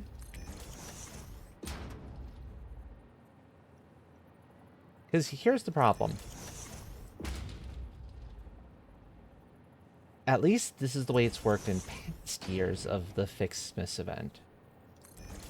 Once the event is over, mid-January, from what I recall, the trees stop producing presents. Therefore, all of your production shuts down. If there's any buildup you've had, okay, it's going to keep going for a little bit longer, but really, strictly speaking, not that terribly long. So what I'm doing here is I'm basically saying, okay, these are the things that I want to have extra of. And more or less, it's just snowballs. Because, like, the various baubles, that's one thing. The bows, the candy canes. Full container of candy canes is plenty. It leaves me with a ton of them for making, like, the candy cane weapon for so many people. It's not an issue. Same thing with the stars and everything else. This factory, this plant will produce enough of all of that in the remaining time that there is in the event to be plenty to last for the rest of the year, and then come next year's event, the trees will turn back on, the machines will spring back to life again, and things will get to refill. So I'm not concerned in the slightest about that. This, though, the snowballs, I want to have lots of, because they might just become my explosive of choice. When I'm not wanting to play with clusters, I do like my clusters. And I think I can... Oh, no, I can't... Oh, I can assign fireworks. Okay. So, sweet.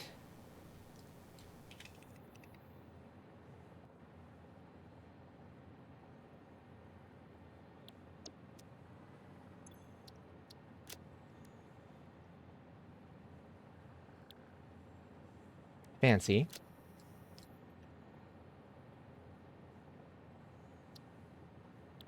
And what was the last one? I forget what the last one is. We'll find out in a second. Sparkly. So basically my favorite of the bunch. Because the more sparkly it is, the more it hits both sides of the brain. The cat and the dragon part.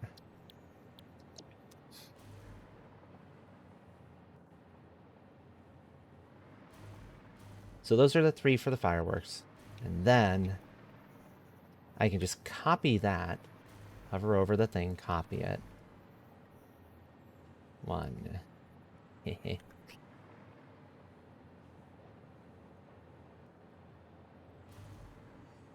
The remaining 6 will all be snowballs.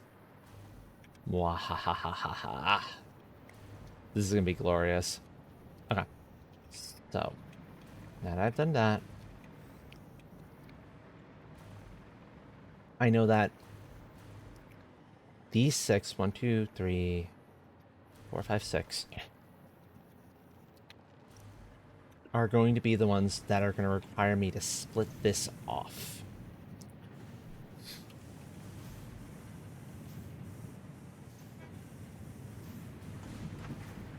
And considering everything else that's kind of coming through here, that's going to be a little bit awkward.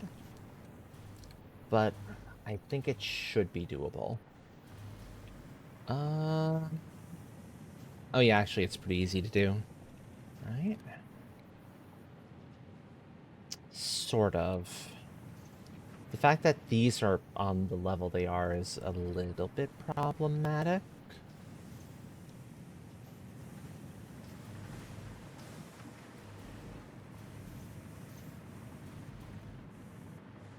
But I think I can still work within it.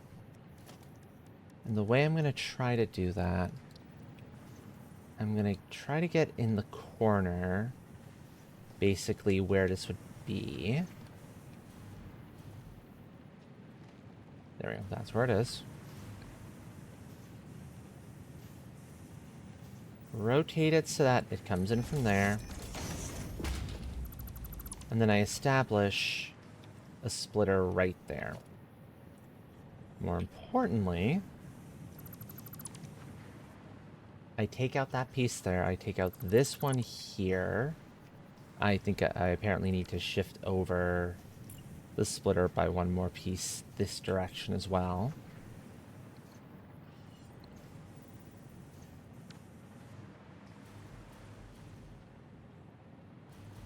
Yeah, okay. That is ever so slightly off. I didn't realize it. That's fine. So basically what I'm going to do here is I'm going to make sure that this bottom one is in the correct spot. And then I can use the top one, the bottom one, as kind of my positioning for the top one. And that should be in line. Yes, that's in line. That's what I was hoping to do.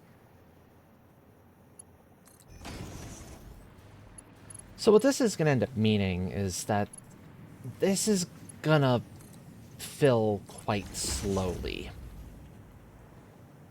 Because there's not going to be anywhere near as many snowballs as I would like to fill it fast. But considering how full most of the stuff around here is, this should be fine. There shouldn't be any major issues. And then the next step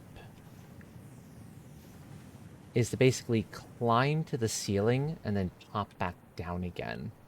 Because I need to then take this one and pop it out into 2 more. And those 2 are going to pop into 3 each. That's the general idea here. And to make my life a little easier, I'll do like so.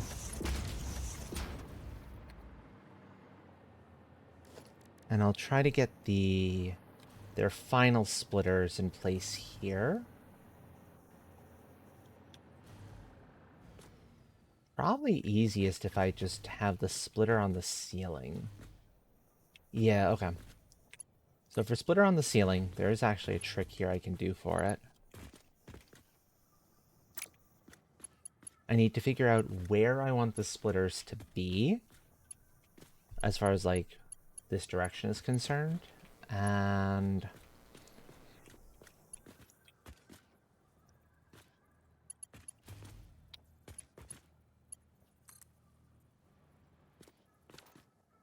I need to remember how much space I need. Tell you what, I can just kind of put the initial one. I'm going to use this as my tester, effectively.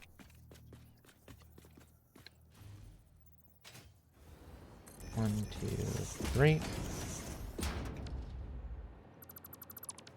This is the does it have enough room to comfortably do this? Short answer is yes. Very comfortably. And honestly, that means I can just do the same thing here. Because I've got the line. It's on the half mark as far as this is concerned. But I need to nudge it over. I think that's in line, actually. I'll find out in a second if I'm wrong. No, we're good. Excellent.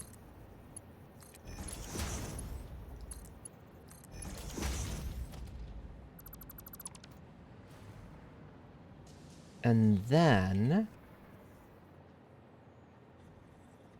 the next trick would be to run 2 of these down.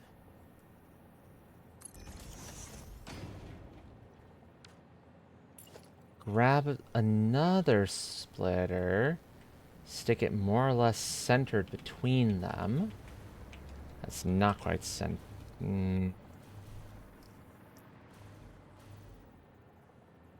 This is gonna be awkward. Can I do a partial nudge? Yeah, I can. Good. I can do a half nudge for it.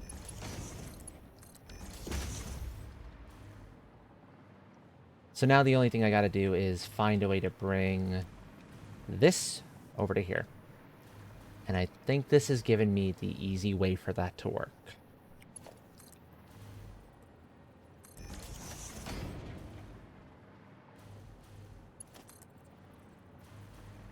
So I'm gonna float through. This, and this will tell me if I'm actually centered. Notice that the game's trying to go one way or the other. So what it means I'm gonna have to do is place one of these at a spot that would be vaguely appropriate for the height I'm trying to get up to.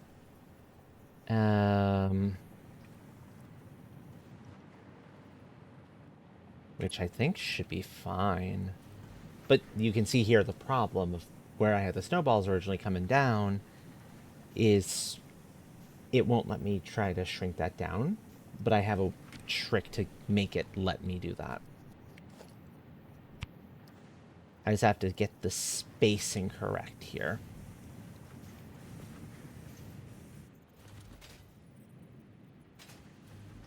So this is dead center with the output I'm looking to use.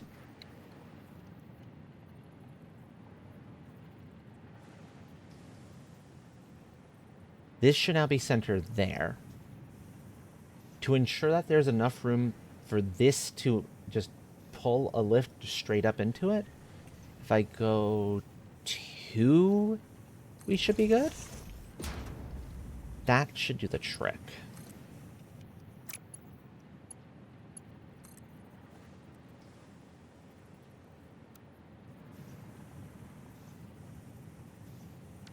Right. The last aspect of the trick is this. I remember now. It won't snap to that, but if there's a belt there, I think it'll go.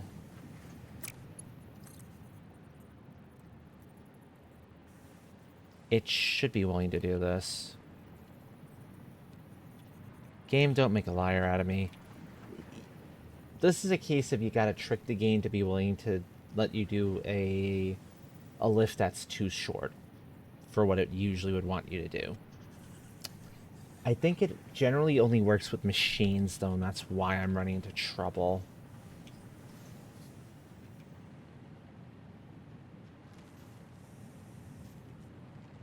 Admittedly, that does give me an option of bring it down to the floor and then bring it up.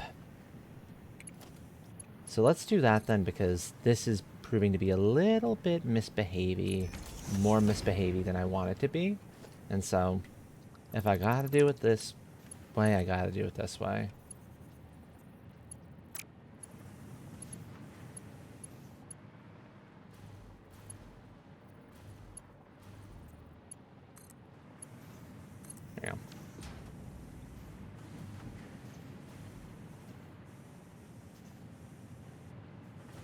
And I can move that over if... Yeah, that's what I was afraid would be the case. Because I wanted this centered between them, and it is centered between them, I don't quite have the room I need. So the choices at this point are to move the splitter back some. Like, back to here might be sufficient. It becomes a matter of take that off, attach it there.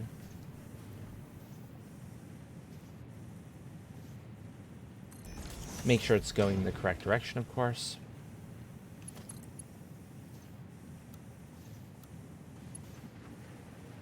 And see, games giving me grief about that particular curve. It makes sense. It's a little bit too... The slope's a little bit too much for it. I would have to pull it back further, I think, to get a cleaner, neater curve. But honestly, that's not terrible looking. I can live with that.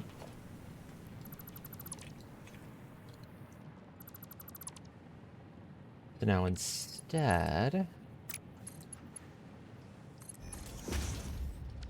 I want to take that off. I'm done with default now.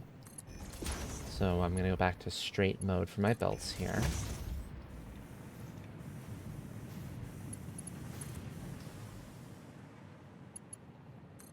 Now,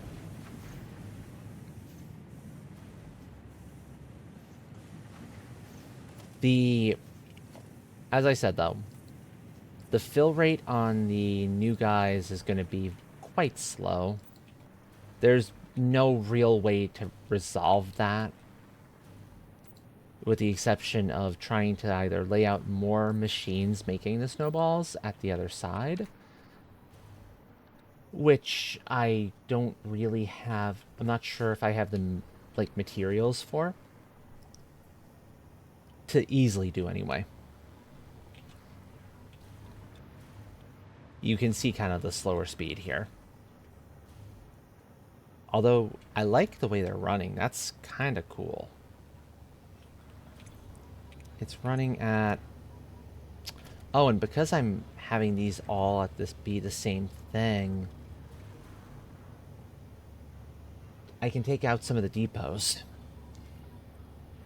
Do I want to take out some of these depots? I think so. I think that's worth it.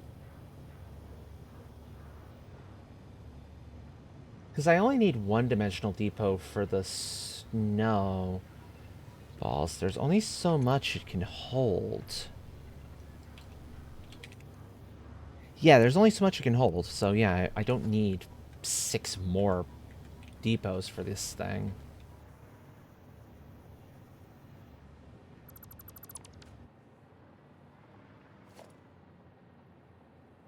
Also, don't mind the flickering you're seeing back there. That's... unfortunately normal. It's a thing this does. I'm not entirely sure why, but it's an issue the game has.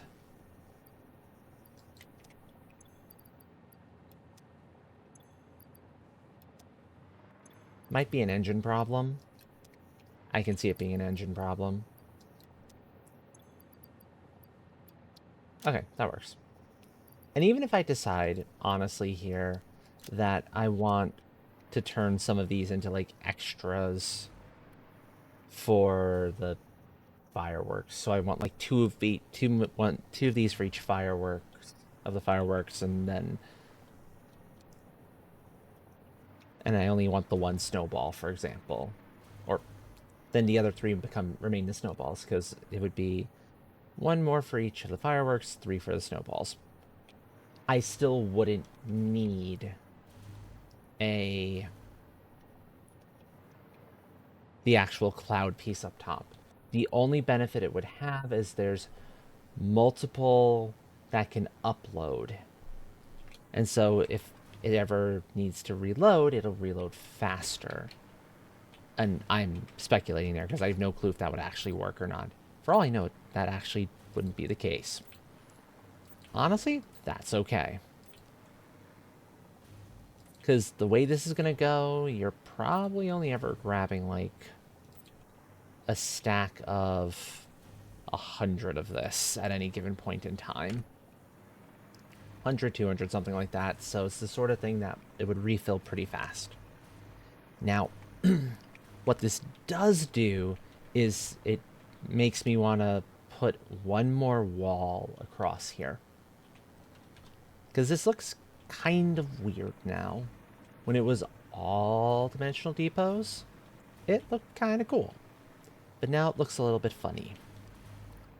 I think that's precisely what I'm going to do. And I am reminded of the fact, too, that I goofed one thing. I need to set swatch 5 to the walls. Reason for that is that I'm using a different color of concrete in here. You see I'm using a different color for the floors, whether it's the shiny or the regular.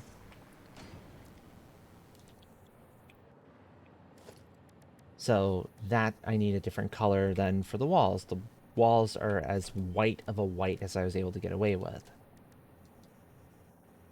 And then switch that to the Caterium color, because now I'm going to come in and add some painted beams across here.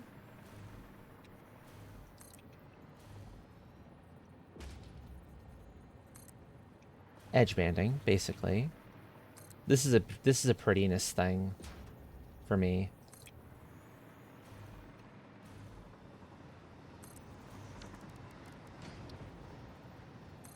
Ultimately, that's the simple truth of it. It's just a prettiness thing for me.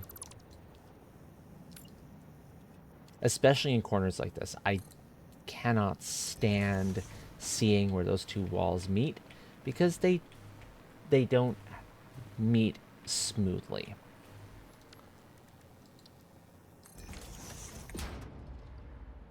But now, oh, that looks a whole lot cleaner.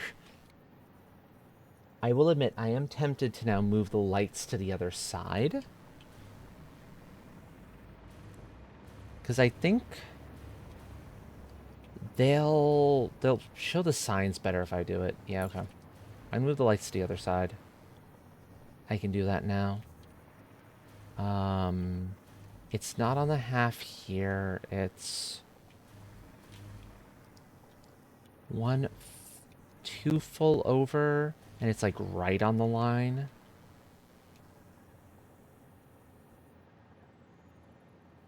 So it's like there.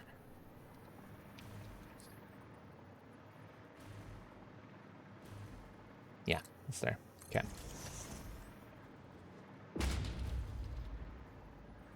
This is on the half marker of the next one. Directly over blue baubles. Oh, that'll make my life easier. Hold on. Do this the smart way. Look to see what belt it's over, and then stick it over that one here. So you are over the combined ones. So you are there.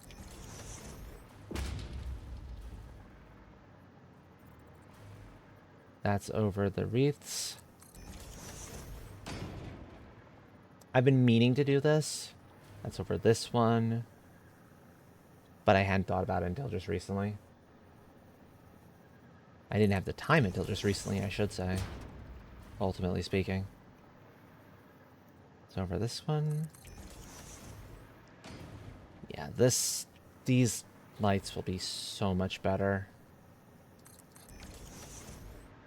My one complaint about I have a few complaints really about the game, and the big one here is that the lights are funny. They don't work as well as I'd like them to,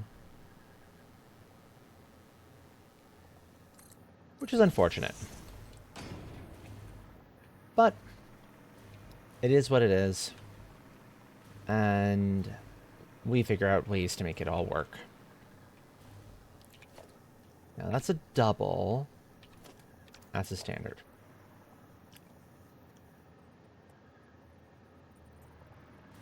And that is on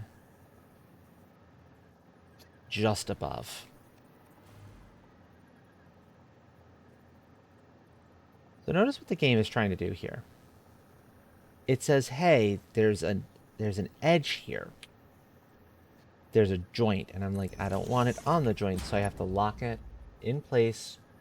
You can lock the holograms nice and easy with H, then do a half nudge, and then go from there. Now, I could do two different power lines to do kind of red and green lighting, but I think I'm just going to stick to the white because it's going to make it easiest to see everything. I've done red and green in the past, and it's made it very difficult to actually see what's going on.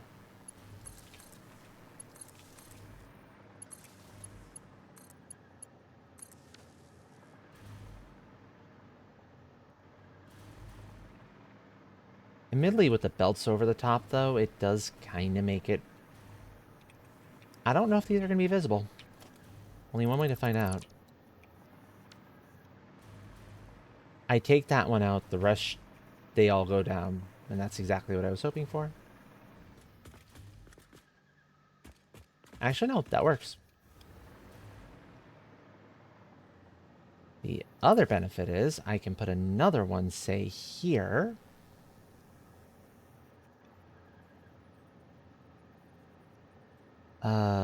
That's going to interfere with the power there. I could go along the wall, I suppose, until I get to it. It's kind of nice to have, like, you know, a light in this spot. Even if it means I've got to reposition a couple things.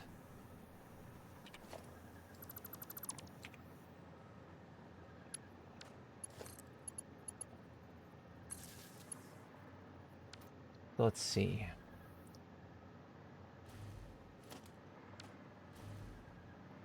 Now, if I'm not mistaken, is this where the power comes in from? Or is that elsewhere?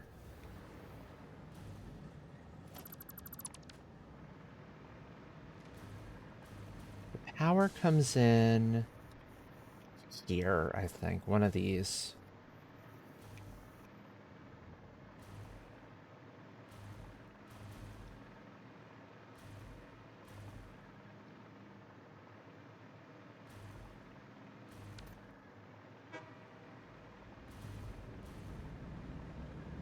Okay, so it's there. There into there. I'm just tracing my power lines real fast so I have a sense of where everything actually is. That looks like a double. That's a double. Yep, okay. That's what I thought.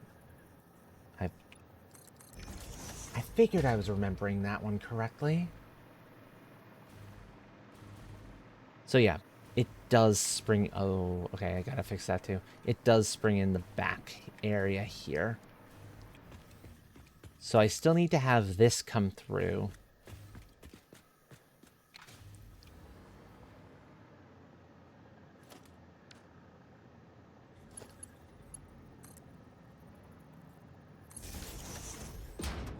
Also to make sure that that's set up correctly for what it's supposed to be.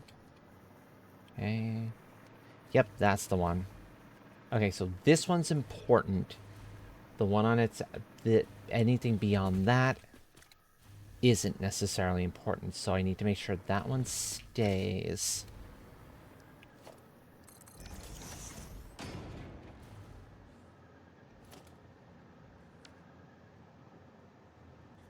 However, this time I can do this.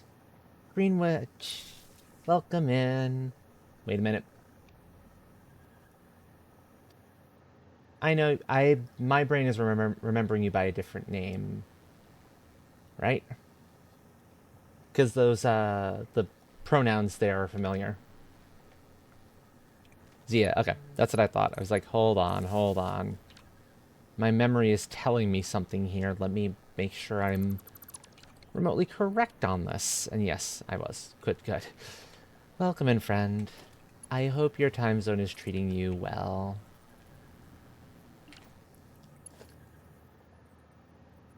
I'm doing okay.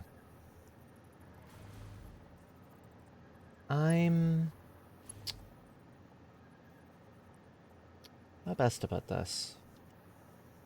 Ooh, food on the way. Excellent, excellent.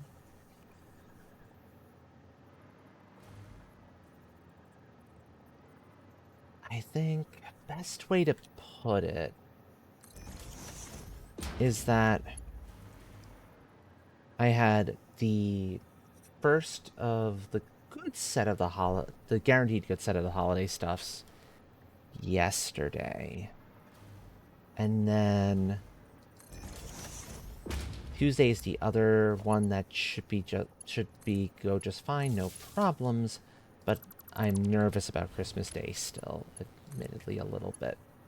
It's probably going to be fine. It's probably my own like brain making more of a big deal out of things than it really should. But still, you know how it can be with brains. It's kind of hard sometimes. And I suspect that's what's going on for mine.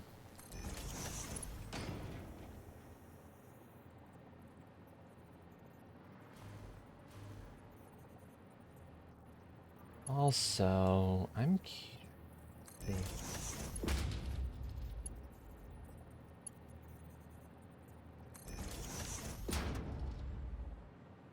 Oh, wow. I'm glad you're getting some food in you now, then. That's important. That is very much an important thing to do. But if it's, I imagine you're on it because it is helping you with some other goal. And if that's the case, then yeah, I can understand that.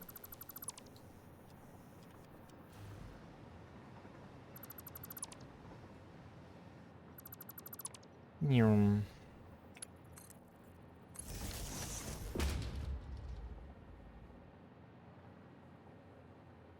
Is that on the... Ah. Makes sense. Okay, so I didn't want it on the half point, did I?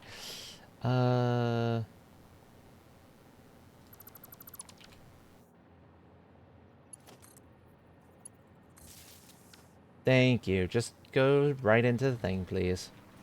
Much better. Oh, those are so much nicer. Also, folks, this is going to be the last set of ads of the night. I usually only go about 6 hours. We have about 20 minutes left on stream. So this will be kind of going off to other things, to finding a raid target in a little bit. It has been a long day. My Sundays are always long days, to be fair, so.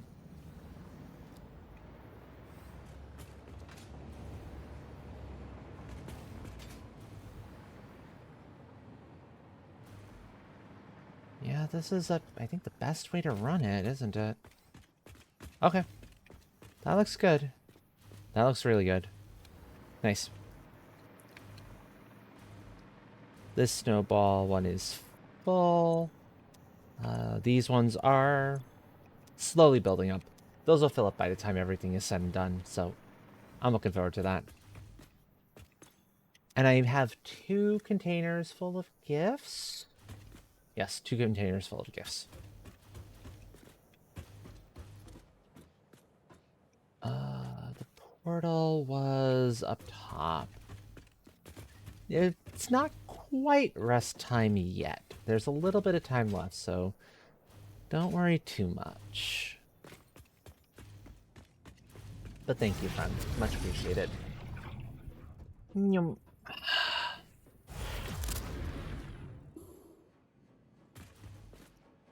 So we're good there. We're good there.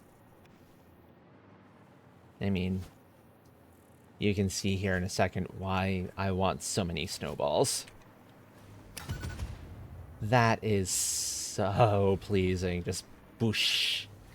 It explodes things, and it gets snow on the ground for a little bit. It is very pretty. Apparently there's at least one other thing here. There's the snow cannon,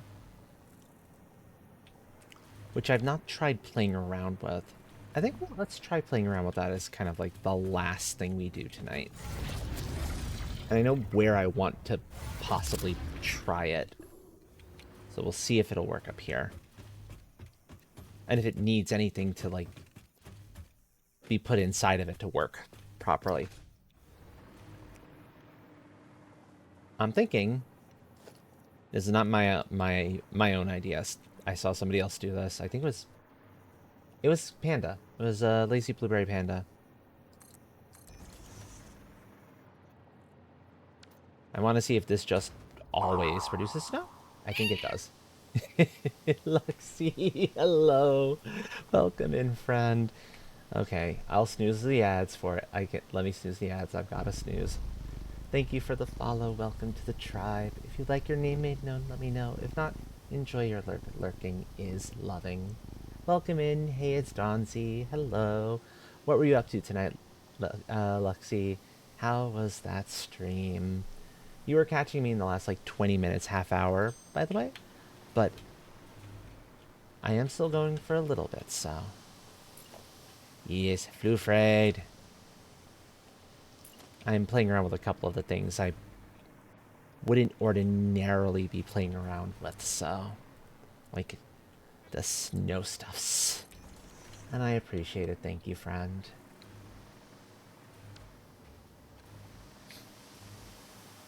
Okay, that is kind of cool. I don't know if I want to necessarily be getting a bunch of snow on the presents, though. I'll find other spots for these things.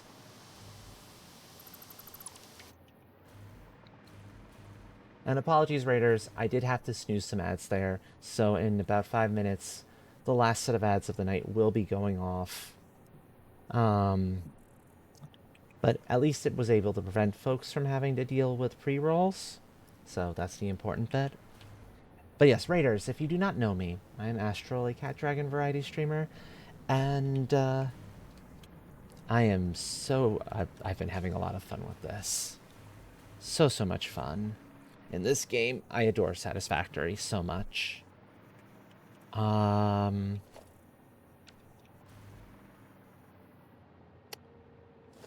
need to see something. That's why. Okay, I was wondering why there was a thing there. That explains it. Oh, cool. That is awesome. There we go.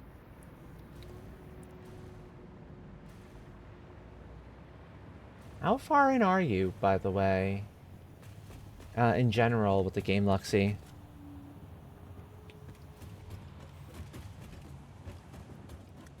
Because, I'm working now on actually, like, automating Phase 5 stuff.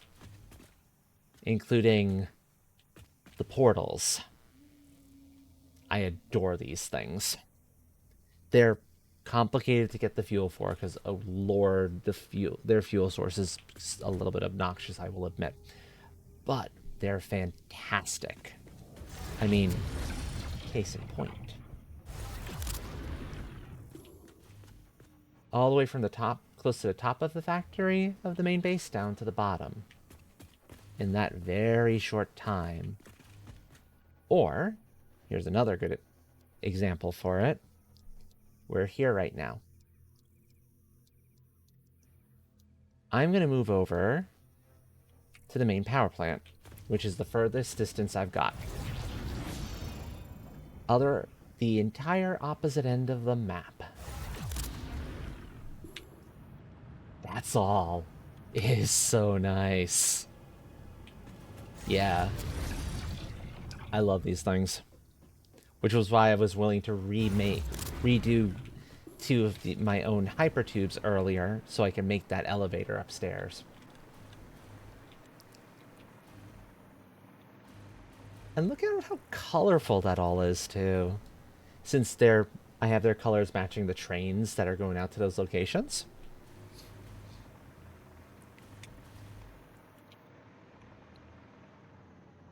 So it's not just a bunch of purple in a row. There's a little bit more interesting stuff to it.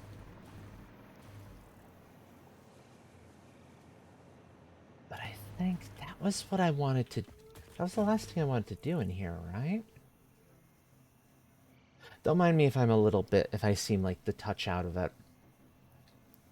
Sundays are always my busiest day of the week. I'm up at like usually around 7:30, at most 8 a.m. in the morning, and I'm running all the way through until about 2 a.m. So, yeah. On the plus side, in time for the next session, which will probably be Thursday, because Christmas stuff, Christmas on Wednesday and whatnot. Although we'll see how I'm feeling. Maybe we get home early enough from Christmas festivities, and I'm like, I really want to hang out with some of you all, and so I might get a later start Wednesday. We'll see how I'm kind of feeling that out. I plan to have by then the plans in place for starting in on the Phase 5 plant. Oh, I'm glad you're off for the holidays. That's good. Yeah. I think in preparation. Let's go out to the site I need to be at. Yes. Perfect. So I think rather than sticking in the game, I'm going to bounce out of the game, but I'll go to the chatting screen. We can chat for a little bit, hang out for a little while. I'll switch to music to the lo-fi. I should have done that a while ago. And I'll start looking for someone to raid into. But we can talk, but there's some stuff I want to talk about anyway. So this is good timing. Okay. I'm still here, by the way. Hello, still here.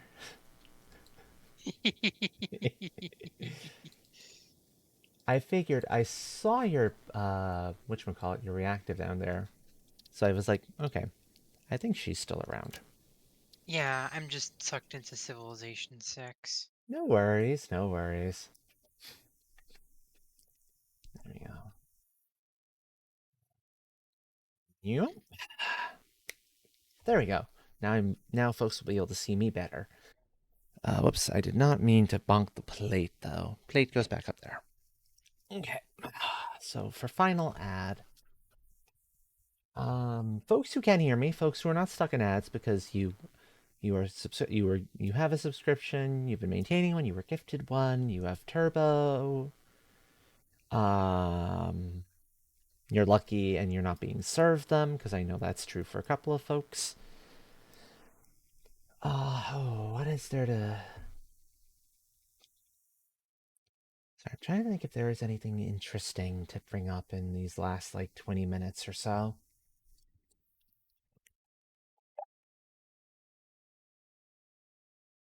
Hard to say. Yeah, hard to say.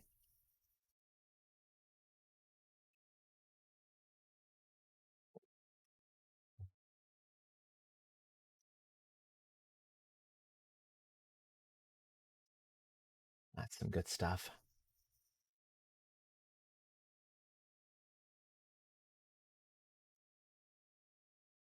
I will start looking in for the raid targets, though, while the ads do their thing. So that once they're done, I can start figuring some other stuff out.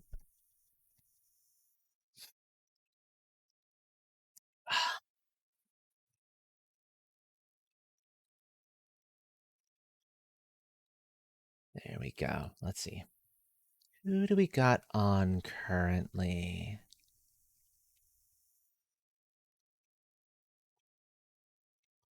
Code's on. Cave Story Mega Drive version. Okay. That could be interesting. Codes usually is always a good time. Yeah. Oh, there's also Kashmir. I have not been over Cashmere. Kashmir's side for quite some time. Um, okay, so we've got two choices, I think. Kashmir or Kahan. Kahan is in something that is quite as chill. Death Must Die. But I like having opportunities to raid Kahan, especially if Kahan's been like lurking in chat. So that Kahan ends up in their own stream because it's just endlessly It's funny. funny. Yeah. Kashmir is tempting though. Kashmir Feline, because she's playing Unpacking. Unpacking is super super chill and like a super cute little game, and I think could be a very good fit. And Kashmir herself is super chill too. She does a lot of work together streams, so Ah. yeah. So I'll give folks the choice on the matter, I think. But before we go into that phase of things.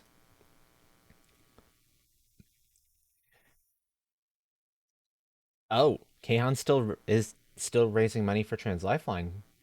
Kahan's thing is still open. Cool, cool. That's a little more tempting now. Before I actually run that poll though, I did want to bring up one thing. Also, welcome back from those ads, everyone. Uh, because over it was about a week ago now, during my portion of the raid relay of the raid relay for the Trans Lifeline event,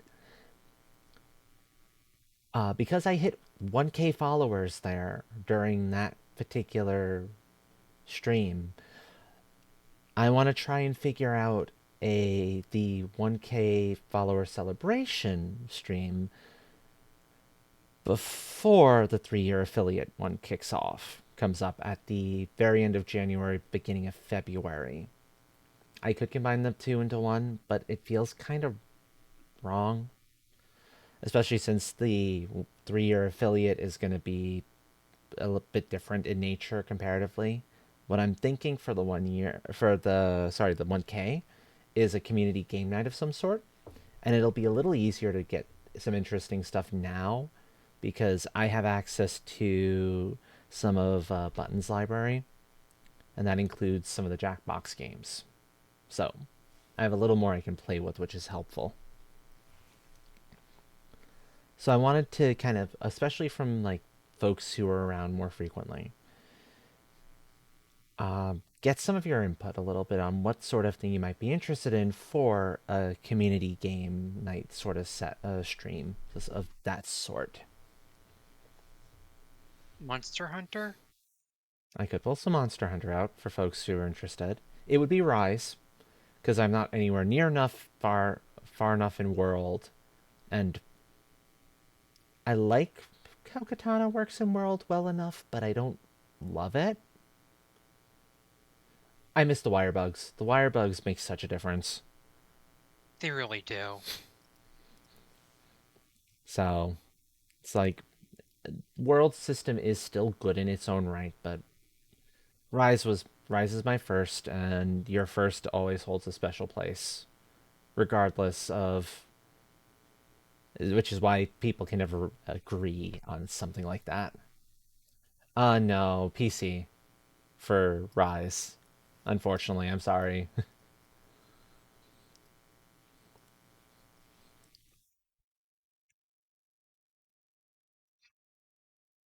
I have some other games that I could pull out. Like I have Mario Kart. I have Mario Kart 8 Deluxe. I do have Smash Ultimate too. I might need to renew my Nintendo Online thing, but that's not a huge deal. Thank you, Leia. Much appreciated.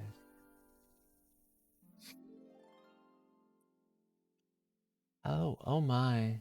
There's a creature on the seal. There's a thing flitting about, isn't there? I see the cats starting to run around and meow at the wall. That means either she's high or there's an insect and she's tracking it. Regardless, it's entertaining to watch. So yeah. So possibly Rise for those who have it on PC. Possibly I could pull out some Jackbox stuff. So if anyone else has any kind of thoughts on the matter, if you don't have it now, don't sweat it. It's fine. Oh, Uh, what about what was it called? Terraforming Mars, I think. It Terraforming was like a Mars, if other folks have the game, yes. The way you've seen me play it with with like folks who didn't have the game were uh people who are I'm friends with on Steam, and we're going through the they have control, they get control of mouse for a time.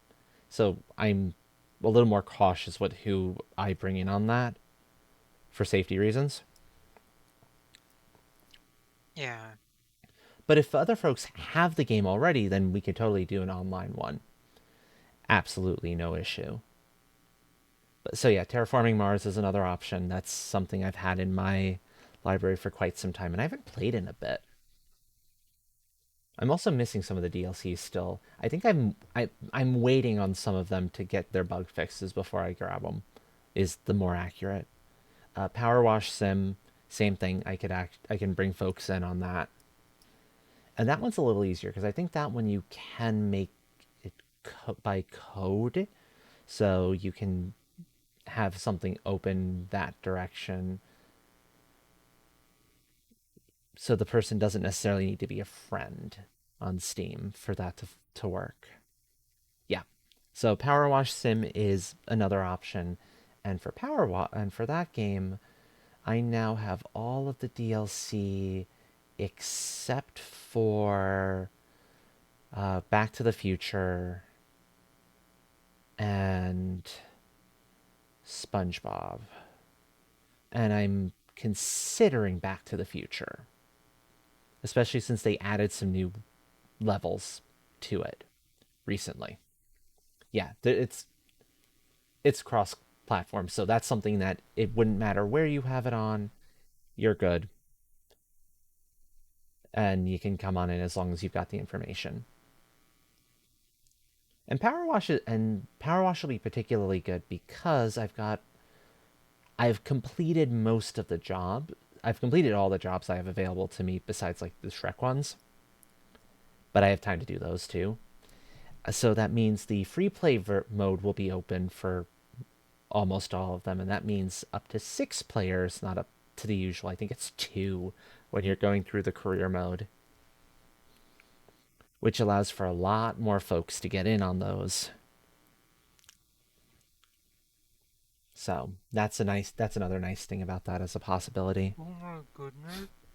Hmm? Sorry, Sif just sent me the current work in progress of my ref sheet, and it's like almost done. Huh, interesting. And he did versions of it with both Callista's normal eyes and when she's channeling magic, so her eyes are black and purple. And it looks Nice. so cool. Nice, Like, nice. oh my goodness. I'm excited for you, friend. Uh, That's awesome. it, yeah. Huzzah! You Indeed, maybe that's a bunny hearted. the Speaking of bunny hearted, that special special bit will still be going on at some point in the future. We just need to figure out a time that works for both of us.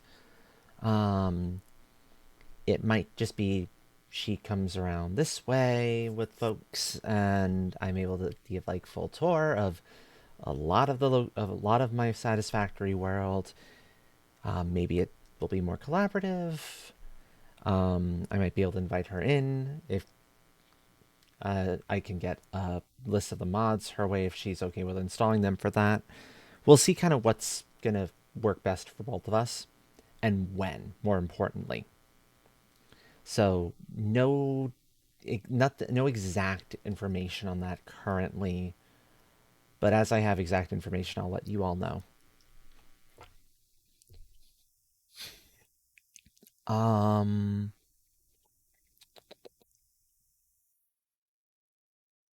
Actually, speaking of, I need to see if a code I was given is still viable.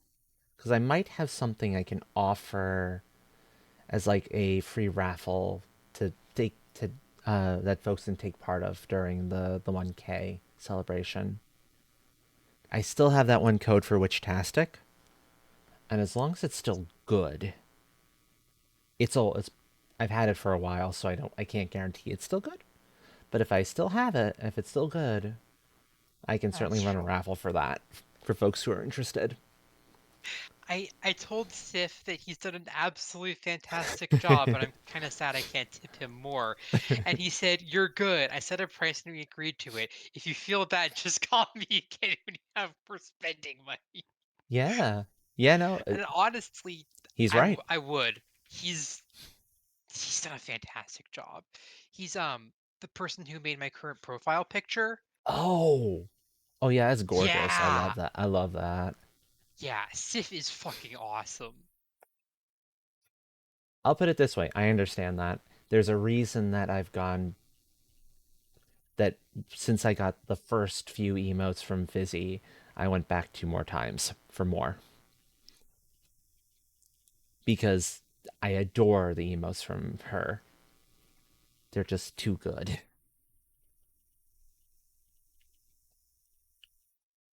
So yeah, I fully get that. So yeah, in that case, folks, because I am definitely starting to feel the tired set in.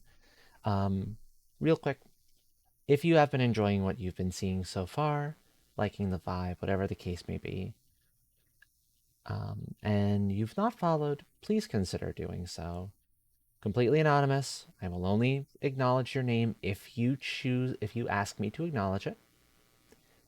Otherwise, you can just kind of leave that, keep lurking. Lurking is loving. I've believed that since day one, and I will believe that all the time through. You did. Yeah, I'm sorry, Lakota. My usual time that I run for is from 8 p.m. Eastern to 2 a.m. Eastern, if that helps. And the schedule you see there on the thing is should be accurate. I'm usually pretty good at keeping to my schedule times, but I'm starting to get tired. It's been a long day, so I'm gonna need to call it fairly soon. That said, there's still a little bit of time because there's a poll. It's time for a poll. Who do we raid? We have Kahan with Death Must Die. If it matters for folks, Kahan is currently raising money for Trans Lifeline at 275 out of 500 for a goal. I don't know if its initial goal was reached and it's been raised. I'm not, I don't have that information, unfortunately. Or unpacking, and that's Cashmere Feline.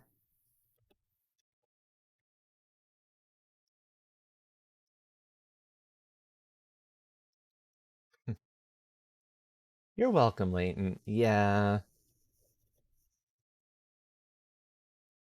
There was a disconnect at the beginning of stream, like very beginning of stream. That might have been what caused it. So there was the briefest amount of some folks got 2 punch marks today as a result of it.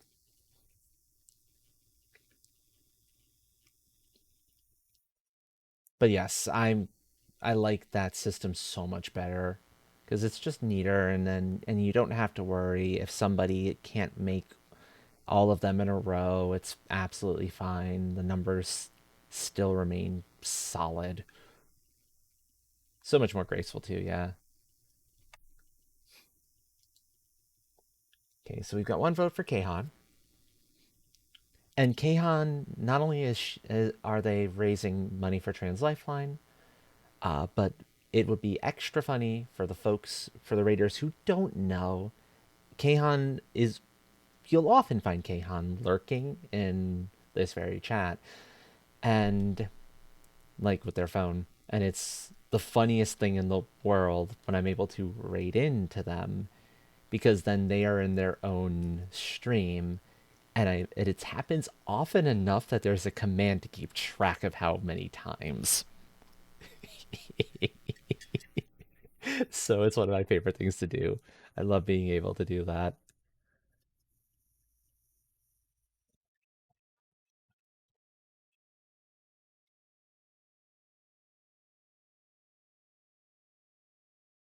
So we're currently at a tie.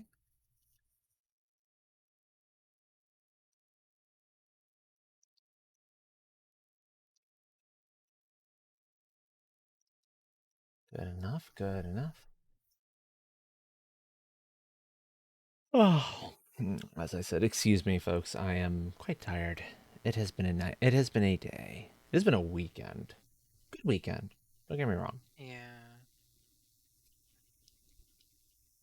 but it has definitely been a weekend. Thank you, friendo.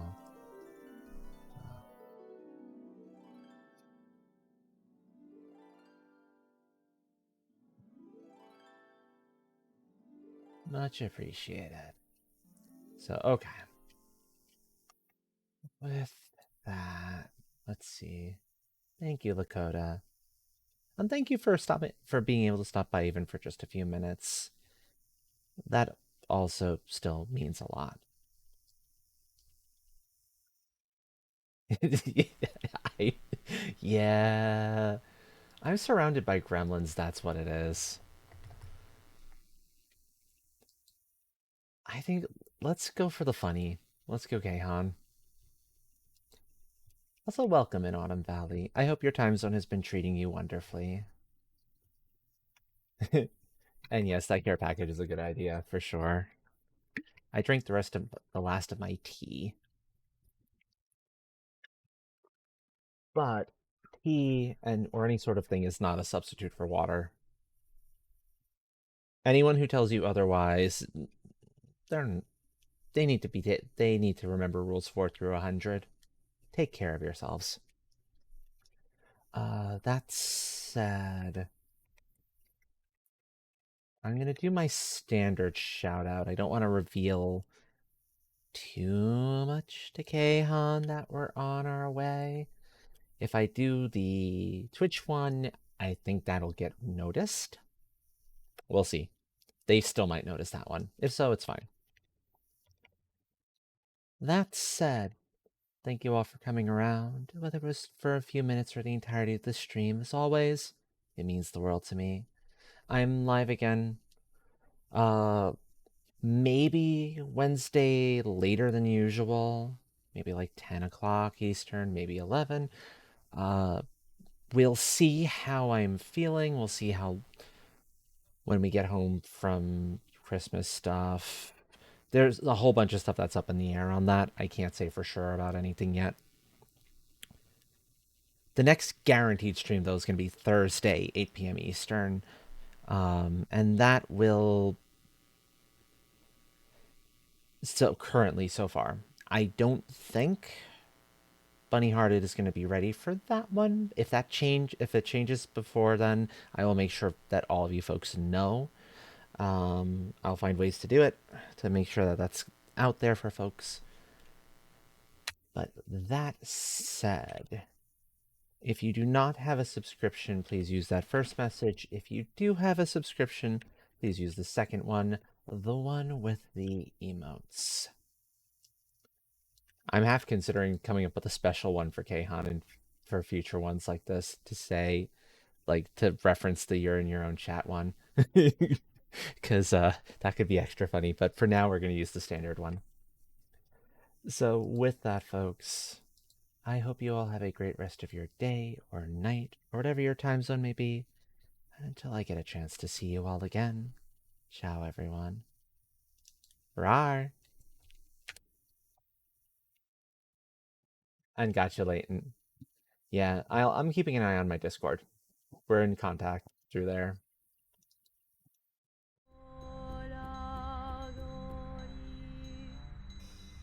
Congrats on being last, by the way, Leighton.